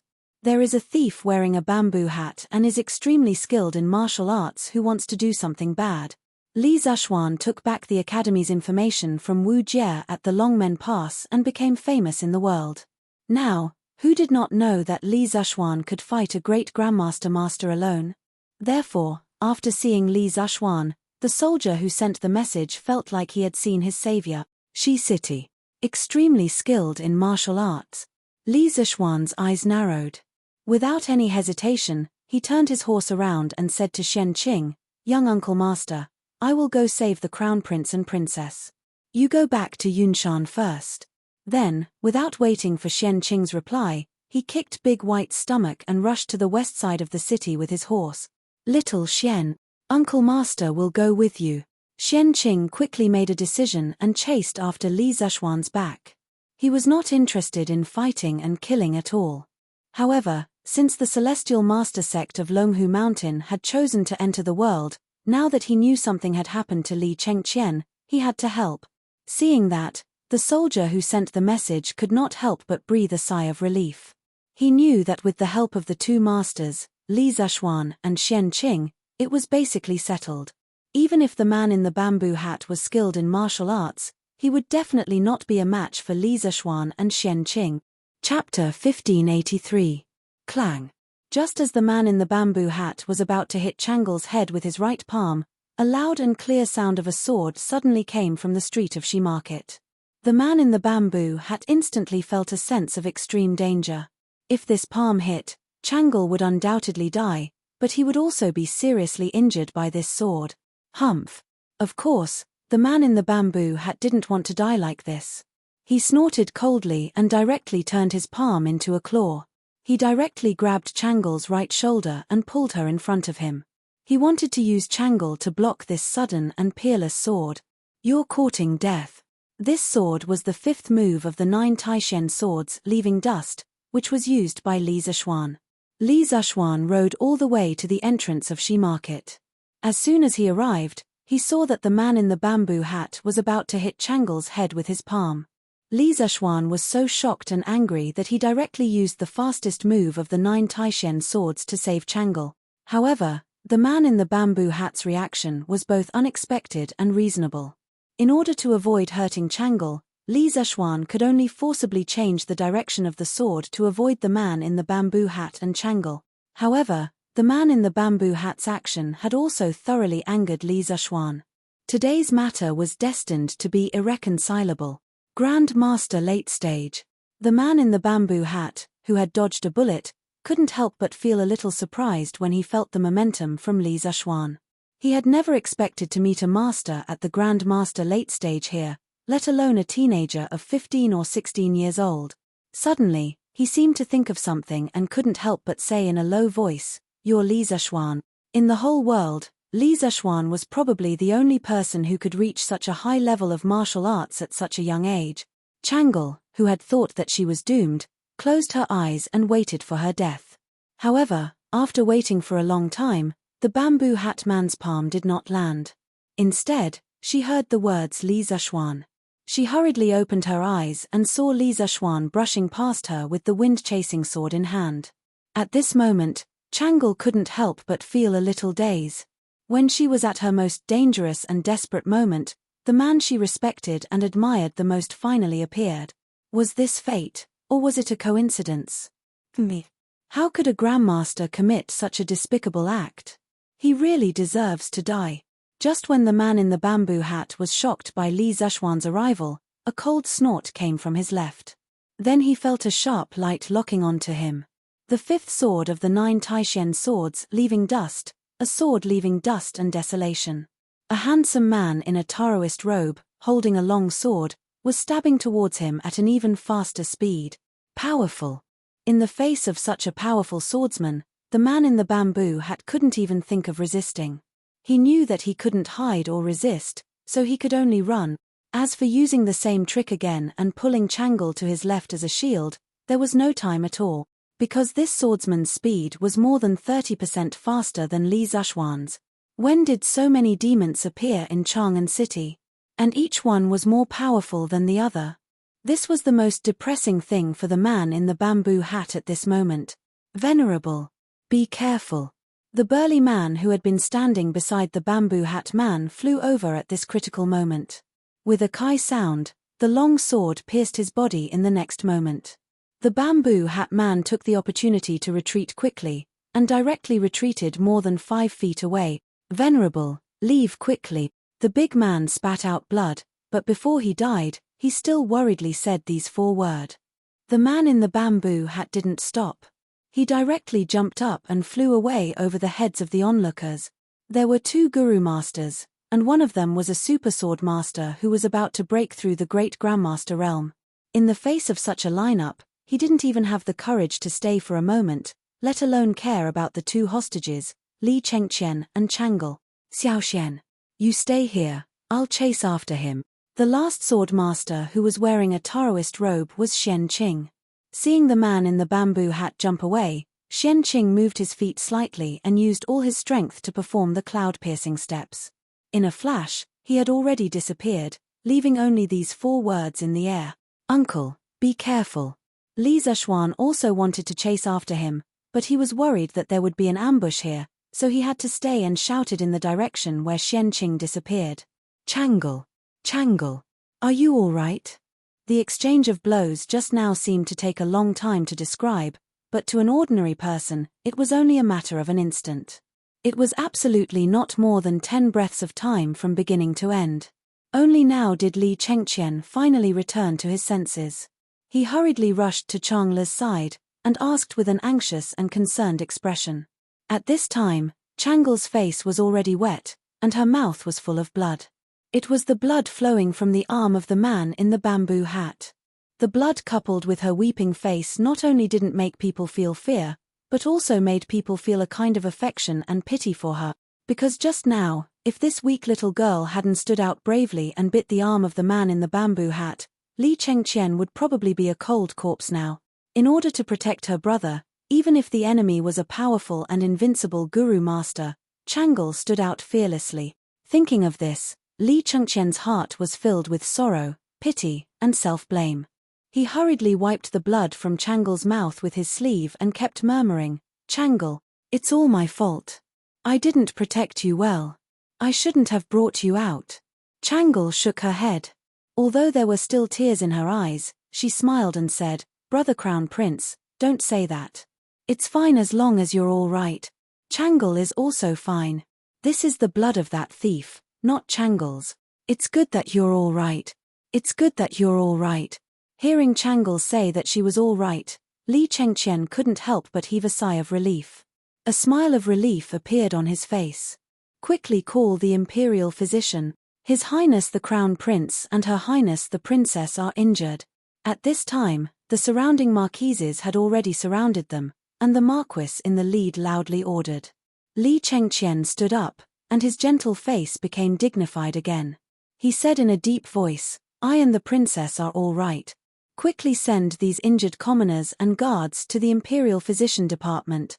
The rest of you, quickly track down the assassin's whereabouts. Yes.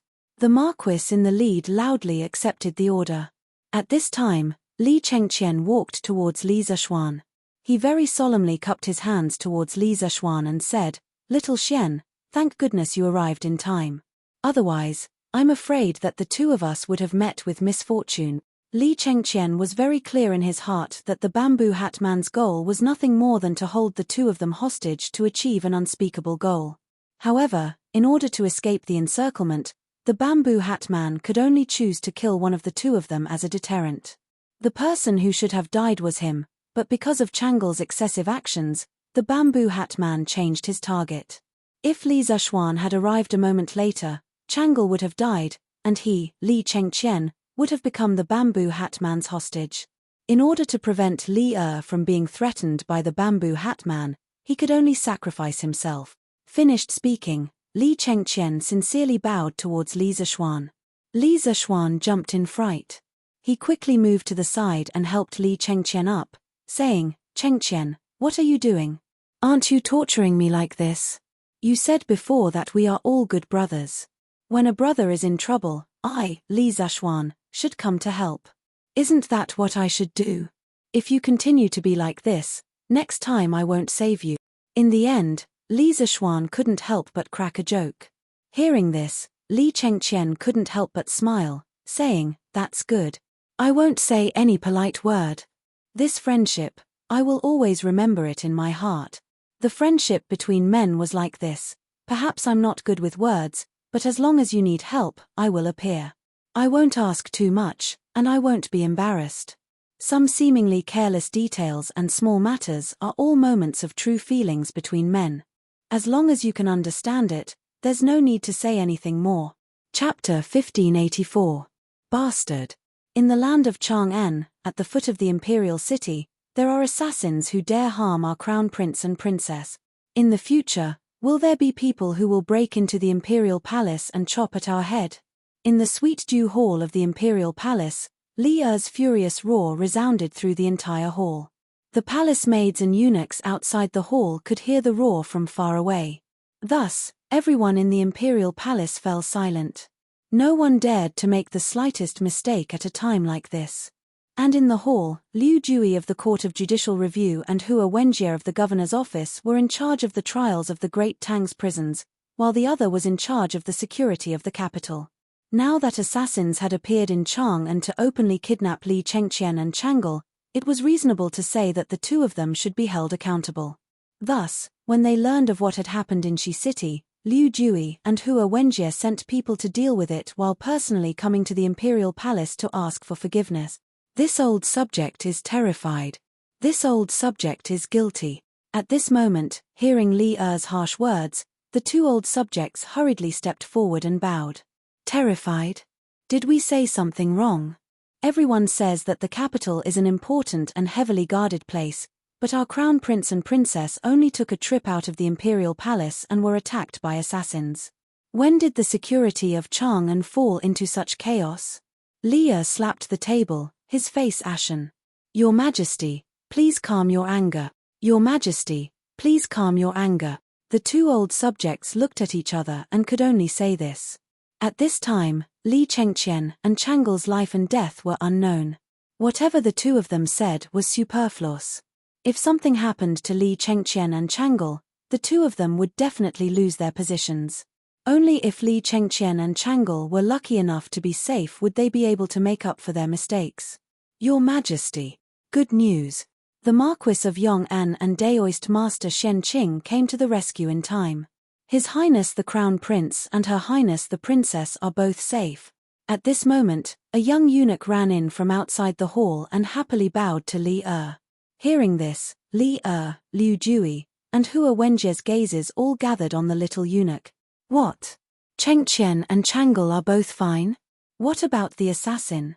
Did Li Zishuan catch the assassin?" Li Er leaned forward, unable to conceal the excitement in his voice. At this moment, old Li was extremely glad that he had left Li Zishuan behind for questioning after morning court. Otherwise, Li Zishuan would have already returned to Cloud Mountain. How would he have the time to save Li Chengqian and Changle?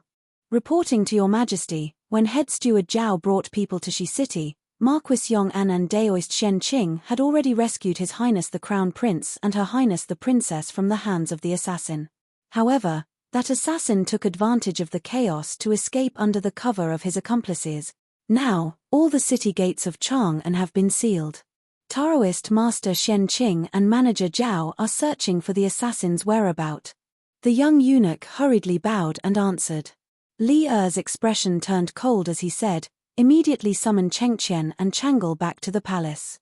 Order Niu Jindar to lead 5,000 right guard soldiers to assist Zhao Song in searching for Zhao Song's whereabouts in the west of Chang'an. Official Liu, Official Hua, the two of you will lead your men to track down the assassin. Before tomorrow's morning court, you must give me an explanation.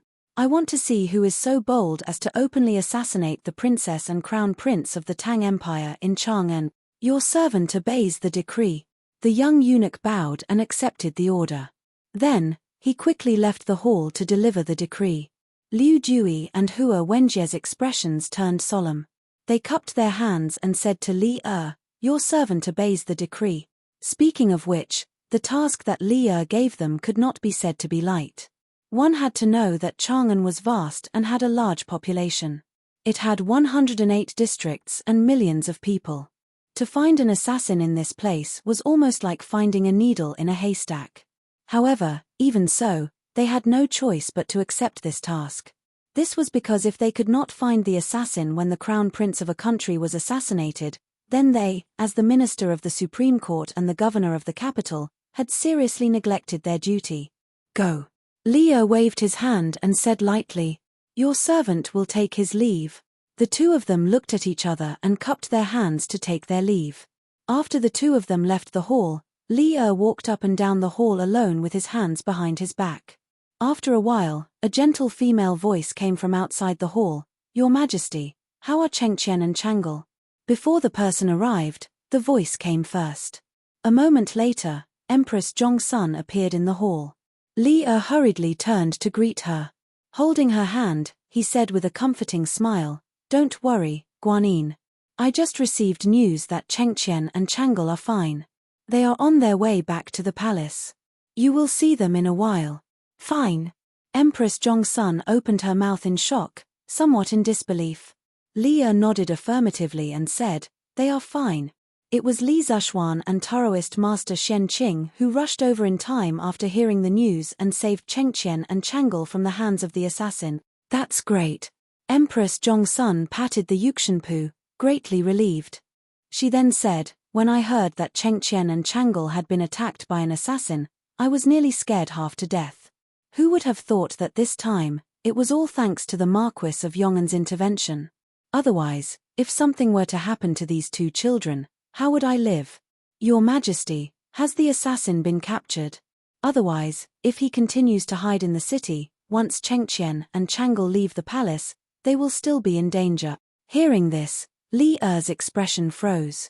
After a moment of hesitation, he opened his mouth and said, "This assassin."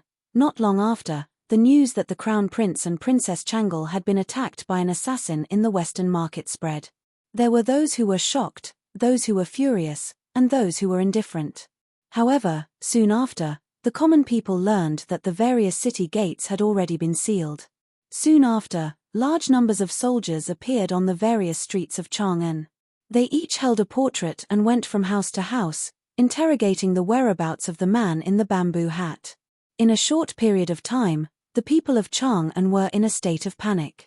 Those ruffians who usually bullied men and women were all extremely careful and well-behaved. None of them wanted to be captured at such a crucial time. This was because this was a major case involving the assassination of the Crown Prince and Princess. If they were caught at such a critical juncture, even if they didn't die, they would lose a layer of skin. Therefore, regardless of whether this large-scale manhunt in the city could catch the assassin or not, the public security in Chang'an City had improved by several levels because of this large-scale manhunt. Many hooligans were arrested and sent to the Supreme Court's prison. Li Zishuan rode Big White, quickly galloping in the direction of the imperial palace. Suddenly, a delicate and pretty young girl wearing a shabby white dress appeared in the middle of the road. Li Zishuan promptly reined in Big White. "Stop." Big White finally stopped the horse's hooves when it was a foot away from the young girl. However, there was no fear on the young girl's face. It was as if she was completely confident that Li Zuxuan could control the horse. "Hey, young girl, you." Li Zuxuan was just about to ask the young girl why she was standing alone in the middle of the road. Unexpectedly, before he could finish speaking, the young girl opposite him interrupted. "You must be the Marquis of Yong'an?" Li Zuxuan was instantly puzzled. "Young girl, how do you know my identity?" Although Li Zuxuan often appeared in Chang'an City and there were many citizens who knew him, the young girl in front of him didn't sound like a local from Chang'an. Yes, that's right. Not only did dialects exist in modern society, they also existed in ancient times. This young girl's accent was a bit like that of the Jiangnan region. Therefore, how could Li Zuxuan not be surprised that such an outsider actually knew his identity? The young girl smiled slightly, a glint flashing across her eyes. She said, "Just now, when the Marquis of Yong'an rescued the Crown Prince and Her Royal Highness in Shi City, I was also present. Naturally, I knew of Marquis's identity." Li Zuxuan was slightly taken aback. Realization dawned on him. "I see. Then what's your name? Why are you blocking my path?" Hearing this, the little girl hurriedly and carefully took out a folded piece of paper from her waist pouch and said, "Marquis, this little girl's name is not worth mentioning. Someone asked me to pass something to you." "Oh Tilda. What is it?" Li Zuxuan's gaze froze. He hurriedly jumped down from Big White's back. In 3 steps, he arrived in front of the young girl and took the folded piece of paper from her hands. Without waiting for him to unfold the paper, the young girl smiled sweetly and said, "Since Marquis has received the letter, then I will take my leave." "Marquis, don't worry, I have never opened this letter." "Oh, right, I found this on the tail of the mad cow in Shi City. It should be useful for you, Marquis." After saying this, without waiting for Li Zuxuan's reply, she placed a piece of burnt black bamboo pipe in Li Zuxuan's hands. Then, she turned around and left. Very quickly, she disappeared into the crowd. Chapter 1585. Li Chengqian and Changle, who had almost been kidnapped by the assassin, quickly returned to the palace under the escort of a group of imperial guards. Empress Zhongsun, who had been worried for a long time, looked up and down at her son and daughter to see if they were missing any parts. After seeing the bruise on Li Chengqian's neck, Empress Zhongsun was naturally very distressed. She, who had always been gentle, couldn't help but be angry. That was the anger of a female eagle protecting her young. "Your Majesty, no matter what, you must find out the whereabouts of this assassin. No matter where he comes from, no matter what his intentions are, you must capture him. Otherwise, Chengqian, Changle, and even Qingqiu may encounter danger at any time in the future."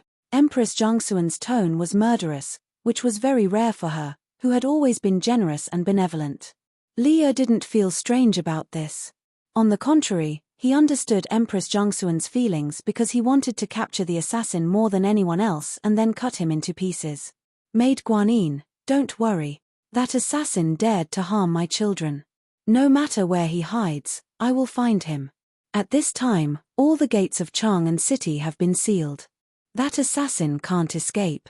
After we capture him, we will cut him into 1,000 pieces." Li Er's eyes were cold as he said in a low voice, "Father, Chang'an has a population of 1 million. If the city gates are closed for a long time, it will have a great impact on the people's livelihood. Moreover, many people in Chang'an City are merchants or farmers outside the city. If father can't catch the assassin, will the city gates be closed for a day? Then if the merchants and farmers outside the city can't leave the city, won't they be unable to return home and cut off their livelihood? I think that the assassin should be caught, but I still hope that father won't affect the livelihood of the ordinary people just to catch the assassin. Otherwise, Wei's watching will impeach imperial father and make him angry again." When Li Er was full of anger, Changle took a step forward and looked at Li Er seriously. She was kind-hearted and always thought more than others. Moreover, what she said was indeed the truth. The city gates of Chang'an City were closed around 9 o'clock in the morning. At this time, many merchants and farmers outside the city had just entered the city. However, when the city gates of Chang'an City were suddenly closed, They couldn't go back even if they wanted to. Li Er was first stunned, then immediately smiled knowingly and said, "Haha, Changle knows how to care for me. But Changle, you don't have to worry. If we really can't find the assassin today, we won't keep the city gates locked. At the latest, I will have people open the gates of Chang'an City again before noon tomorrow. I will not let Wei Shencheng find an excuse to remonstrate. As for that assassin, even if we can't find him today, we don't believe that we can't find him in a month, or even a year." Ien. Father is wise. Changle nodded happily. "Your Majesty, the Marquis of Yong'an requests an audience." Just as old Li's family was enjoying themselves, a young eunuch quickly walked in and bowed to Li Er. Li Er's expression turned solemn and he said in a solemn voice, "Let him come in." "Here, Tilda." The eunuch accepted the order and left. At this moment, Empress Zhongsun stood up and said, "Your Majesty, the Marquis of Yong'an must have something important to discuss with you. I, Chengqian, and Changle will take our leave first." But this time, Chengqian and Changle were in danger, and it was thanks to the Marquis of Yong'an that they saved us. "Your Majesty, don't forget to reward me." Empress Zhongsun was grateful to Li Zishuan from the bottom of her heart. Without Li Zishuan, Li Chengqian and Li Tai might have fallen out because of fighting for favor. Changle's illness definitely wouldn't have been completely cured, and today, Li Chengqian and Changle would have been kidnapped by the assassin. Empress Zhongsun even felt that Li Zishuan was like Qin Qiong, a noble of the Li family. Back then, Qin Qiong had saved the lives of Li Yuan's family many times. It wasn't an exaggeration to call him the noble of Li Yuan's family. If not for this, Empress Zhongsun wouldn't have taken the initiative to ask for a reward for an official no matter what. This was because she understood better than anyone the principle that the harem could not interfere in politics. We know what to do." Li Er nodded. Empress Zhongsun left with Li Chengqian and Changle from the back of the hall. "Official Li Zishuan pays his respects to your Majesty." After the three left, Li Zishuan stepped into the hall and bowed to Li Er. Speaking of which, he had just left an hour ago. Who would have thought that he would return at this time? "Rise." Li Er waved his hand. After Li Zishuan stood still, he said, "Chengqian and Changle were attacked by an assassin in Shi City. It was thanks to you and Daoist Shen Qing that you arrived in time and saved them. What reward do you want? If it's reasonable, we will definitely grant it to you." In the morning court more than 2 hours ago, Li Zishuan had just received a reward, directly increasing his fief by a county. However, just over 2 hours later, Li Er wanted to reward Li Zishuan again. It had to be said that Li Zishuan's imperial favor was probably something that few people could match. However, when Li Zishuan heard this, he did not show any joy on his face. Instead, he said with a serious expression, "Your Majesty, I am not here to ask for a reward. I have an extremely urgent matter to report to your Majesty." Li Er asked curiously, "What is it?" From his point of view, Li Zishuan was a little strange today. In the court, he had hinted in every possible way, but this guy just wanted to decline the reward. Now, he did not even care about what the reward was. Was this still the same person who would not act until he saw a rabbit? Li Zishuan took out a small piece of paper from the pouch at his waist and raised it above his head with both hands. Then, he said, "I accidentally received a secret letter. Please take a look, Your Majesty." "Secret letter? All of you, leave." Li Er was slightly shocked. He first dismissed his attendants, then looked at Li Zishuan and said, "Show it to me." As Zhao Song was currently outside the palace with the imperial guards, looking for the assassin's whereabouts, he naturally could not be in the main hall. Li Zishuan had also dismissed the rest of the people in the main hall, so the task of presenting the secret letter naturally fell on Li Zishuan's shoulders. "Guards! Quickly summon Zhongsun Wuji, Fang Shenling, and Li Jing into the palace for a discussion." Li Er expressionlessly took the secret letter from Li Zishuan's hands. When he opened it, his expression changed with a shua. After a moment, Li Er first shouted out of the hall, then looked at Li Zishuan and said with a pale face, "Where did you get this secret letter?" "Yes, Your Majesty." A series of replies came from outside the hall, and then someone went to deliver the decree. When Li Zishuan heard Li Er's question, He clasped his hands and asked, "Your Majesty, is the handwriting on this letter from General Li Junxian?" Li Er lowered his head to take another look before nodding. "It is indeed Juanxian's handwriting."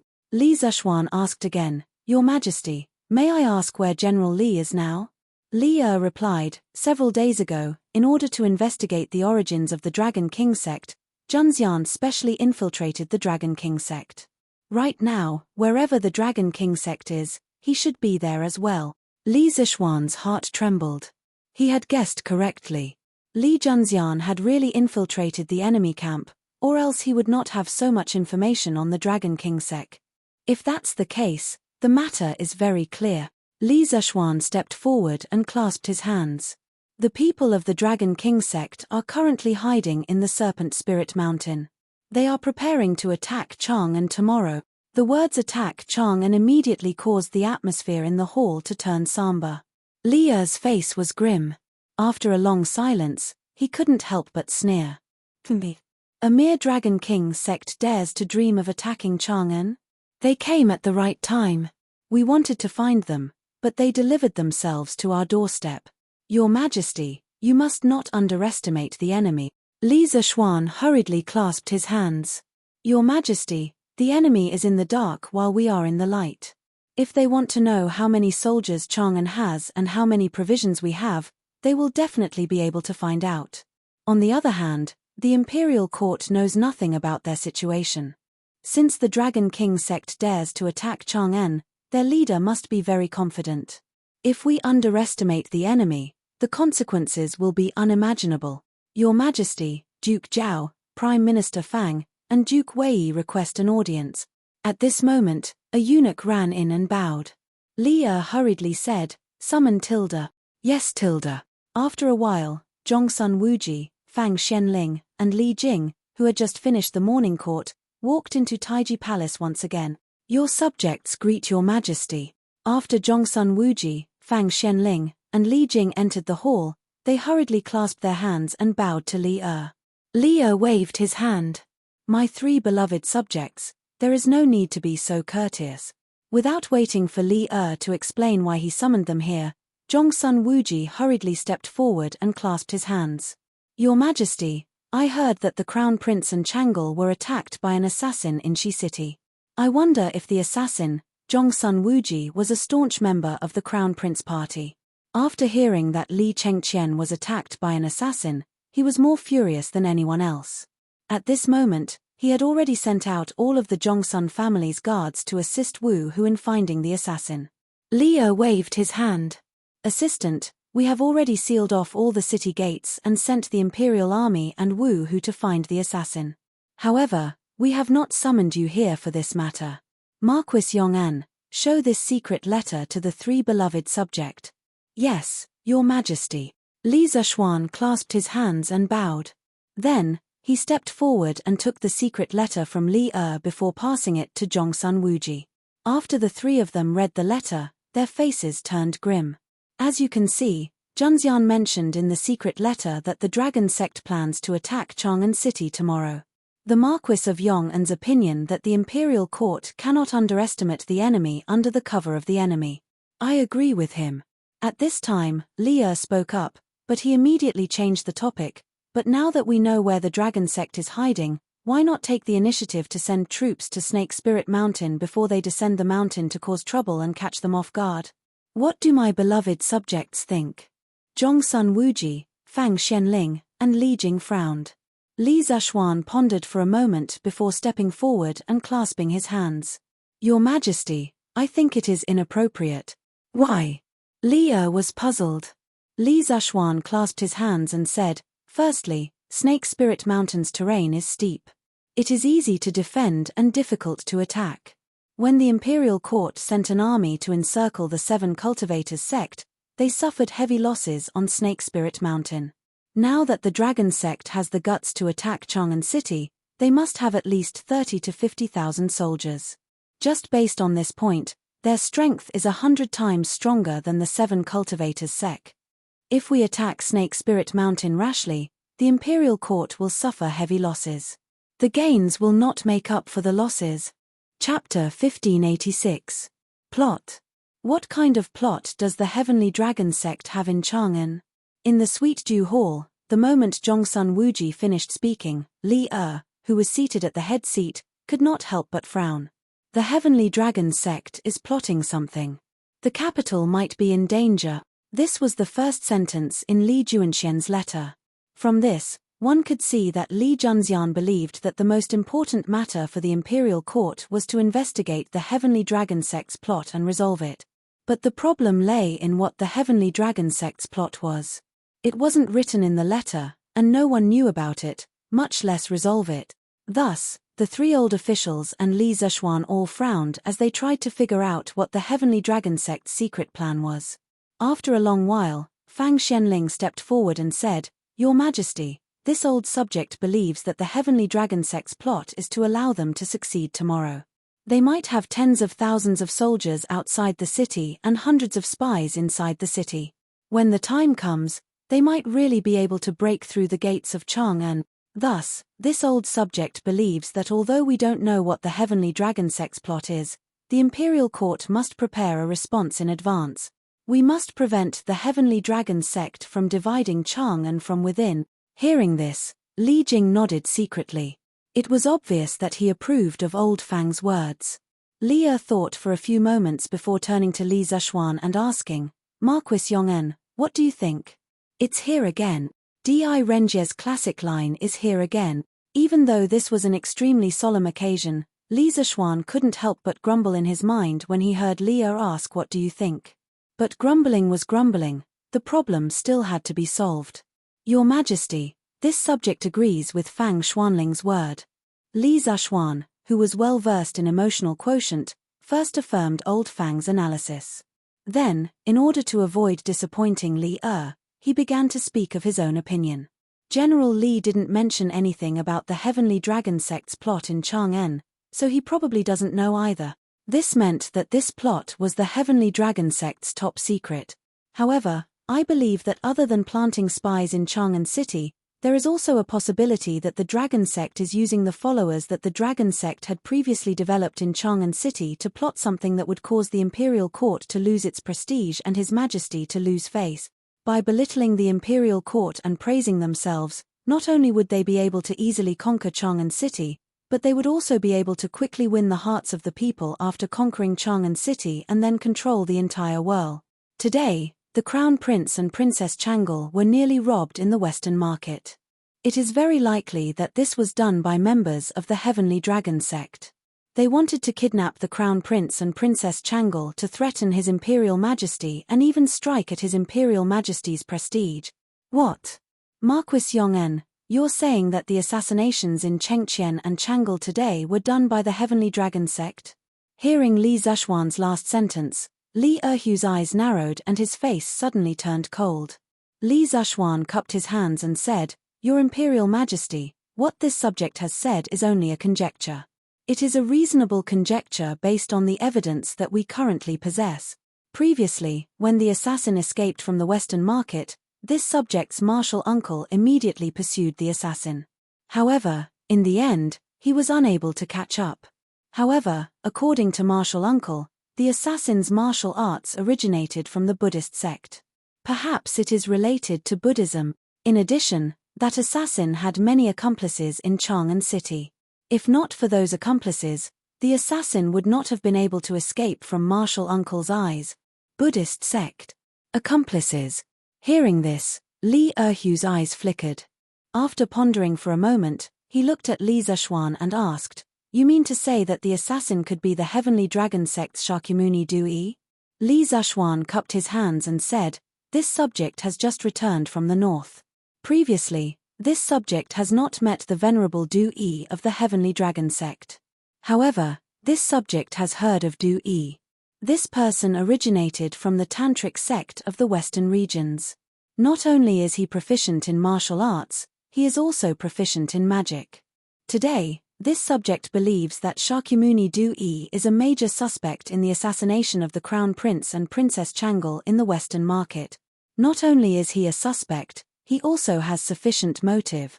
This is because as long as either the Crown Prince or Princess Chang'e fall into his hands, when the Heavenly Dragon sect rises tomorrow, they will have the capital to threaten the court and your Imperial Majesty. At the same time, they will be able to strike a blow at the court's prestige among the common people. Bang! Me. What a heavenly dragon sect! Truly preposterous. Li Erhu had originally suspected the heavenly dragon sect, but that was only a suspicion. There was no evidence, nor was there any logical reasoning. Now, after hearing Li Zishuan's logical analysis, Li Erhu slapped the table, unable to restrain his anger. Li Zishuan hurriedly said, "Your Imperial Majesty, please calm your anger. In reality, this is only this subject's conjecture. There is no sufficient evidence to prove that Shakyamuni Du-yi is at that moment. In addition, even if Shakyamuni Du-yi is the assassin, he is currently hiding in the shadows. It will be very difficult for your Imperial Majesty to dispatch people to find him. In addition, General Li also mentioned in the secret letter that tomorrow, not only will the Heavenly Dragon sect rise, but that the weather will change and thunder will roll. Does your Imperial Majesty not feel strange because of these words?" Li Erhu frowned, doubtfully asking, "These words, could it be that they foretell tomorrow's weather?" Li Zishuan nodded. "This subject believes that this is very likely." Zhongsun Wuji frowned. "But today the sky is clear and boundless. How can there be thunder tomorrow?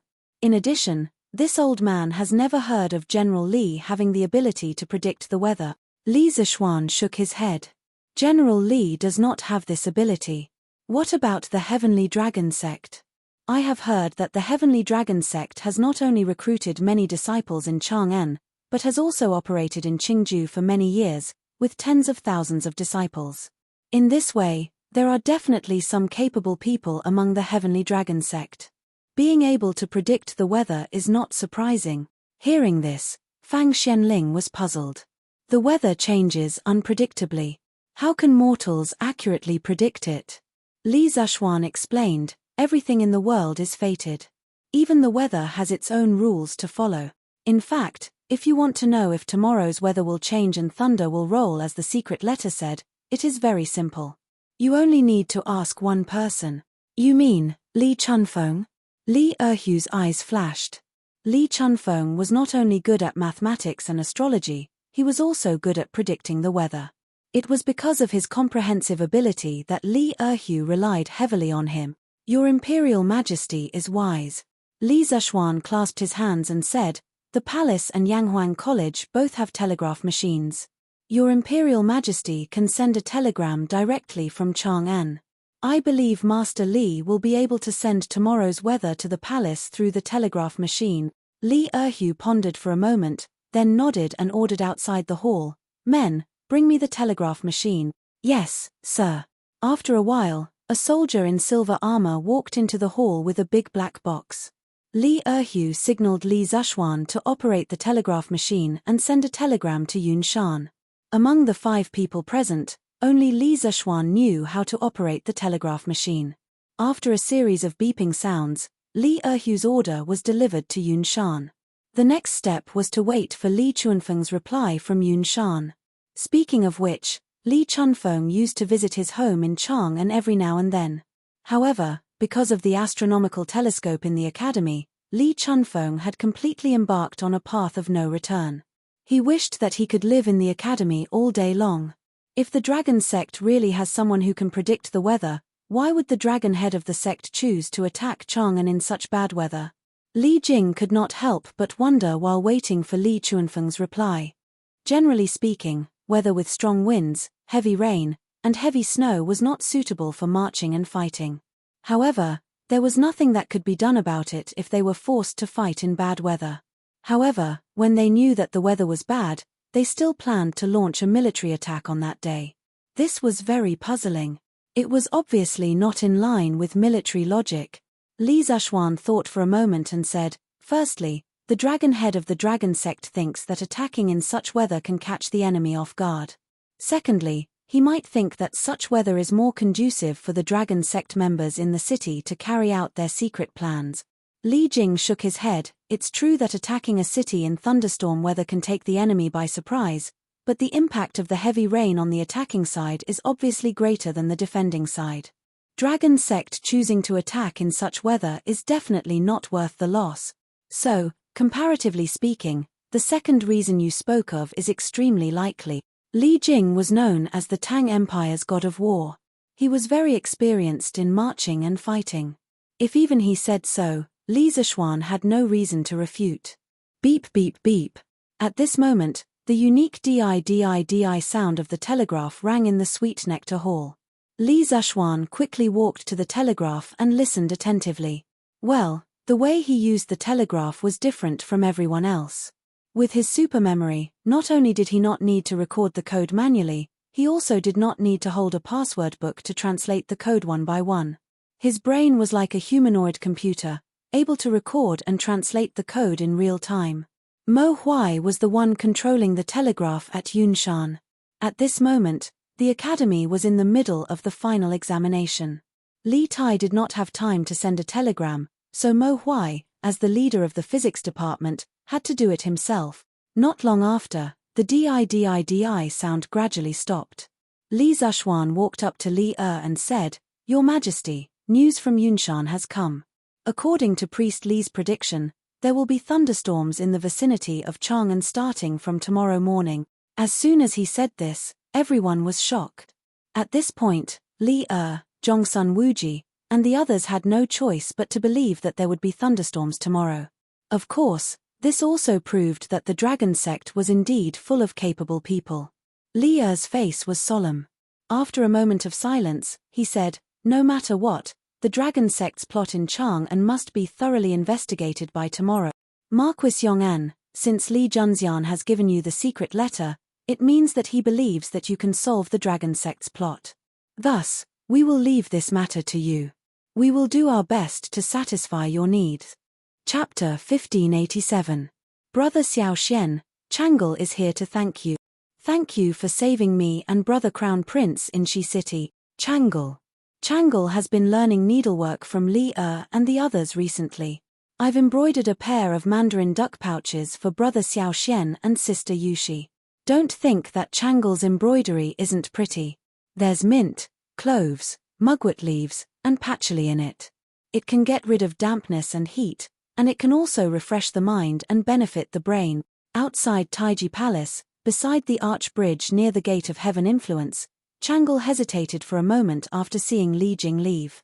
Then, she took out 2 white pouches embroidered with patterns from her waist and handed them to Li Zishuan.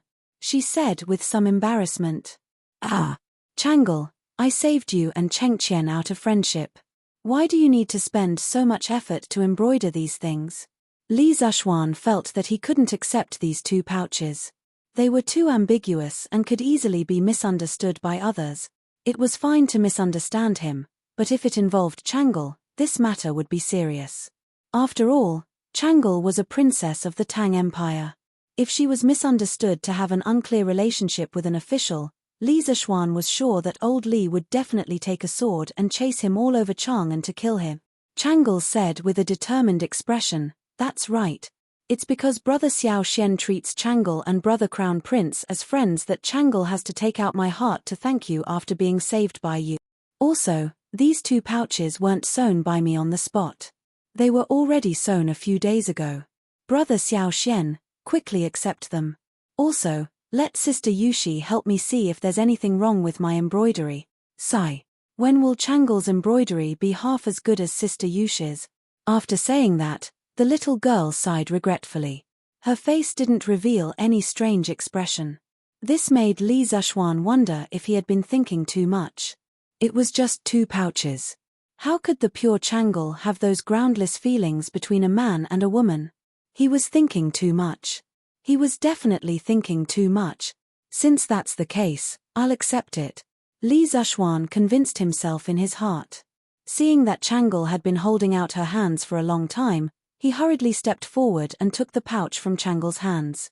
He put it in front of his eyes and glanced at it.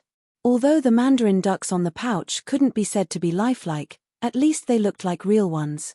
This was quite difficult for an 8 or 9-year-old girl. Therefore, he couldn't help but say, "Haha, Chang'e, you are still young. You don't have to compete with others. When you grow up, no one can compare with your embroidery skills." When Chang'e heard that, he immediately lit up with joy and said, "Really? Brother Xiaoxian, could it be that Chang'el's embroidery is ugly, so you deliberately said nice things to comfort Chang'el? Li Zishuan said with a straight face, how is that possible? Chang'el, it's rare for you to have such excellent embroidery at such a young age. At your age, Yushi is probably not as good as you in embroidery. But then again, Chang'el, you are the princess of the Tang Empire and the pearl in His Majesty's palm. You don't have to study embroidery too deeply. Chang'el was happy at first, but then she couldn't help but secretly say in her heart, the princess of the Tang Empire is also a woman. She also has to take care of her husband and children. She only dared to say these words in her heart. In reality, even if she had twice the courage, she wouldn't dare to say it to Li Zishuan face to face. All right, I've accepted the gift. I have to go do my work. Just now, His Majesty gave me a task. If I don't do it well, your brother Xiaoxian will be punished. Looking at the position of the sun in the sky, Li Zishuan estimated that it was almost noon. He hurriedly put away the 2 pouches and said. Chang'el's eyes flashed with reluctance, then she nodded and said, yes. Then Brother Xiaoxian, you go do your work. Well, how about I send Brother Xiaoxian out of the palace? Li Zishuan waved his hand and said, no need, no need. It's not the first time I've come to the palace. I'm very familiar with it. I won't get lost. Chang'el, go back quickly. What a joke. If the beloved daughter of Li was to be his guide, how bad would it be if it reached old Li's ears? Chang'el pouted slightly and said with some reluctance, Brother Xiaoxian, let Chang'el send you off again. If it weren't for you today, at least one of us would have died. If I don't do something for you, Chang'el won't be at peace. Seeing Chang'el's pleading face, Li Zishuan couldn't bear to say, all right. Then Brother Xiaoxian will have the honor of letting Chang'el be your tour guide today and tour the palace. Brother Xiaoxian, what's a tour guide? Tour guide. The so-called tour guide is someone who guides tourists to enjoy the beautiful scenery. Oh, okay. Then Chang'el will be Brother Xiaoxuan's tour guide today. Brother Xiaoxian, look, when we leave the Gate of Heaven Influence, on the left are the Menxia Outer Province, the Zhenjiang Province, and the Zuqianiu Guard. On the right are the Zhongshu Outer Province, the Square Building, and the Zuqianiu Guard. The imperial city in the middle of Chang'an, which was most of the southwest area within the walls of the Ming dynasty, with the Gate of Heaven Influence as the boundary, could be divided into the inner imperial city and the outer imperial city. The inner imperial city was where Li worked and lived. In layman's terms, the inner imperial city was what people often referred to as the palace. The outer imperial city housed the core administrative organization of the Li Tang dynasty. It included the 9 temples, which had evolved from the 3 ministers and 9 ministers during the Northern Qi dynasty, Grand Secretary, Guanglu Zun, Wei, Grand Servant, Minister of Justice, Da Honglu, Zhong Zheng, Minister of Agriculture, and Minister of Finance. There were also the 3 provinces, Zhongshu Inner Province, Menxia Inner Province, and Shangshu Inner Province. There were also the 6 ministries, Ministry of Appointments, Ministry of Revenue, Ministry of Appointments, Ministry of War, Ministry of Justice, and Ministry of Works. In addition to these, there were also the offices of the 12 guards of the capital. Of course, these 12 guards would slowly develop into the 16 guard. Speaking of which, if Chang'el hadn't introduced all the offices here today, Li Zishuan wouldn't have been able to recognize many of them. The main reason was that this fellow rarely interacted with the various departments of the imperial court, so naturally, he wasn't familiar with the specific locations of these offices. Chem? Isn't this the Imperial Ancestral Temple? What are they moving inside? If one went right from the Gate of Heaven Influence and then went south, they would be able to leave the Imperial City through the Gate of Peace. At this time, Li Zishuan happened to see a group of eunuchs carrying sacks of something into the Imperial Ancestral Temple. He couldn't help but ask, Brother Xiaoxian, you don't know. Previously, Imperial Father ordered the 6 ministries of the Imperial Court to prepare to attack the Turks. Imperial Father plans to offer sacrifices to the Imperial Ancestral Temple the day before the army departs, praying for the ancestors to bless the army's triumphant return. The eunuchs in the palace will buy incense and sacrificial offerings in advance to prepare for later need. Changle looked in the direction of the voice. A moment later, she turned to Li Zuxuan and replied. Chapter 1588. How are the preparations on Venerable Du Yi's side? In a secret chamber on Snake Spirit Mountain, the dragon head of the dragon sect stood with his hands behind his back. He was still wearing his iron mask. Reporting to Dragon Head, the Venerable sent a message through a pigeon saying that the deployment in Chang'an City has been completed. Once the auspicious hour arrives tomorrow, the Venerable will give Li Shimin a big surprise. At that time, our sect members in Chang'an City will lead the rioting Chang'an citizens to attack together. Chang'an City will fall in the blink of an eye. Standing behind the dragon head was Zhongliang, the finger judge of the Heavenly Dragon sect. Hearing the iron-masked man's question, Zhongliang hurriedly cupped his hands respectfully. Good. The iron-masked man laughed, then turned to look at Zhongliang and asked, how are the preparations on General Luo's side? Zhongliang bowed slightly and replied, Dragon Chief, General Luo has already transferred 30,000 people who are loyal to the Dragon sect into the Heavenly Dragon army. When we attack the city tomorrow, these 30,000 people will be the vanguard while the 20,000 main force of the Dragon sect will support them from the side. Once the city gates of Chang'an City are opened from the inside, the 20,000 elites will immediately charge into the city and lead the followers into the Imperial City. Good. Good. Good. The iron-masked man cheered loudly. It was obvious that he was extremely excited at this moment. He then smiled and said, now everything is ready except for the east wind.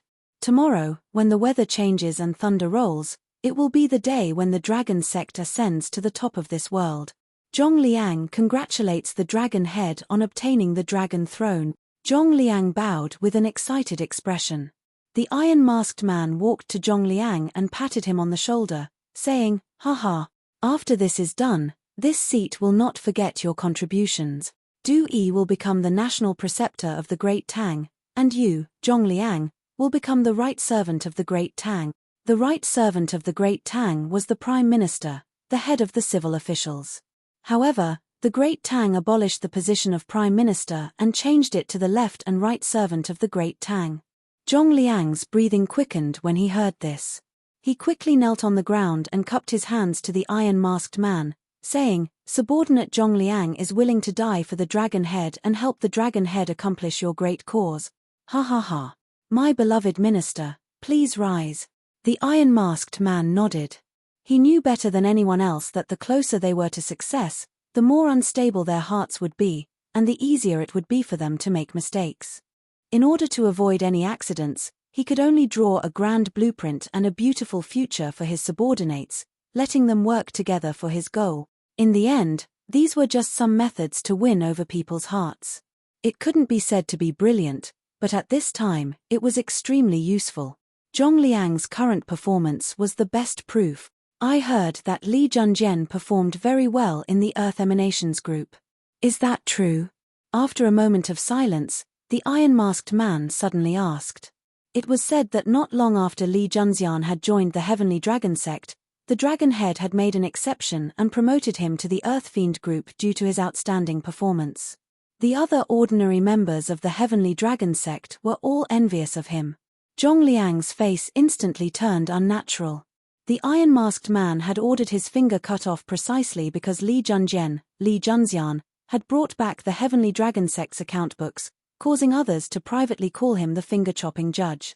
Thus, Zhongliang had always harbored a grudge against Li Junjian, but the iron-masked man clearly admired Li Junjian. How could Zhongliang, with his normal emotional intelligence, choose to speak ill of Li Junjian at a time like this? Fortunately, he was bent over and had his head lowered. The iron-masked man looked down from above and couldn't see his expression. Otherwise, the iron-masked man would have been able to see through his thoughts. Replying to the dragon head, your subordinate has also heard that Li Junjian has been diligent in his training in the Earth Fiend group and has never been lazy. He has always been one of the best in all the examinations, and even General Luo has praised him. He truly is a good seedling. Your subordinate truly admires the dragon head's discerning eye for talent. Zhongliang raised his head, the unnatural expression on his face gone, replaced by sincerity and admiration. Ha ha. Good. The dragon sect should have more brave and fearless youths like Li Junjian.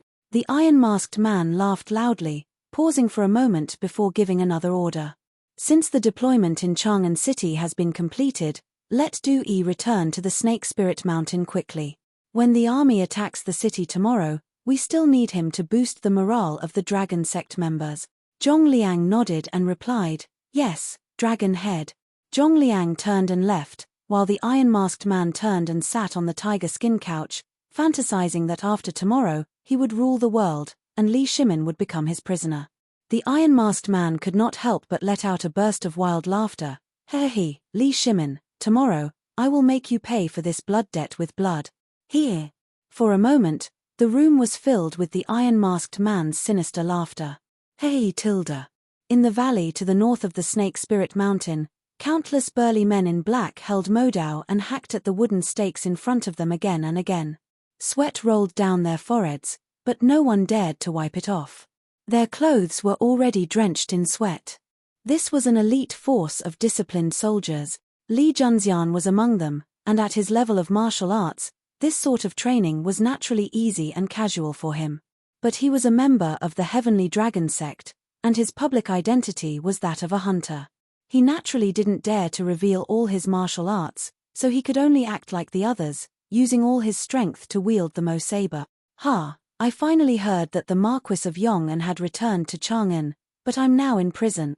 I wonder if that little girl delivered my letter to the Marquis of Yong'an, and I wonder if the Marquis of Yong'an will be able to investigate the dragon sect scheme in Chang'an. Li Junxian thought to himself as he continued to wield the modao and pretend that it was very strenuous for him.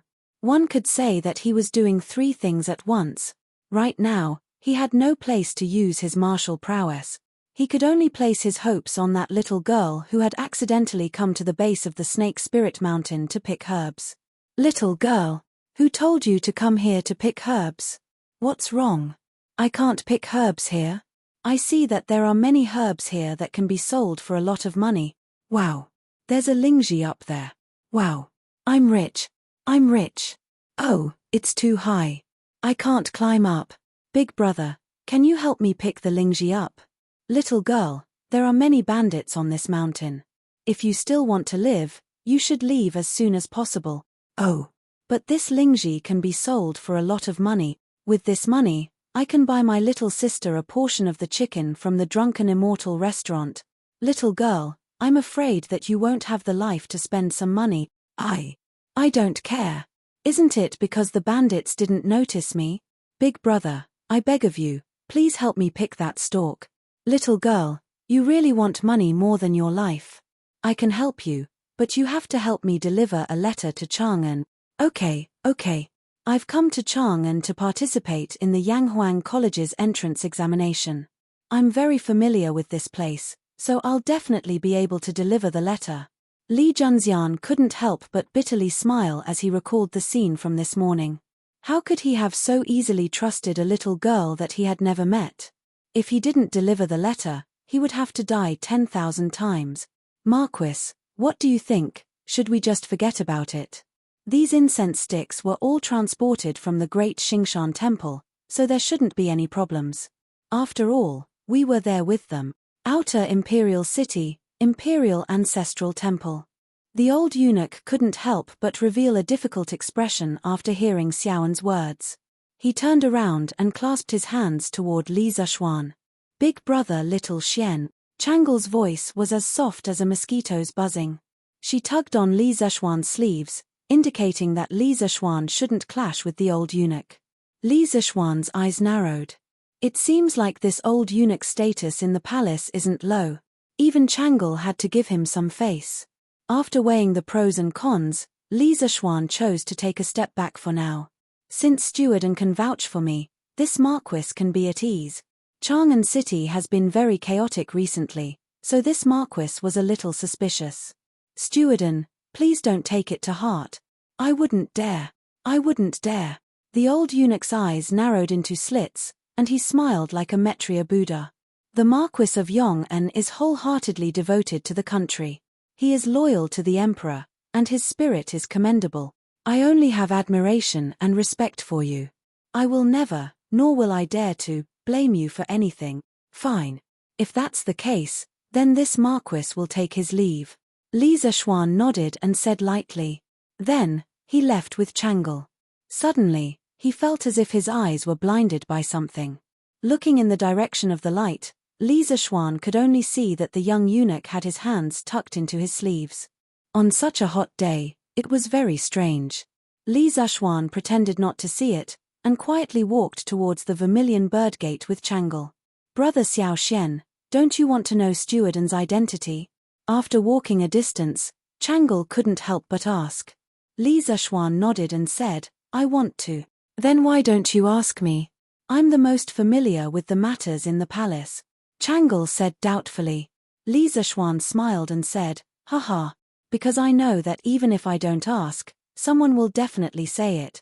Brother Xiao Xian, you. Changle was speechless, but after hesitating for a moment, she still said, Stewardon's name is Dezhong. He's an old man who previously served by Imperial Grandfather's side. He has a very good relationship with eldest uncle. After Imperial Father ascended the throne, Stewardon was arranged to the Imperial Ancestral Temple to guard the memorial tablets of Emperor Taizu and Emperor Shizu.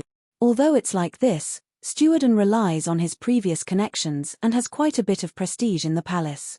Moreover, due to Imperial Grandfather's relationship, Imperial Father also can't be too harsh on Stewardon. Therefore, Changle didn't want Brother Xiao Xian to have a conflict with Stewardon. After Li Yuan ascended the throne, his father Li Gui was posthumously awarded the title of Emperor Yuan, and the temple was named Shizu. His grandfather Li who was posthumously awarded the title of Emperor Jing, and the temple was named Emperor Taizu. Both memorial tablets were enshrined in the Imperial Ancestral Temple to receive the incense of future generations. So this is Li Yuan's steward eunuch, no wonder he's so arrogant. Li Zishuan heard this and suddenly understood. He muttered in his heart, and then looked at Changle and said gently, I understand. Thank you Changle for the reminder. Changle smiled sweetly and said, Brother Xiao Xian, you're welcome. Li Zishuan smiled and said, haha, alright. We're already at Vermilion Bird Gate. Changle, as a tour guide, you should return to the palace.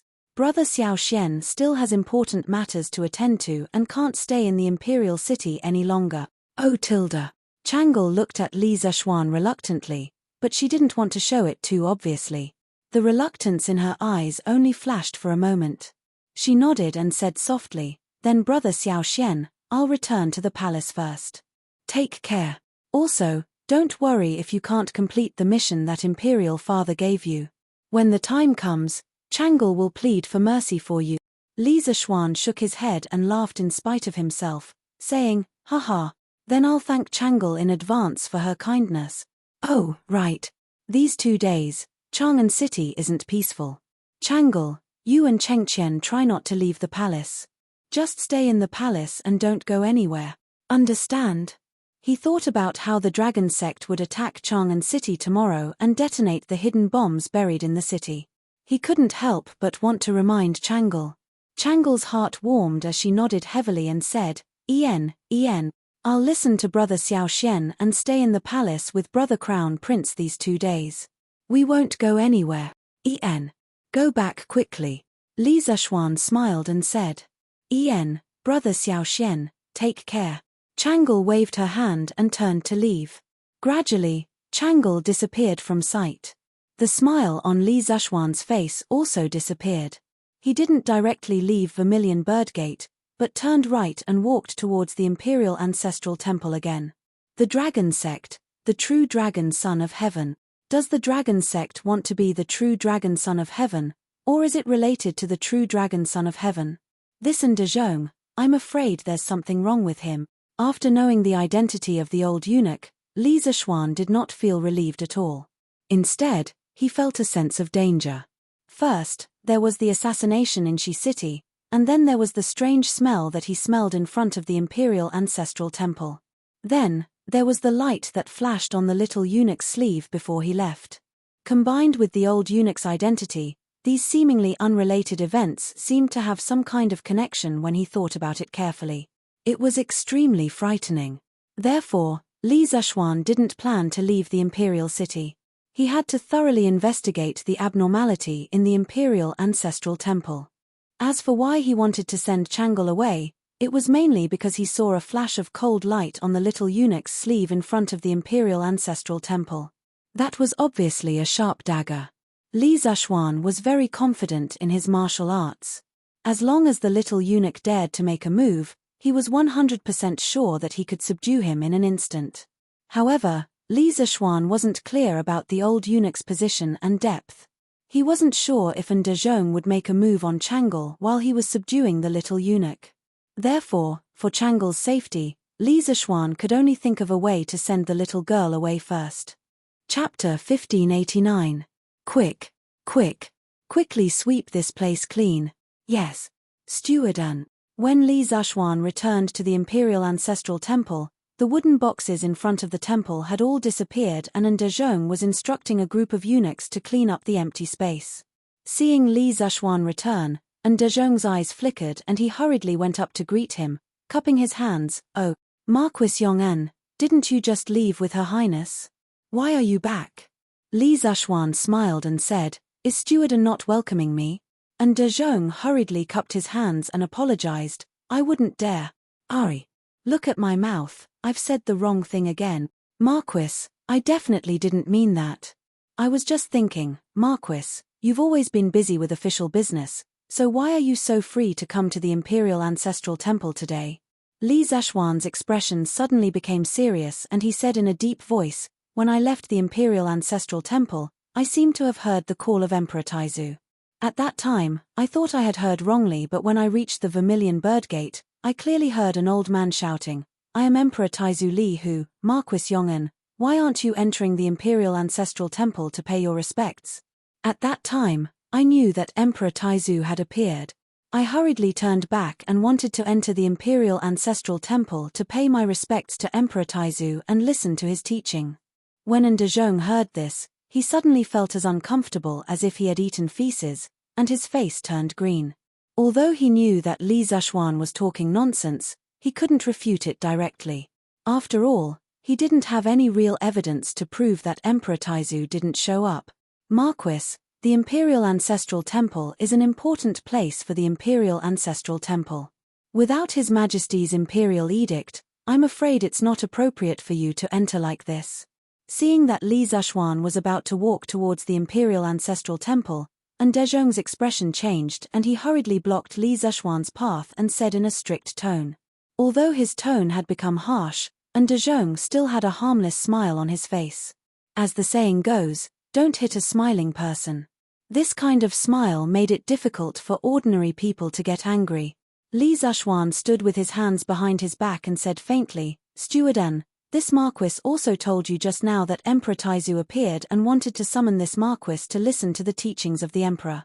If you don't let this Marquis in, Emperor Taizu will blame me and will appear in your dreams at night." And Dezhong couldn't help but shudder as he felt a chill in his heart. But after hesitating for a moment, he still shook his head and said, "Marquis, even so, I can't let you in. Unless there is an imperial edict from His Majesty, no one is allowed to enter the Imperial Ancestral Temple." After saying that, An Dezhong bowed slightly, but his body stood still in front of Li Zishuan.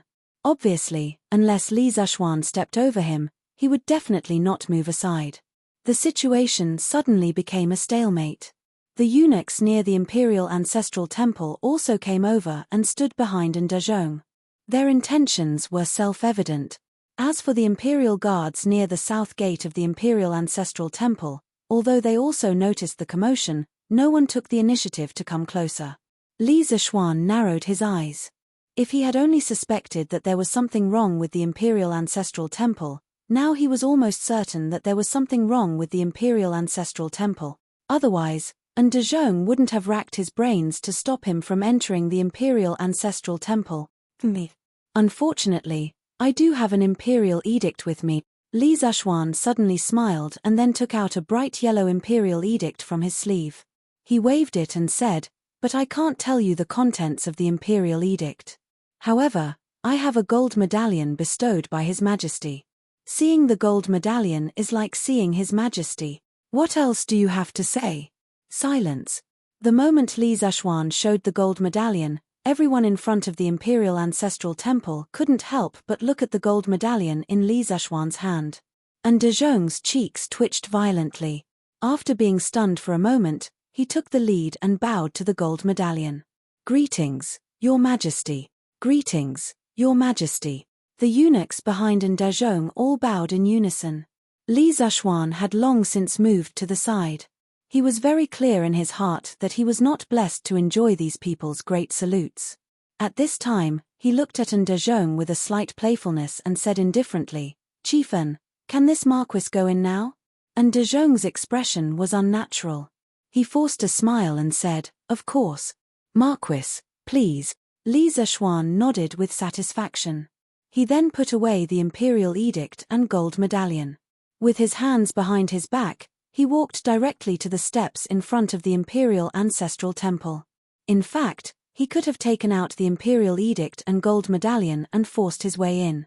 However, if he did that, he wouldn't have the chance to test De Zhong's reaction and attitude. And De Zhong, who was following behind, secretly gave a look to the eunuch beside him. The eunuch nodded and quickly followed Li Zexuan. The imperial ancestral temple was very big.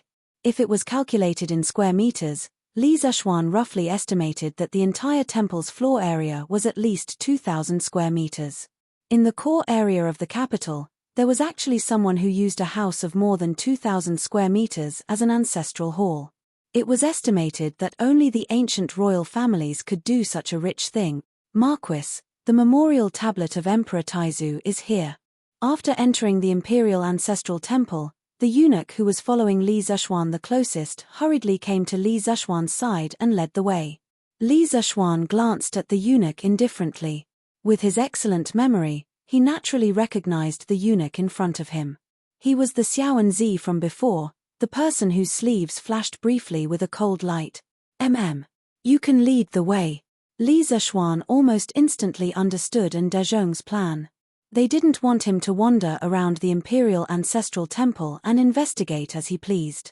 They wanted him to quickly finish paying respects to Emperor Taizu and leave as soon as possible. Li Zexuan inwardly sneered. "Since this young master is here, I won't leave until I find out what's going on." Although it was already noon and time for lunch, Li Zexuan didn't feel the slightest bit hungry. When Li Ye had given him this case, he had been worried sick. Although Li Junxian had said in the letter that the Dragon King sect was plotting something in Chang'an, he hadn't specified what sort of plot it was or where it was deployed. This was an unsolved case. Li Zexuan had been forced to accept this task in the face of danger. In truth, he had been very nervous because he wasn't confident that he could uncover the Dragon King sect's plot. Now that he had stumbled upon a clue, how could he easily give it up? He wanted to follow the vine to the melon and uncover the big boss behind the scenes. "Marquis, this is Emperor Taizu's memorial tablet." After passing through two side halls, Li Zexuan finally arrived at the ancestral hall where Li Hu was enshrined. As Emperor Taizu of the Great Tang, although he hadn't sat on the throne for a single day, Li Hu naturally enjoyed the treatment of a single room. His portrait was hung on the wall in the center of the ancestral hall, and in front of the portrait was a memorial tablet, candlesticks, and incense burner. Li Zexuan nodded and said, "This Marquis wants to listen to Emperor Taizu's teachings. All of you are dismissed." The eunuch turned to De Zhong. After some thought, De Zhong bowed and said, "Since that's the case, this one will take his leave." After saying that, he turned around and left with the few eunuchs beside him.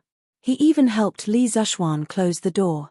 Li Zexuan first pretended to burn 3 sticks of incense, then went forward to pay his respects to Li Hu's memorial tablet. Then, he directly sat cross-legged on a praying mat. With a ding sound, it seemed that something had fallen to the ground. Li Zexuan hurriedly looked down and saw a burnt bamboo stick lying beside the praying mat. This was the bamboo stick given to him by the little girl who delivered Li Junxian's secret message on the way to the palace. It was said that the mad bull in the Western market had this bamboo stick filled with sulfur tied to its tail. Picking up the bamboo stick from the ground, Li Zexuan unexpectedly put the stick to his nose and sniffed it. The pungent smell of sulfur immediately assaulted his nostrils. Li Zexuan frowned. His eyes darkened as he muttered to himself, "Similar too similar.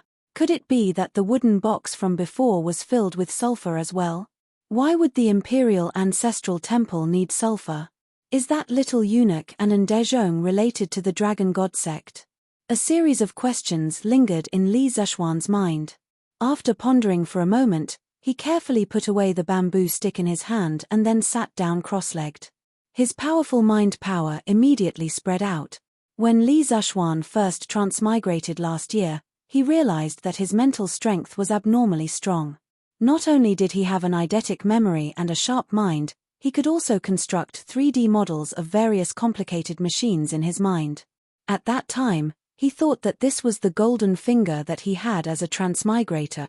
However, after several breakthroughs in his martial arts realm, Li Zishuan realized that his mental strength was extremely strong, and it had something to do with the Supreme Mystery Sutra.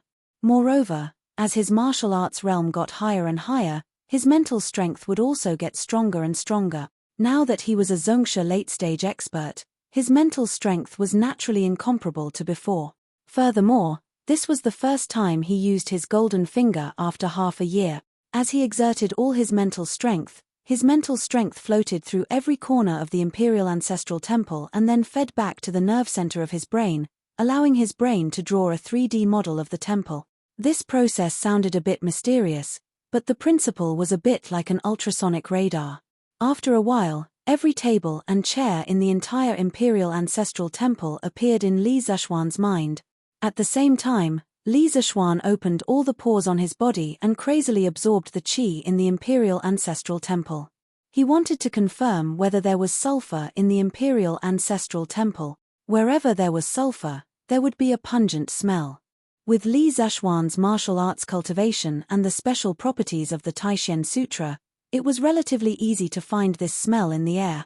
It was reasonable to say that with Li Er's imperial edict, Li Zishuan could directly search by force. However, the Imperial Ancestral Temple was, after all, a very sacred and solemn place of the Li family's ancestral temple. If he was not 100% sure, Li Zishuan would not dare to go too far here. Firstly, it would make Li Er look bad. Secondly, if he found nothing in the end, he would definitely be impeached and punished.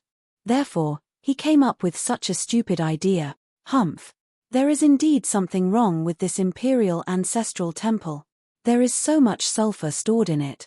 After a long time, Li Zishuan suddenly opened his eyes. A cold light flashed in his eyes as he murmured in a low voice, "Northwest. The first room." After saying that, he stood up from the futon and directly turned to leave the room.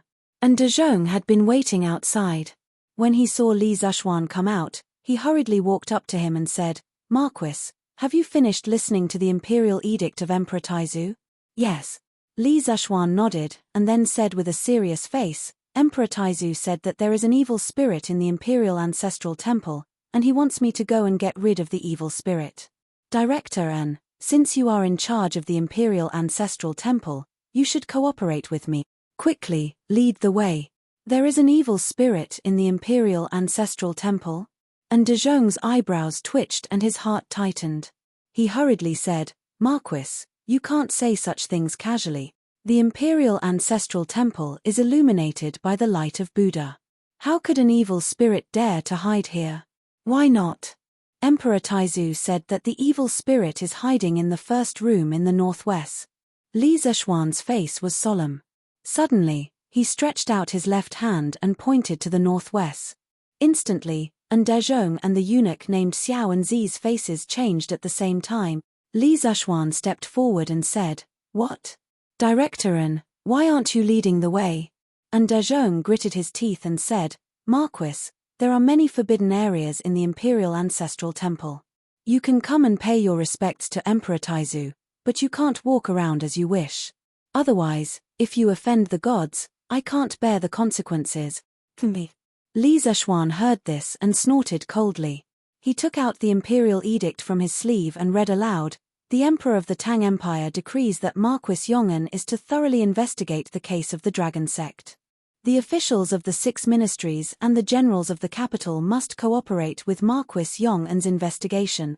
Marquis Yong'an can come and go from any corner of Chang'an City. No one can stop him.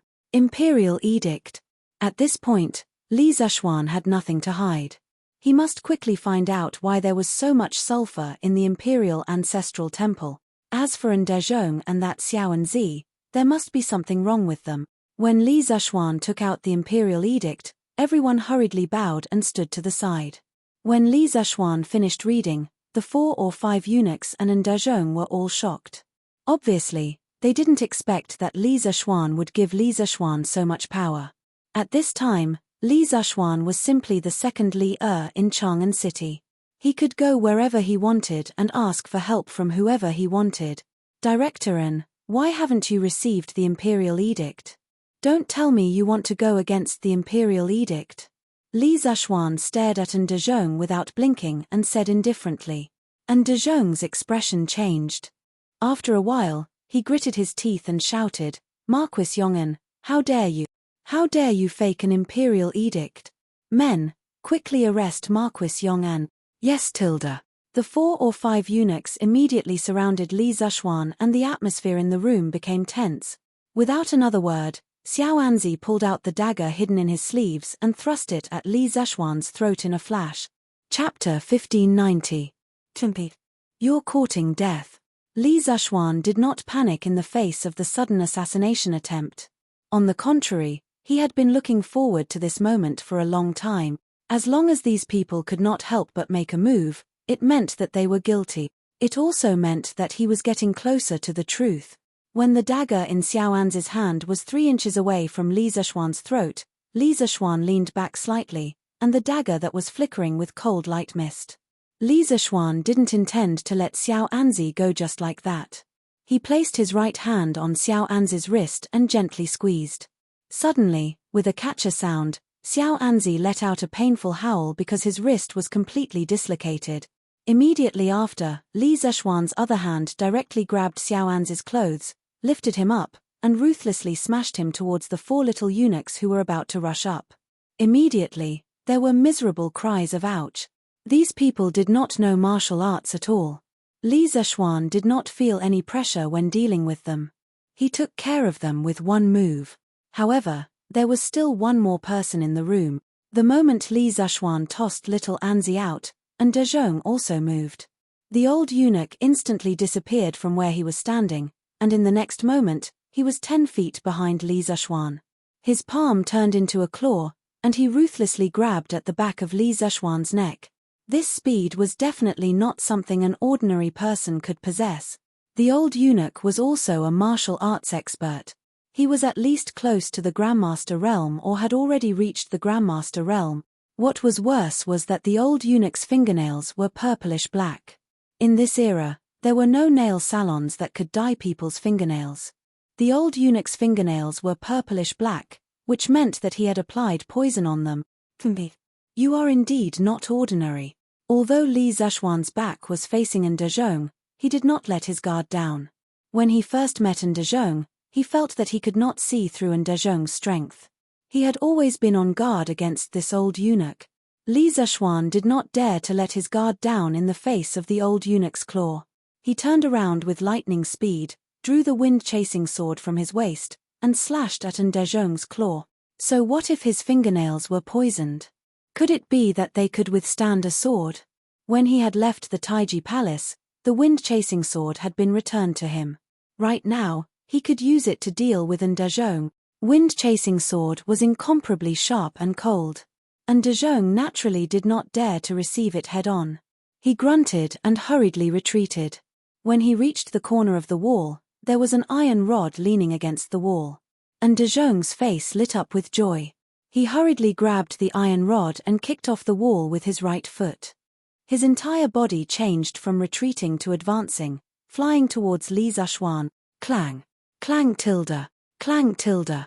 The metal rod collided fiercely with the wind-chasing sword in the air, producing a series of clanging sounds. However, the wind-chasing sword was so sharp that even though the metal rod was solid, it was still an ordinary metal. After a while, the metal rod was cut into the shape of a hedgehog by the wind-chasing sword. Since they were in the house, Li Zishuan could not use his swordsmanship. If he used all his swordsmanship, it was very likely that he would destroy the entire house. Even if he found out that Ndejong was hiding behind the scenes, Li would not let him off easily. After all, this was the imperial ancestral temple. Therefore, Li Zishuan could only rely on brute force and the most primitive sword moves to deal with Ndejong's swordsmanship. Even so, it was enough. Me. I didn't expect that there would be a master in the imperial ancestral temple. Chieftain, you must be hiding here for something big, right? Li Zishuan blasted Ndejong away with his sword, and then a wisp of a cold smile appeared on the corners of his mouth as he spoke indifferently. The Ndejong in front of him was only at the beginner stage of Grandmaster. Moreover, due to the fact that his body was damaged, his personal strength was weaker than an ordinary master. After Ndejong steadied himself, he took 2 deep breaths. Then, with a face full of resentment, he said, Li Zishuan, don't be conceited and arrogant just because you are strong in martial arts and are favored by the emperor. There will be a day when you, your parents, and your wife will be beheaded because of your meddling in other people's business today. You will regret it. Here. You. Die. Li Zishuan's face turned cold. His eyes were filled with murderous intent and coldness. He could allow others to harm him, but he could not tolerate others threatening his family. After saying that, Li Zishuan held the wind-chasing sword in his hand and stabbed it into Ndejong's chest. Here. Come on. Kill me. If you kill me, your whole family will be buried with me. Ha ha ha. Seeing Li Zishuan coming at him with sword in hand, Ndejong seemed to have gone mad. He threw his head back and laughed loudly. He actually stood straight on the spot without dodging, planning to use his flesh and blood to receive Li Zishuan's sword strike. The reason for this was mainly because after the battle just now, Ndejong already knew Li Zishuan's current strength and martial arts realm. He was fully aware that he could not defeat Li Zishuan no matter what. Instead of being captured and interrogated, it would be more straightforward to die under Li Zishuan's sword. Perhaps to him, this was the most perfect ending. Seeing that Ndejong did not dodge, it was obvious that he was ready to die. Li Zishuan's wind-chasing sword in his hand moved slightly to the left before it touched Ndejong. With a kai sound, the long sword pierced through Ndejong's shoulder. Why? Why don't you kill me? Ndejong shouted. His voice was filled with disbelief and anger. Li Zishuan sneered, you want to die so easily? Wouldn't that be too easy for you? After saying that, he took 2 steps forward and sealed the artery on Ndejong's arm to prevent him from bleeding to death. Then, without waiting for Ndejong to react, he broke his other arm. After doing all this, Li Zishuan looked at the 5 young eunuchs in the room and the old eunuch, Ndejong. Then, he clapped his hands, indicating that he was done. Li Zishuan thought for a moment. With so many eunuchs, he wouldn't be able to escort them all by himself. Li Zishuan strode out of the Imperial Ancestral Temple in a flash and shouted in the direction of the southern gate, someone come quickly. There's an assassin in the Imperial Ancestral Temple. Whoosh. When the guards outside and men's gate heard this, they immediately moved and ran towards Li Zishuan's location. Li Zishuan nodded in satisfaction. Then, he turned around and returned to the small room. Quick. Feed me the medicine first. Just as he reached the door, Li Zishuan heard Ndejong's urgent shouts from inside the room. He suddenly thought of something and hurriedly lifted his feet to step into the room. He saw that the 3 eunuchs were already foaming at the mouth and collapsed on the ground. Poison. This was obviously the symptom of poison. Another young eunuch was holding a small porcelain bottle. He took out a small black pill from the bottle and fed it to Ndejong. Stop. Chapter 1591. The wood was lying on the body of the ancient building, suffering from the torture of nature as it became mottled day by day. Thunder and lightning were the most unwilling to be lonely. They would jump from the clouds and bite the body of the wood again and again. Therefore, the ancient craftsmen used their wisdom to launch a game in exchange for the survival of the residents under the thunder and fire. On the bank of the vast Dongting Lake, there stood a 39-meter-high octagonal 7-story brick tower. It looked particularly tall and straight. The brick tower was octagonal and pointed at the top. In the middle, there was a dark iron pestle pointing to the sky. The decorations around were structured according to the structure, showing the appearance of an octagonal sandwich. A few iron chains connected to the top and fixed the structure climbed along the ridge to the wing corners, winding down and finally converting to the earth in a crawling posture.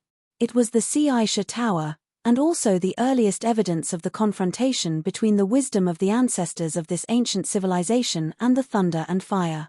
It was the combination of the iron pestle and the iron chains that enabled the ancient tower to escape from the thunder and fire countless times. The lightning rod was not a product of modern society. As early as more than 1,000 years ago, it appeared in the Central Plains. In the roasted scorch, there was such a record. In the Han Dynasty, by Liang Hall was in a fire. A wizard suggested that a fishtail-shaped copper tile should be placed on the roof to prevent the fire caused by thunder and lightning. The fishtail-shaped tile on the roof was actually used as a lightning rod. It could be regarded as the prototype of the lightning rod. In ancient times, when the gods embraced each other, simple technology could only take root and sprout in the doubts of the ancestors by turning around the mountains around religion. Therefore, the ancestors' avoidance of thunder and lightning followed the civilization of that era and were herded in the river valley waiting for awakening. In the traditional culture of China, metaphysics was quite representative, such as the 5 elements and the 8 trigrams. In the field of the 8 trigrams, the Zhun hexagram represented thunder. After combining the positions, there were also South Li, North Khan, East Zhun, West Dui, as well as South Sparrow, North Black Tortoise, Turtle Snake, East Azure Dragon, West White Tiger.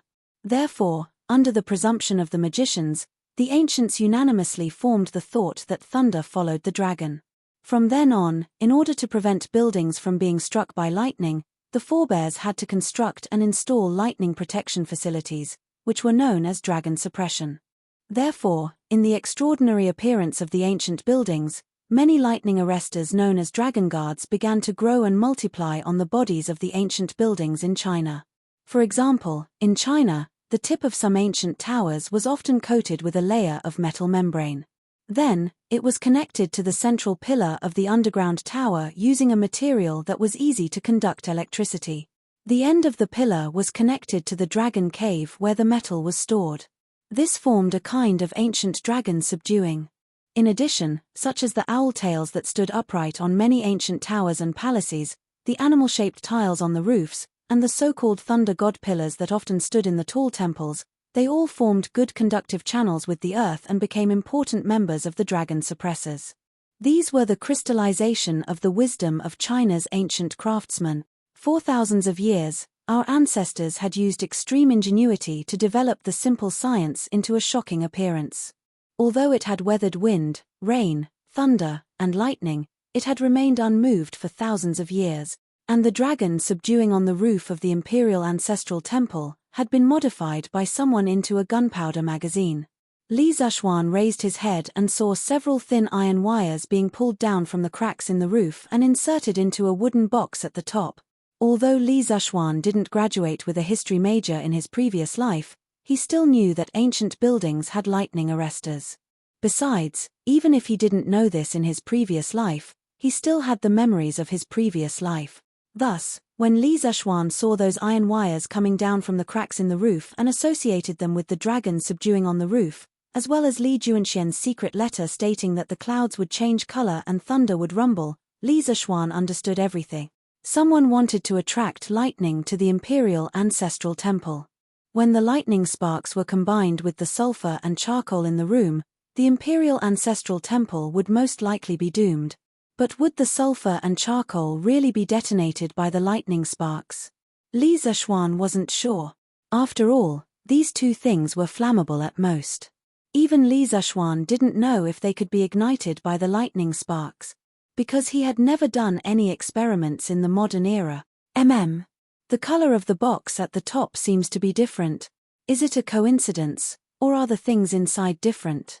At this moment, Li Zishuan noticed that the color of the wooden box at the top was slightly lighter. He couldn't help but feel a little suspicious. After pondering for a moment, Li Zishuan tapped the ground with the tip of his foot, and his whole body left the ground. He soared into the air and flew toward the box at the top. He saw that the top of the box had been punched with 5 small holes, which were just enough for 5 iron wires to pass through. Li Zishuan pulled out the metal wire from the wooden chest. Then, he carried the wooden chest and returned to the surface. Just as he was about to open the wooden chest to investigate, he heard a series of hurried footsteps coming from outside the Imperial Ancestral Temple. His heart skipped a beat, and he turned around to greet them. Just as he reached the main hall of the Imperial Ancestral Temple, he saw Li Zishuan striding in. Li Zishuan hurriedly clasped his hands and bowed. "Paying respects to your majesty." Li Zishuan's face was dark as he said in an unfriendly tone, "Meet. Marquis Yong'an, how dare you cause trouble in the Imperial Ancestral Temple?" Li Zishuan clasped his hands and said seriously, "Your Majesty, this subject did not cause trouble. This subject came to the Imperial Ancestral Temple to investigate a case." Investigate a case? Li Zishuan's heart sank when he heard this. Things had indeed reached the worst-case scenario that he had predicted. The dragon sect's influence had already infiltrated the palace. Thinking of this, he asked with an ugly expression, "Then what did you find out?" Li Zishuan was about to speak when he suddenly paused. After a moment of hesitation, he said, "Your Majesty, please dismiss your attendants and follow this subject to a place." Since someone like An Dezhong could be used by the dragon sect, Li Zishuan was not sure if there were any spies among Li Zishuan's attendants. Therefore, for safety's sake, he suggested that Li Zishuan dismiss his attendants and follow him to the special room in the northwest. Li Zishuan clearly understood this and did not hesitate. He turned his head and ordered, "All of you wait outside. Today, without my orders, no one is allowed to take half a step into the Imperial Ancestral Temple." Understood.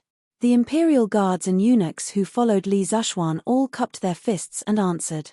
Li nodded, then turned to look at Li Zishuan and said indifferently, "Lead the way."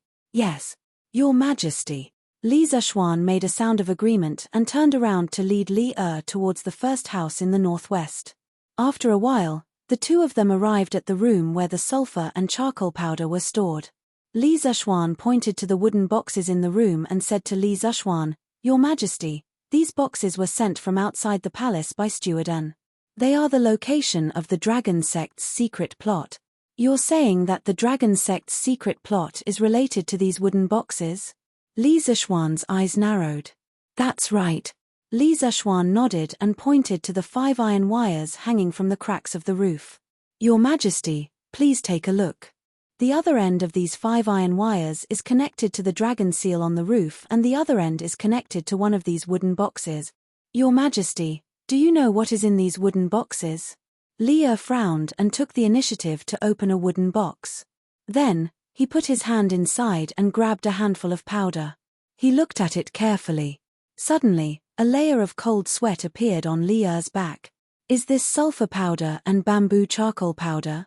Because of Li Zishuan, Li Zishuan was one of the few people in the world who knew the formula of HY. When he saw the sulfur powder and bamboo charcoal powder, old Li had the urge to run away. He had seen the power of gunpowder and he did not think that his body could withstand the power of gunpowder. Chapter 1592. Tomorrow morning, the Heavenly Dragon rebels will attack the city. If we check the army before the battle, it will shake the morale of the army. In the Imperial Ancestral Temple, Li was silent for a while before he faintly sighed and said. Li Zishuan was silent. Although he was worried that some of the soldiers would defect to the Dragon Sect, he had to admit that Li's words made sense. Checking the army at this time would indeed shake the morale of the army. It was simply giving the Dragon Sect a chance. After a moment of silence, Li's eyes narrowed as he continued, "The Dragon Sect used the Jasper Lake holy water to lure people into their sect. Those people who were deceived didn't work all day and even spent all their wealth just to join the Dragon Sect and obtain the Jasper Lake holy water. The Dragon Sect used demonic arts and holy water to confuse the common people. This emperor does not believe that this emperor's army will defect to the Dragon Sect and betray this emperor. Most of the generals of the 12 capital guards have fought with this emperor in the past. This emperor believes in them. As long as these generals do not defect, Chang'an City will not fall." Confidence. Even though the city would be besieged tomorrow, Li was still so confident.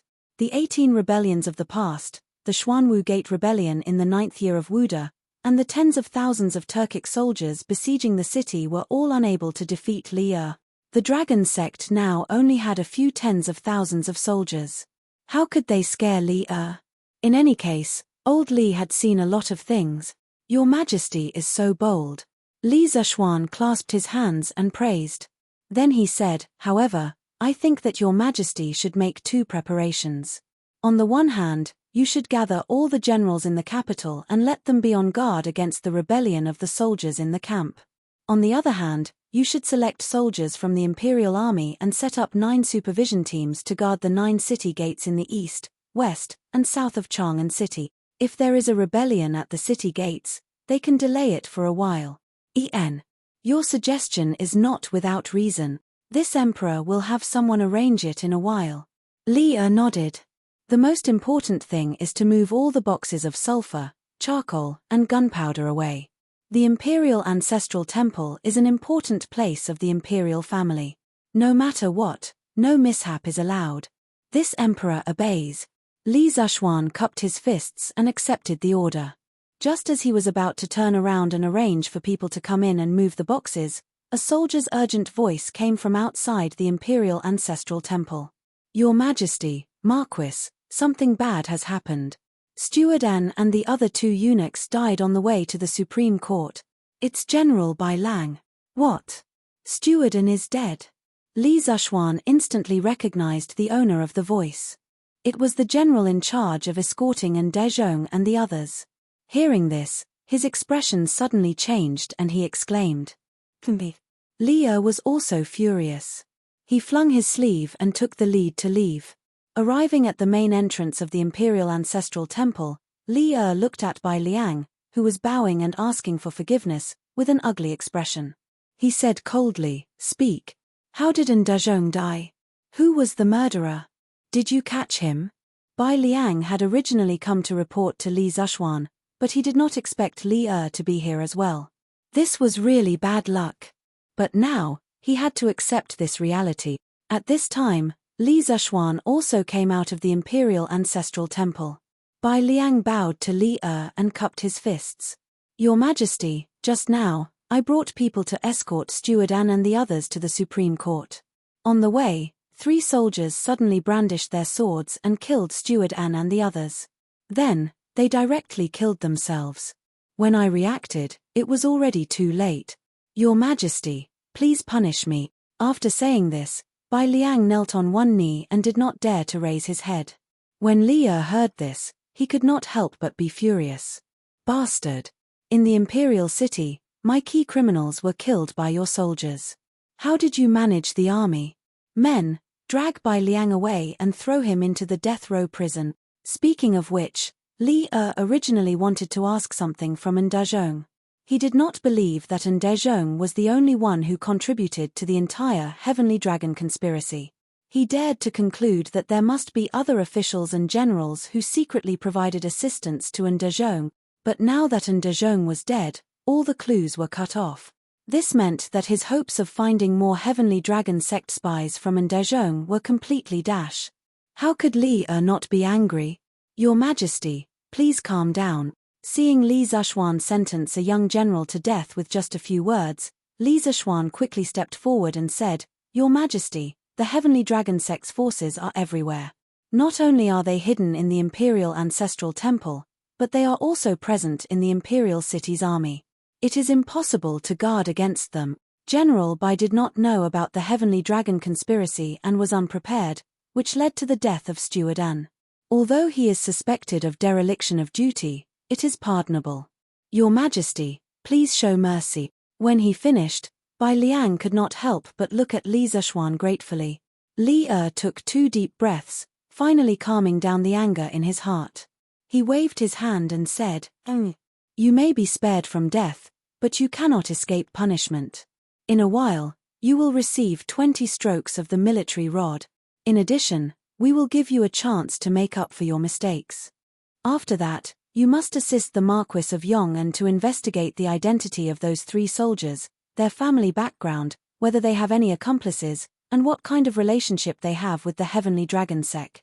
This general, Bai Liang, thanks your Majesty for your mercy. This general will do his best to assist the Marquis of Yong'an in finding out the remaining Heavenly Dragon sect members in the Imperial City. Bai Liang bowed and said excitedly. Although since ancient times, if the emperor wants the subject to die, the subject has no choice but to die. But if there was a choice, who would be willing to die? At this moment, Bai Liang felt like he had just survived a calamity. Li Er turned to Li Zhuan and said solemnly, Marquis of Yong'an, we are very pleased that you were able to find the hidden danger in the Imperial Ancestral Temple so quickly. However, no one knows if the Heavenly Dragon sect has any other schemes in Chang'an City. Thus, we order you to immediately bring people to clean up the hidden dangers of the Heavenly Dragon sect in Chang'an City. At the same time, find those who are colluding with the enemy. Remember, we want them alive. Hearing that, Li Zhuan suddenly felt a toothache. Old Li made it sound easy, but this matter was too difficult to handle. He, Li Zhuan, had never been a spy or a detective in his previous life.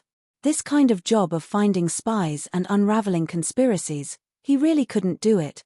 Just now, the Imperial Ancestral Temple was just his luck. This subject will do his best. Although there were many difficulties, Li Zhuan did not refuse. His face was solemn as he cupped his fists and accepted the order. Perhaps Li Er also knew that this matter was too difficult to handle. He patted Li Zhuan's shoulder and said solemnly, go ahead and do it. No matter which officials or generals are involved, capture them. We will give you the authority to act first and report later. If anyone impeaches you, we will support you. We know that other than you, no one can do this well. Don't let us down. Power in the hands. At this moment, Li Zhuan could be said to have real power in the hands of others. Chang'an's civil and military officials, as well as the generals of the 12 capital guards, he could capture whoever he wanted. In a sense, he was even more powerful than the Imperial Secret Service of the Ming dynasty. Of course, this also reflected Li Er's unreserved trust in Li Zhuan. Li Zhuan was a little touched. Thank you, Your Majesty, for your trust. I will do my best to eliminate the hidden dangers in Chang'an. Li Er nodded and suddenly said, I want to go to the West Hall of Tai Chi Palace to meet my father. Do you want to come with me? Hearing this, Li Zhuan's heart skipped a beat. After he came back to his senses, he waved his hand and said, Your Majesty is catching up with the father and son of the retired emperor. As an outsider, I won't spoil the fun. I still have to investigate the case. I will take my leave. An Dezhong used to be an old eunuch who served Li Yuan. Now that An Dezhong colluded with the Dragon sect and tried to blow up the Imperial Ancestral Temple, it was hard for Li Er not to suspect that Li Yuan had secretly instructed him to do so. Therefore, old Li was obviously going to find Li Yuan to denounce him. There would definitely be a fierce struggle. Perhaps, the father and son would turn against each other on the spot. Li Zhuan would rather be beaten to death than join in the fun. Knowing too much about the imperial family was not beneficial to him at all. Li Er looked at Li Zhuan meaningfully and said, if that's the case, then you go and investigate the case. Li Zhuan felt like he had been pardoned. He quickly said, Your Majesty. As soon as he finished speaking, he immediately fled with Bai Liang and the others. Dragon head, not good. Not good. At the peak of the Serpent Spirit Mountain, the dragon head of the dragon sect was sitting in the middle of a wooden house. His eyes were closed as he rested. Suddenly, a wave of panicked shouts came from outside the house. Not long after, Zhong Liang, the judge of the broken finger, ran in a panic. The iron-masked man suddenly opened his eyes. He then asked indifferently, Why are you so alarmed? Zhong Liang promptly bowed and said, reporting to the dragon head, the scouts at the front have sent news. The 4 city gates of Chang'an have been sealed. No one is allowed to enter or leave. I'm afraid that Venerable Du Yi will not be able to return today. Achem. What on earth happened in Chang'an? The iron-masked man suddenly stood up and walked down the steps. He arrived in front of Zhong Liang and asked. Zhong Liang hesitated for a moment before replying, We bribed one of the city gate guards. Reportedly, someone in the city attempted to kidnap the Crown Prince and Princess Changle. In a rage, Li Shimin gave the order to seal the city gates and pursue the culprit. Bastard! Muddlehead. The iron-masked man could not help but coldly snort, saying, "This is definitely Du-Yi's idea. At such a critical moment, he actually caused problems for this seat. If Li Shimin is alerted and takes precautions in advance, this seat will dismember Du-Yi into 10,000 pieces." Hearing that his competitor was unlucky, Zhongliang could not help but secretly rejoice. However, it was only for a moment. This was because he knew that his fate had long since been firmly tied to the Dragon Sect. If the Dragon Sect did not succeed this time, his fate would be extremely miserable. Dragon Head, since the 4 city gates of Chang'an have not been opened, it means that Li Shimin has not captured Venerable Du-Yi and the others. Moreover, there are still many disciples of our sect in Chang'an. They will definitely assist Venerable Du-Yi in evading the Imperial Court's pursuit. Dragon Head need not be overly worried. Zhongliang bowed slightly and said. Hearing this, the iron-masked man felt somewhat at ease. After a moment of silence, he said, "Pay close attention to the situation in Chang'an. Once there is news, immediately report back." "Yes, Dragon Head," Zhongliang responded. Finally, he hesitated for a moment before asking, "Dragon Head, will we act according to the plan tomorrow?" The iron-masked man nodded and said in a deep voice, "Of course. We have already prepared a great gift for Li Shimin in Chang'an. Tomorrow, we will occupy the right time, the right place, and the right people. If we do not grasp such a good opportunity, wouldn't it be too much of a pity? As long as Du-Yi is not captured by Li Shimin, we will act according to the plan tomorrow." This subordinate understands. Chapter 1593. Uncle Master, you're back? By the way, where's my husband? At noon, Han Yushi had already prepared the meal, but she didn't see Li Zishuan. After waiting for a long time, Han Yushi finally saw a middle-aged man in a Taoist robe on the path outside the courtyard. She quickly opened the courtyard door and went out to greet him. However, there was only Xianqing outside the courtyard door, and Li Zishuan was nowhere to be seen. "So," Han Yushi asked. Xianqing got off the horse and said lightly, "There's a big case in Chang'an City. The Crown Prince and the Princess were almost kidnapped. His Majesty ordered the 4 city gates to be sealed, and Xian was ordered to lead people to track down the assassin. I'm afraid he won't be back for a while. He was the last person to come out of Chang'an City today. The others in Chang'an City couldn't come out even if they wanted to. After all, not everyone could get Li Er's warrant like Xianqing." "What? The Crown Prince and the Princess were almost kidnapped?" Han Yushi was shocked and couldn't help but worry. Who is so bold to openly harm the Crown Prince and the Princess in Chang'an City? "Uncle Master, are the Crown Prince and the Princess okay? Also, my husband is investigating in Chang'an City. He shouldn't be in danger, right?" Seeing the sincere feelings in Han Yushi's eyes, Xianqing couldn't help but nod secretly. He was happy that Li Zishuan had found a wife who was truly in love with him. "Xian and I arrived in time, so the Crown Prince and the Princess are safe. As for Xian's safety, you don't have to worry. The assassin has alerted His Majesty, and the city defense in Chang'an City will be strengthened. Besides, Xian's martial arts are now considered to be a small success. It won't be easy for others to hurt him." Xianqing paused for a moment and said. Hearing this, Han Yushi couldn't help but breathe a sigh of relief.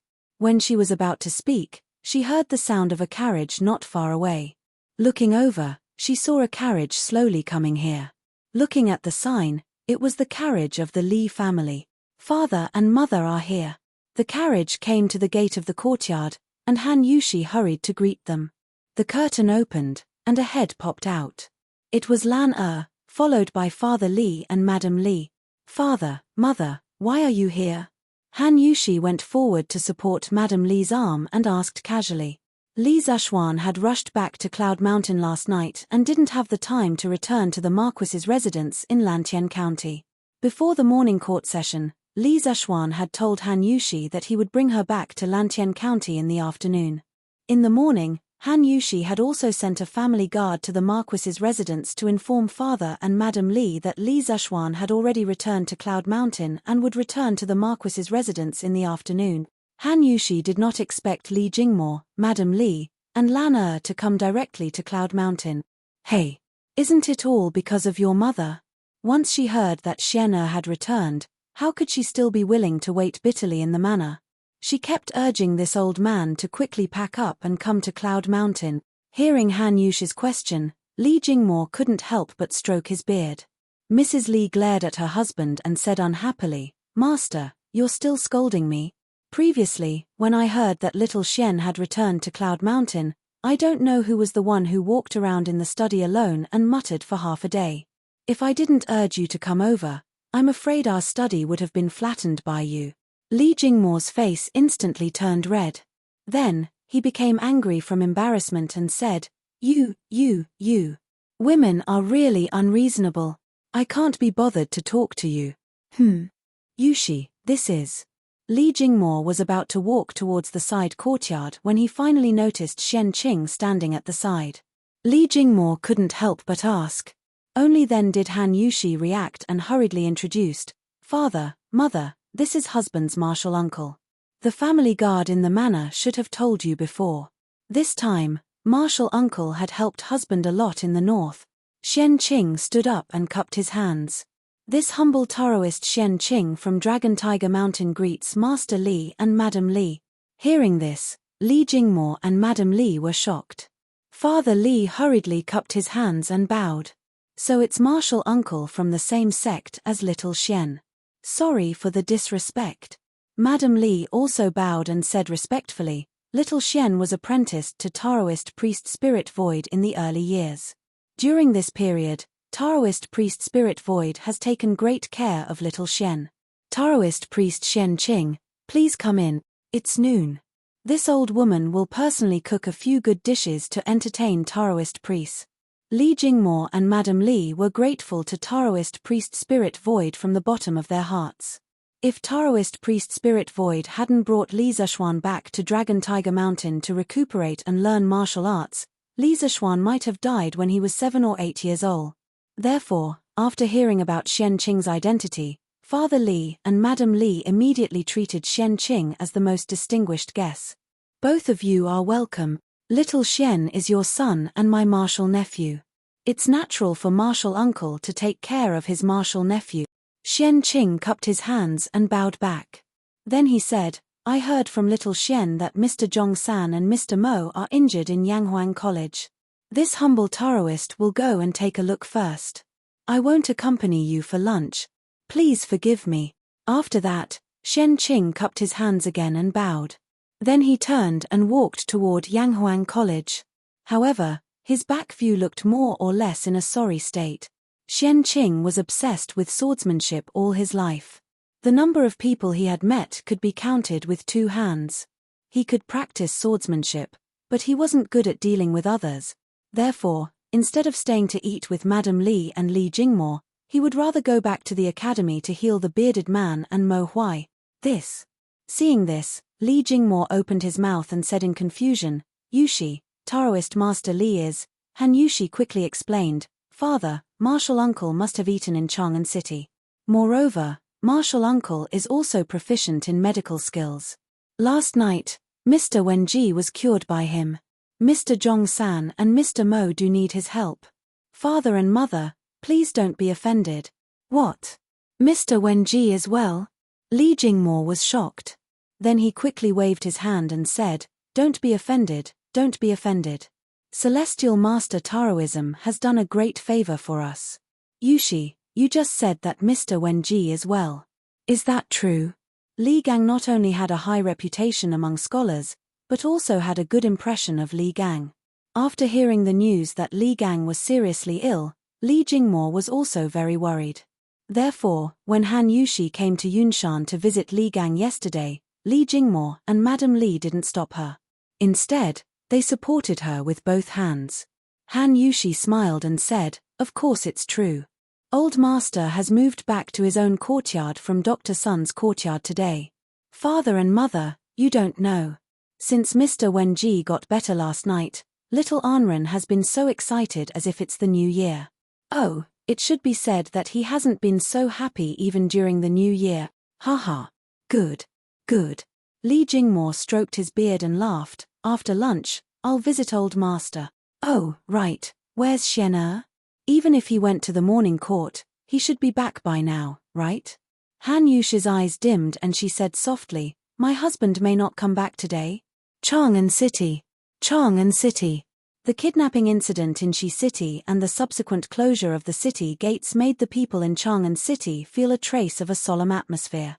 Then, the Imperial Army, Supreme Court, and the Imperial government's troops all went out to search for people of unknown origin in the streets.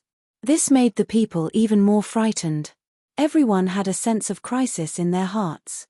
Some old people couldn't help but murmur secretly, "Is the Golden Age coming to an end? Is the world going to be in chaos again?"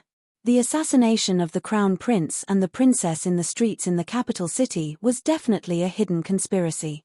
It meant that someone wanted to go against the Imperial Court. This made the old people couldn't help but think of the chaotic times in the late Sui dynasty. Marquis, the Military Weapons Bureau, Zhongzheng Temple, and Zhongling Temple have all been investigated. No abnormalities have been found. However, I'm afraid that we can't investigate in the Imperial City. Supreme Court. Liu Jui sat high up in the seat of honor. Li Zishuan and Sun Fujia sat on his left and right respectively. As for Dai Ju, he led the Supreme Court's Yamen runners to search for Dui's whereabouts in Chang'an City. At this time, Chang Ping, the general of the Anshan Gate, came in and reported to Li Zishuan with a bow. After finding out the hidden danger in the Imperial Ancestral Temple, Li Zishuan didn't dare to relax.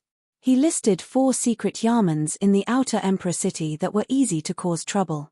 Then, he ordered Chang Ping to lead the Imperial Army to investigate. The key was to check if there were dangerous flammable and explosive materials such as sulfur, charcoal powder, fireworks, and gunpowder. Previously, Chang Ping failed in escorting the criminals. If Li Zishuan hadn't pleaded for him, he would have been beheaded by Li Zishuan. Therefore, he was very grateful to Li Zishuan. He was even more alert and attentive to what Li Zishuan ordered him to do. On the one hand, he wanted to repay Li Zishuan. On the other hand, he wanted to make up for his mistakes. Therefore, the 4 secret yamens were almost turned upside down by Chang Ping. Hearing this, Li Zishuan nodded with satisfaction and said, "Since nothing happened, that's great. As for the Imperial City, you don't have to worry about it. When Supervisor Zhao returns, he will bring people to investigate the Imperial Palace." "Yes." Chang Ping cupped his fists and answered. Li Zishuan thought for a while and ordered, "Although An Dezhong and the other 2 eunuchs were killed, there must be their accomplices among the people they were in contact with. Chang Ping, immediately arrest these people and interrogate them one by one. If necessary, you can use torture. As for the 3 soldiers who killed An Dezhong and the other 2, immediately find out who they have been in contact with recently and where they have been. Arrest all the suspects and bring them to the Supreme Court. Do you understand?" Chang Ping's face turned serious. He cupped his fists and said, "Yes. This general understands." At this time, Sun Fujia could not help but say, "Marquis, criminal investigation and investigation are not General Chang's specialties. This official requests to investigate with General Chang." Hearing this, Liu Jui could not help but nod and said, "What Sun Tingwei said is reasonable. Investigating the spies and eliminating the hidden dangers in the Imperial City is the responsibility of the Supreme Court. I am grateful that Marquis helped me. However, how can the Supreme Court stand by and do nothing? In this case, the Supreme Court has to help no matter what. They were not trying to steal the credit. The Supreme Court was already guilty of dereliction of duty for the assassination in Shi City and the mine-burying incident in the Imperial Ancestral Temple. If they did not do anything to make up for their mistakes, it would be unreasonable." Li Zishuan nodded and cupped his fists. "As it should be. Then, I will have to trouble Sun Tingwei. Marquis, you are too kind." Sun Fujia politely cupped her fists and returned a bow to Li Zishuan. Then, she stood up and left the hall with Chang Ping. In the blink of an eye, only Li Zishuan and Liu Jui were left in the hall. After a few moments of silence, Liu Jui said, "Marquis is a young hero. He single-handedly saw through the schemes of the Heavenly Dragon sect. Otherwise, the Imperial Ancestral Temple would have been destroyed by lightning tomorrow, and this old man would have died 10,000 deaths. For this matter, this Liu and the Supreme Court owe Marquis a great favor. After saying this, Liu Jui stood up and clasped his fists to Li Zishuan. Before Changping had come to report, Li Zishuan had told Liu Jui and Sun Fujia about Li Juanxian's secret letter and what they had experienced in the Imperial Ancestral Temple. Firstly, the Supreme Court needed to help solve the case and needed to know some inside information. Secondly, Liu Jui and Sun Fujia had always been staunch supporters of the Qin King's faction. They would never collude with the Heavenly Dragon sect. By telling them, Li Zishuan did not need to worry that they would leak the secret. Official Liu's words are too serious. You and I are both His Majesty's subjects. We eat from the sovereign and share the sovereign's burdens. This is what this Marquis should do. Li Zishuan hastily got up and clasped his fists in return. Chapter 1594. Isn't this because of the Jade Lake holy water? In the main hall of the Supreme Court, Li Zishuan was stunned for a moment before answering Liu Jui's question. Regarding the Jade Lake holy water, Li Zishuan had heard Li Tai mention it in a telegram before returning to Cloud Mountain. It was said to be able to cure all diseases and had been passed down as miraculous by the people. Of course, Li Zishuan had to admit that the Dragon Sect's methods were indeed brilliant. This was because most people were greedy for life, especially those who were seriously ill and incurable. If there was a chance to live, they would be willing to do anything. The Dragon Sect used the Jade Lake holy water to stimulate the desire of the people to live, which was why they were able to recruit so many followers in such a short period of time. Unexpectedly, Liu Jui shook his head and said, Marquis Yong'en, do you really believe that there is a miracle medicine or Jade Lake holy water that can cure all diseases in this world? Li Zishuan frowned and replied decisively, this Marquis naturally does not believe in such thing. Heaven and earth give birth to all things, and all things can complement each other and also counter each other. All medicines are targeted at the symptoms. What kind of illness one is suffering from must be the medicine used. If someone says that there is a medicine that can cure all diseases, then that person must be a liar. The medical technology of the 21st century was so advanced, but there were still so many incurable diseases. In the Great Tang, where medical technology was lacking, how could there be a miracle medicine that could cure all diseases? Li Zishuan would never believe such nonsense even if he was beaten to death. Hearing this, Liu Jui stroked his beard and laughed, ha ha. Marquis Yong'en, you are not the only one who doesn't believe it. Anyone with the slightest bit of medical knowledge would not believe that the Jade Lake holy water can cure all diseases. As the Grand Steward of the retired Emperor, Dezhong's knowledge and experience were extensive. How could he not know this? Besides, Dezhong's body is very healthy, and I've never heard of him having any bedridden family members. The so-called Jade Lake holy water is not attractive to him. Hearing Liu Jui's words, Li Zishuan was startled because he felt that Liu Jui's words were very reasonable. Previously, the commoners were fighting to join the Heavenly Dragon sect because of the Yarokai holy water, so he subconsciously thought that everyone wanted to join because of the Yarokai holy water. However, he had neglected the most basic requirement. Many people did not believe in the Heavenly Dragon sacred water, nor did they need it. For example, Dezhong. Then, in Minister Liu's opinion, why did Dezhong betray the imperial court and help the tyrant? After a moment of silence, Li Zishuan said seriously. Liu Jui stroked his beard and said with a twinkle in his eyes, the human heart is very complicated, but it is also very simple. The pursuit of profit was not for life, but for wealth or fame. Dezhong has been living in the palace for a long time. Now that he has lost the Emperor's favor, he probably doesn't lack money. Therefore, he is not doing this for his life, nor for his wealth, but for his reputation, for fame. Li Zishuan frowned, asking suspiciously, you mean, Dezhong wants to rely on Heavenly Dragon sect strength to make a comeback? Very likely. Liu Jui nodded and said.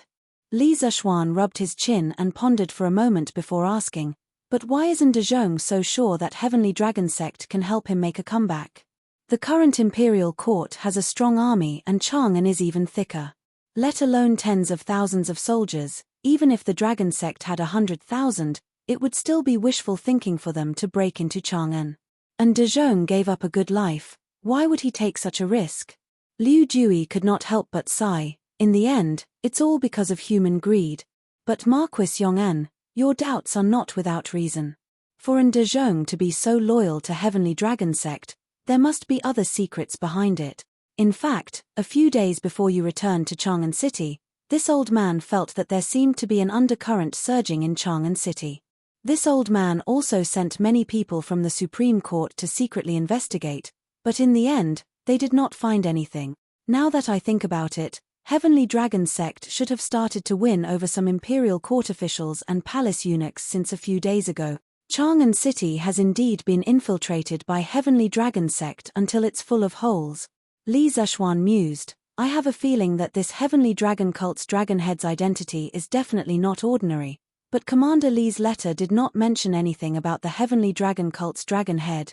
But this also means that this person must be an extremely mysterious figure in the Heavenly Dragon Cult, not revealing his true face to others.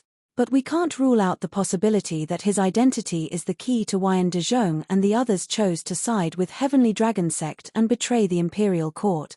Liu Jui heard this and his eyes lit up. He said in a low voice, that's right. This old man has also guessed this in private, but this old man really can't figure out what kind of identity the Heavenly Dragon Sect's Dragonhead has to make Dezhong bow his head without reservation. Li Zishuan frowned and thought about it, but he couldn't figure it out. He could only helplessly say, now that things have come to this, if we want to find out the truth, we can only wait for Chang Ping and Sun Tingwei to capture Dezhong's accomplices before interrogating them.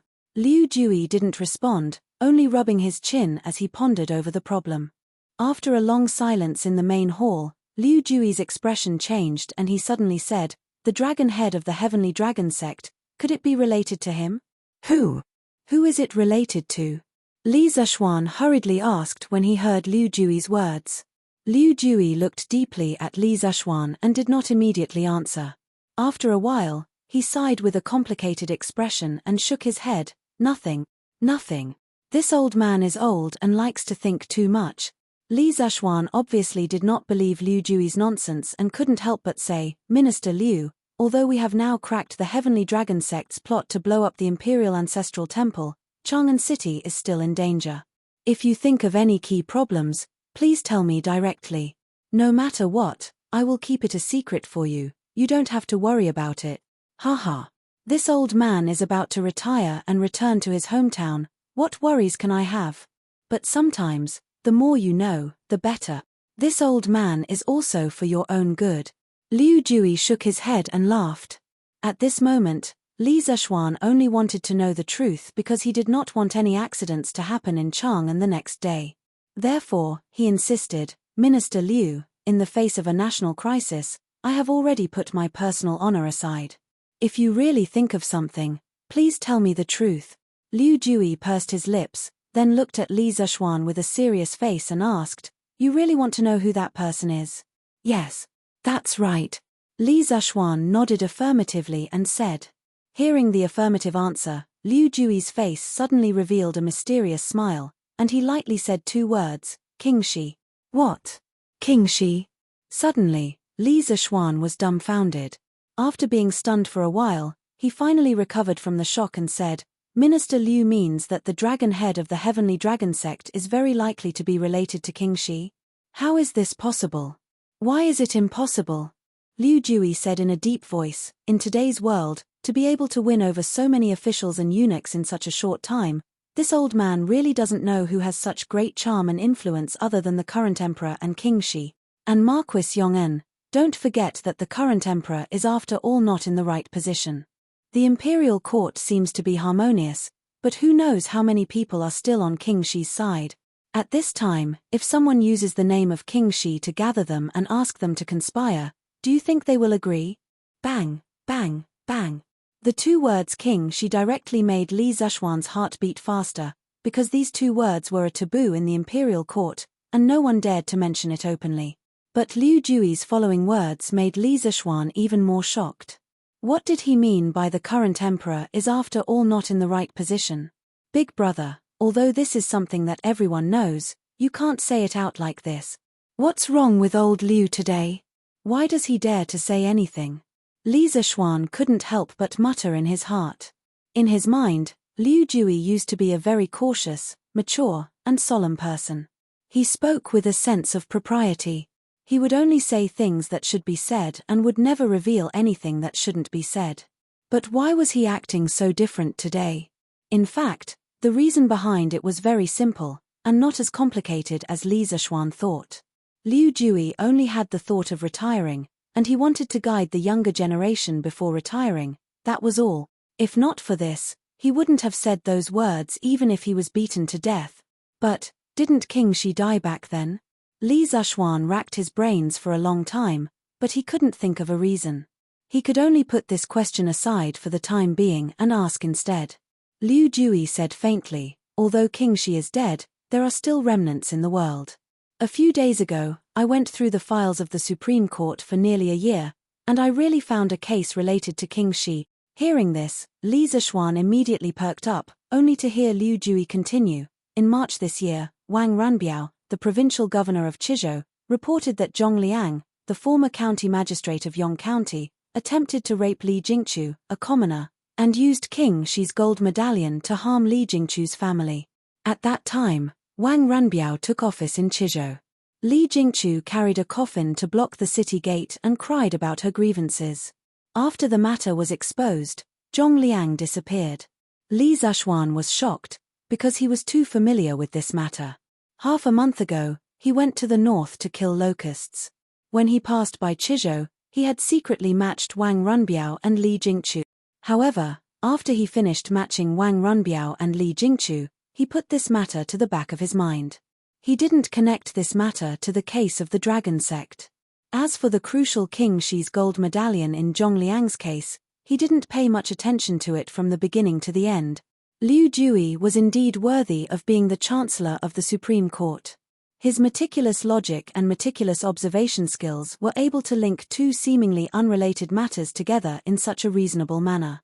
At this moment, Li Zishuan couldn't help admiring old Liu's ability to solve cases. Sure enough, there was a specialization in this field. Old Liu's specialty was investigation and trial. This time, he chose to cooperate with the Supreme Court to investigate the case, which was indeed a wise move. Chancellor Liu, I also heard about this from Runbiao. According to your analysis, this Zhong Liang is a remnant of King Shi, and it is very likely that he is in the dragon sect at this moment. Chapter 1595.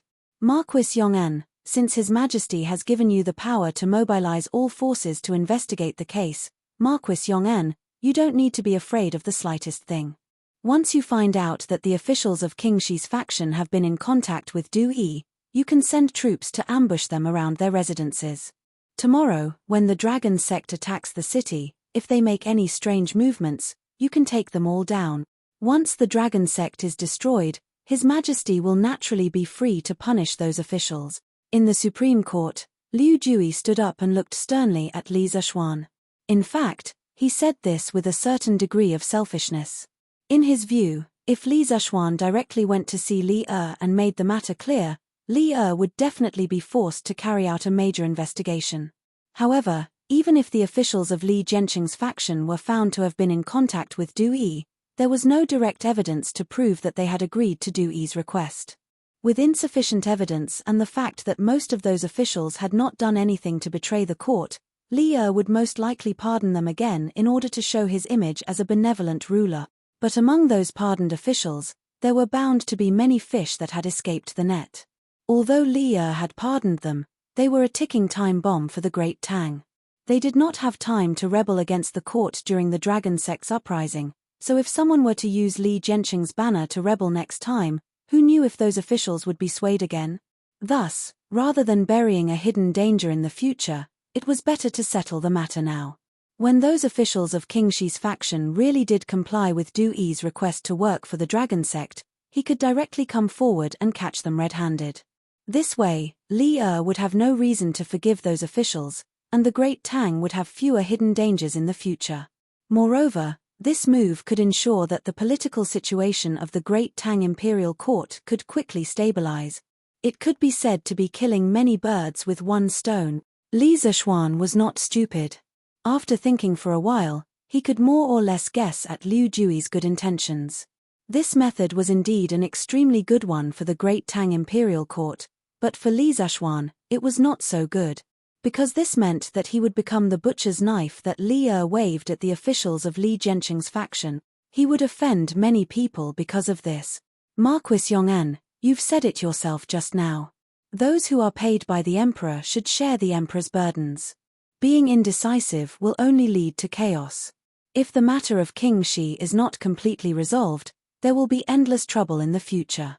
Furthermore, more innocent people will die because of this in the future. How could Liu Jui not see the hesitation in Li Zhuan's heart? Therefore, he added. After pondering for a long time, Li Zhuan finally nodded and said, "Okay. Then let's do as Minister Liu says. But this Marquis's actions are not for His Divine Majesty's sake, but for the Great Tang, so that the common people of the Great Tang will no longer die from internal strife. As descendants of the Yellow Emperor, we should unite against the outside world. When the Great Tang dominates the world, we will look back and realize how childish and laughable today's internal strife was." Without waiting for Liu Jui's response, Li Zhuan turned around and left. The Great Tang dominates the world. Haha, I hope I can see this day in my lifetime. In the hall, Liu Jui looked at Li Zhuan's back and sighed. After leaving the Supreme Court, Li Zhuan went straight out of the Imperial Palace and went to Duke Wei's mansion. Although he had Li Er's Imperial Edict and Gold Medallion, which allowed him to mobilize any troop in the capital, he had to inform Li Jing, the Minister of War and a military expert. After all, he was far less familiar with the 12 guards of the capital than Li Jing. When he arrived at the Li mansion, it was fortunate that the Red Buddha lady was not there. Otherwise, he would be scolded again. Because a few days ago, the bearded guest was almost killed by Wu Jie in order to protect Yanghuang College. Given the relationship between the Red Buddha lady and the bearded guest, she would definitely scold Li Zhuan when she saw him. Under Li Dejian's lead, Li Zhuan quickly met with Li Jing. Several hours ago, Li Jing was still participating in a meeting at the Sweet Dew Hall, so he naturally knew about the secret letter that Li Junxian had sent to Li Zhuan. Thus, Li Zhuan only told Li Jing about Liu Jui's conjecture and his intention to mobilize troops. After hearing the general situation, Li Jing couldn't help but frown. He looked at Li Zhuan with a serious expression and said, "Little Xian, this matter involves King Shi and is no small matter. Have you really thought it through?"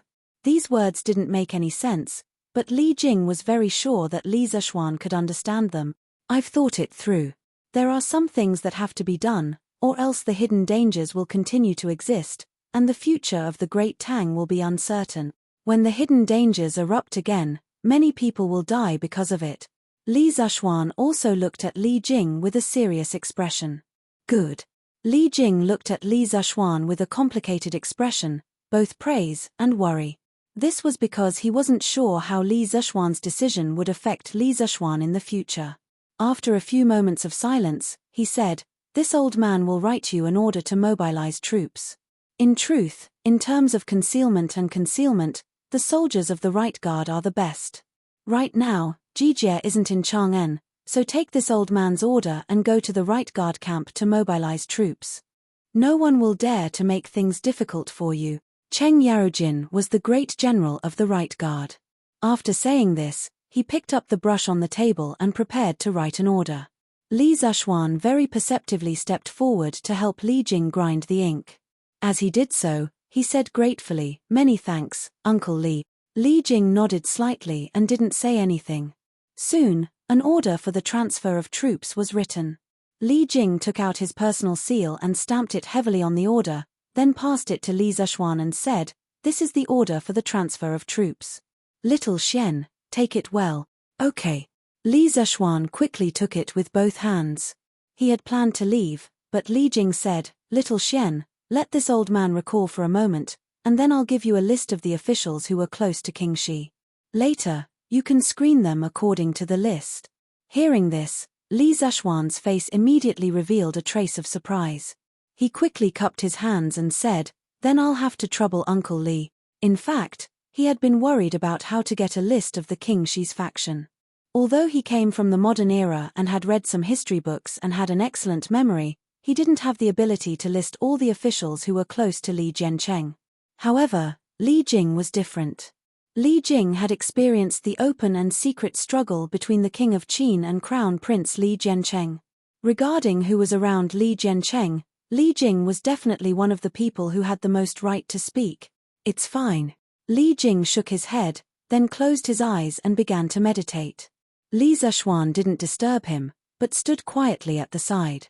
When he was bored, he suddenly caught a glimpse of a book on Li Jing's desk. There were 3 big words on the cover: Yin Talisman Machine. Li Zishuan couldn't help but be moved. He thought to himself that it turned out that Li Jing had already begun to organize his military and war experience into the art of war at this time. It was a pity that the original work couldn't be passed down. Future generations could only see the big picture from the general classic and the art of war in the Taiping Imperial Library. It was really a pity. When Li Jing's art of war is finished, I must borrow a copy of it and store it in the library of Yanghuang College for future students to study. Otherwise, wouldn't it be a pity if such a good art of war was lost? Li Zishuan secretly made up his mind. According to historical records, Li Jing's art of war was written in 7 books: Yin Talisman Machine, Secret Art of War, General Essentials of War, Notes of Duke Wei, Mirror of 6 Armies, New Book of War, and Archery. However, these books weren't complete as early as the Middle and Late Tang dynasty. In the 21st century, most of them were lost. The Qing dynasty scholar Wang Zongqi compiled the Li Weigong Art of War based on Du Yu's general classic, Du Mu's commentary on Sun Tzu, and the Song dynasty's Taiping Imperial Library and General Essentials of War. It became the only complete reference for modern scholars to study Li Jing's art of war. While Li Zishuan was deep in thought, Li Jing had already started writing. The names of Li Jiancheng's faction were written on the paper one by one. Li Zishuan's eyesight was extremely good. When he looked over, he was shocked to see the words written on it: Wei Zheng, Wang Gui, Wei Ting, Xue Wanch, Feng Li. Among these names, there was no lack of big shots in the imperial court. For example, Wei Zheng and Wang Gui were not only important by Li Jiancheng's side, they were also important existences in the current imperial court. At this moment, Li Zishuan suddenly felt a little scared in his heart. Every time Li Jing wrote a name, Li Zishuan's heart would beat fiercely. After an unknown period of time, Li Jing finally put away the brush. When the ink on the paper was almost dry, he picked it up with a solemn expression and handed it to Li Zishuan.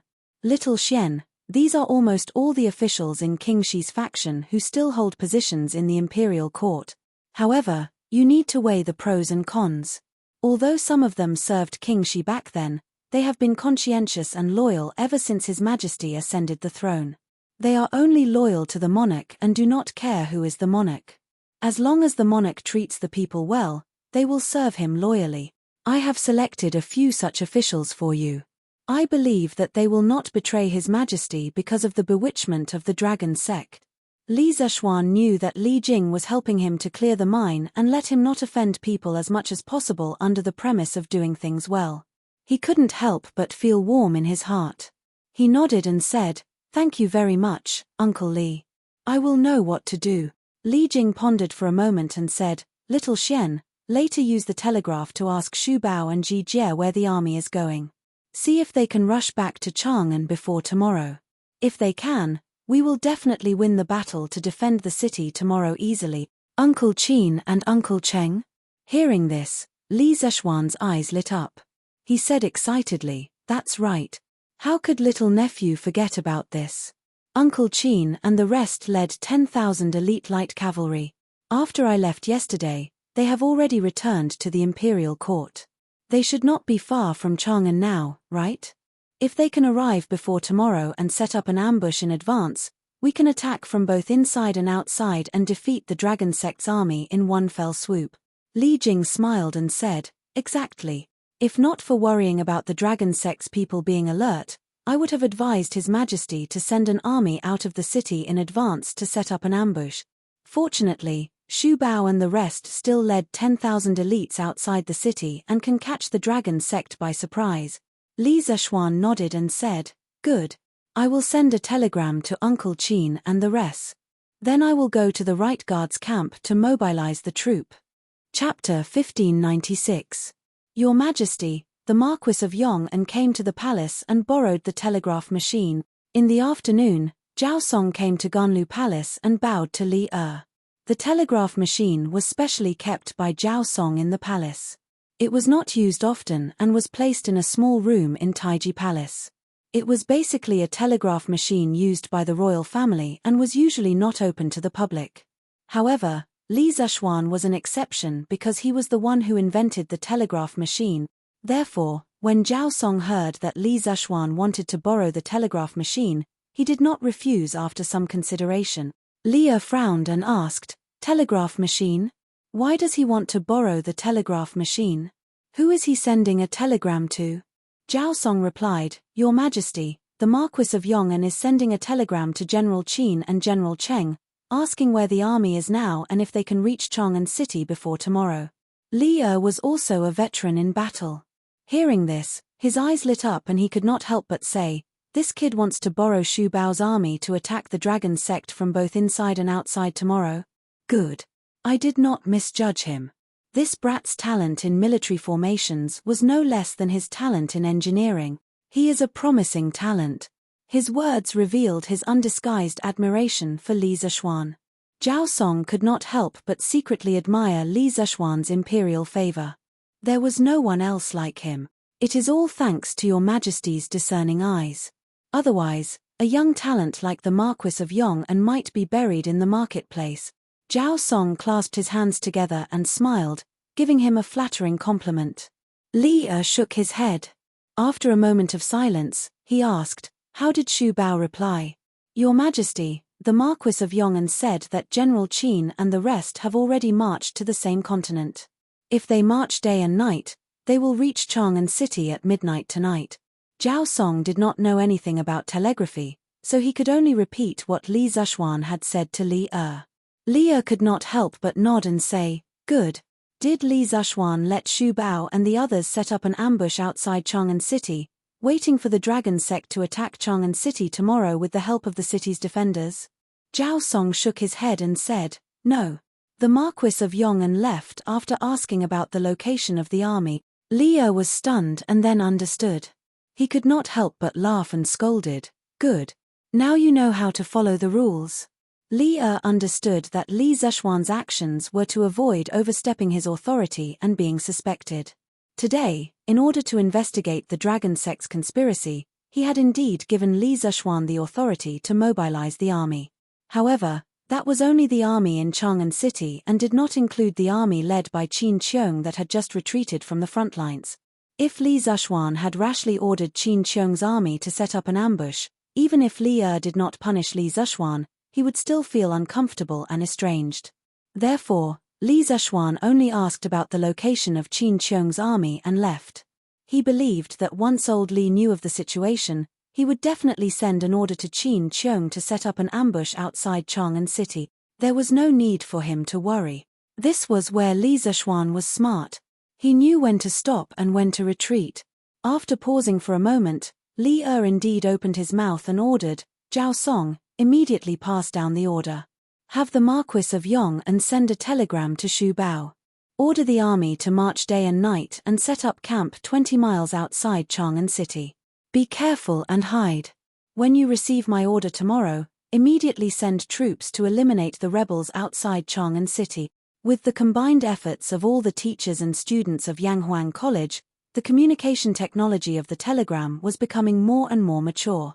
The palace was indeed equipped with a telegram, but they lacked the professionals to use it. Li Er had specially selected a few clever and loyal eunuchs with clean backgrounds and sent them to Yanghuang College to learn how to use the telegram. However, those eunuchs had yet to return from their studies. Therefore, in order to know the news from Longmen Pass, he had specially summoned Li Tai back from Yanghuang College to help send the telegram and translate the messages. Now that Li Tai was taking his final exams at Yanghuang College, he would definitely not be able to pass. Therefore, Li Er had no choice but to assign the task to Li Zishuan again. "Yes, Your Majesty." Zhao Song bowed and answered, then continued, "The Marquis of Yong'an should be at the Right Guard Yamen now. Your Majesty, I will bring the telegram to him." "Wait. Li Er's expression changed. He stopped Zhao Song and asked, "You said that Li Zishuan is at the right guard yamen. What is he doing there?" Zhao Song replied carefully, Your Majesty, I heard the Marquis of Yong'an say that he is going to the right guard yamen to mobilize troops to investigate the possible remnants of the dragon sect in Chang'an City. The possible remnants of the dragon sect in Chang'an City? When Li Er heard this, he seemed to have understood something. His eyes flashed and he said faintly, "Tell Li Zishuan to go ahead and investigate. No matter who is involved, deal with it strictly according to the law. Tell him not to have any fear because I am his backer." His words were resolute and decisive, but one could also hear Li Er's determination to cut off his wrist like a warrior. Zhao Song's heart skipped a beat. He bowed and said, Your Majesty, haha. Rengui, I haven't seen you for a few months and you've been promoted. In the right guard yamen in the outer imperial city, Li Zishuan took out the imperial edict and Li Jing's order to mobilize troops. After he expressed his intention to mobilize troops, the general who had received him earlier immediately turned and left. Not long after, an old acquaintance walked in. It was Liu Rengui, who had made outstanding contributions in quelling the rebellion in Guan City and was later promoted to the right commander of the right guard by Li Er. Thus, Li Zishuan stood up and couldn't help but laugh heartily. Liu Rengui quickly waved his hands and said, Marquis, please don't make fun of me. Now that General Cheng is not in the capital, I am only temporarily taking over the military affairs for General Cheng. The reason why Liu Rengui was able to enter the right guard was not only because of his contributions, but also because Cheng Yarojin had secretly added fuel to the fire. During the battle in Guan City, Cheng Yarojin had admired Liu Rengui's ability, so old Cheng had asked Li Er to transfer Liu Rengui under his command. Of course, Liu Rengui did not disappoint old Cheng. After joining the right guards, Liu Rengui was not only extremely hardworking in training, but also very few people could compare to him in terms of military strategy and ability to get along with others. Gradually, Cheng Yarojin began to give Liu Rengui more task. Haha. Rengui, you're too humble. I'm a little regretful now that I didn't personally go to the battlefield to quell the rebellion in Guan City. As a result, I didn't get to see the battle of wits and courage between Rengui and the Kui and Zheng families. Li Zishuan laughed and said, Marquis, you flatter me. Liu Rengui was a little embarrassed by Li Zishuan's praise, but when he thought of Li Zishuan's intention, he quickly said seriously, I heard that Marquis came to the right guard to mobilize troops. May I ask how many troops Marquis wants to mobilize? Where will these troops be used? It wasn't that he suspected Li Zishuan of any bad intentions, but since he was now helping Cheng Yarojin manage the affairs of the right guard, he still had to ask clearly about something as important as mobilizing troop. This Marquis plans to mobilize 5,000 elite troops from the right guard to investigate the remnants of the Heavenly Dragon sect in Chang'an City. These people must train hard and be good at hiding. Li Zishuan replied indifferently. Remnants of the Heavenly Dragon sect. Liu Rengui frowned. Being in the army, he naturally didn't know that the mastermind behind the kidnapping of Li Chengqian and Chang'e was very likely related to the Heavenly Dragon sect. But although he didn't know, he didn't ask too much. Instead, he stood up and said, Good. This general will go and organize a force of 5,000 elite soldiers and then follow the Marquis of Yong'an to investigate the remnants of the Heavenly Dragon sect. Not long after, 5,000 soldiers dressed in ordinary clothes rushed out of the right guard camp. Li Zishuan had specifically requested for them to be dressed in ordinary clothes. Under Li Zishuan's arrangements, these 5,000 soldiers would disguise themselves as ordinary citizens and infiltrate the residences of certain officials. They would secretly inquire about the movements of these officials, and Li Zishuan would arrange for people to monitor certain officials based on their feedback. The 5,000 soldiers Liu Rengui had selected were mostly scouts. Some of them had even gone deep into the Turks and worked as spies on the steppe, so they were quite experienced in hiding. An invisible net began to slowly unfold in Chang'an City. Those officials who couldn't bear the loneliness and came out to cause trouble would all become fish in the net. Venerable One, the patrols in Chang'an City haven't relaxed at all. The city gates are still closed. It seems that the imperial court won't let this go easily. In Gi Lane, south of Chang'an City, a thin man bowed and said in a house with 2 entrances. The person standing opposite him was Du Yi. At this time, Du Yi had already taken off his wide bamboo hat, revealing his bald but shiny forehead. Hearing this, he frowned and said coldly, "Humph, Li Shimin's son and daughter almost fell into our hands. Of course, he won't let this go. Wait patiently. When the imperial ancestral temple is destroyed by thunder and fire tomorrow, this old monk will lead you out and call on all the citizens in Chang'an City to resist the tyranny of Li Tang. At that time, the army led by Long Tu will be outside Chang'an City. We will lead the citizens in the city and directly attack the city gates. With Long Tu's cooperation, Chang'an City will definitely be broken by us. Ha ha ha." At the end, Du Yi couldn't help but laugh proudly because of his beautiful vision. The thin man standing beside him also said excitedly, "Venerable One is wise. It turns out that the Venerable One has already thought of a plan to cooperate with the outside. That's why you deliberately lost control when you kidnapped the Crown Prince. The Venerable One is farsighted. I admire you." Hearing this, Shujiadu Yi couldn't help blushing. He asked himself honestly, when he kidnapped Li Chengqian and Changle, he really didn't fail on purpose. He wanted to capture Li Er's children more than anyone else, but his strength didn't allow him to do so. In the face of Li Zishuan and Xian Qing's arrival, he had no chance of winning at all. He could only flee. He didn't expect his subordinate to be so smart. He even thought of the reason for his failure. It saved him the trouble of making up a reason. What's the movement of the Imperial Guards and the Supreme Court? In the face of his subordinate's praise, Du Yi remained calm and reserved. He glanced at the lean man indifferently and then asked, "Venerable One, the Imperial Guards and the officials of the Supreme Court are searching for our Dragon Sect's followers. Many of our followers have been captured to the Supreme Court. But don't worry, Venerable One. This place is very safe. Even if the Imperial Court's people dig 3 feet into the ground, they won't be able to find us. Moreover, the owner of this house has a very good relationship with the owner of Guiyi Lane. Even if they find this place, they won't be too serious." The thin man bowed slightly and cupped his fist. Du Yi couldn't help but nod and said, "That's good. In addition, you inform the rest of the people in the sect to lie low. Don't make any trouble. When the limelight is over, we'll join in the righteous action." "Yes, Venerable One," the thin man responded and then pulled the rope beside him. Soon, someone above turned the wooden wheel on the well and pulled him up from the bottom of the well. It turned out that Du Yi was hiding under the dry well. No wonder the thin man said that this place was very safe and they weren't afraid of the Imperial Court search.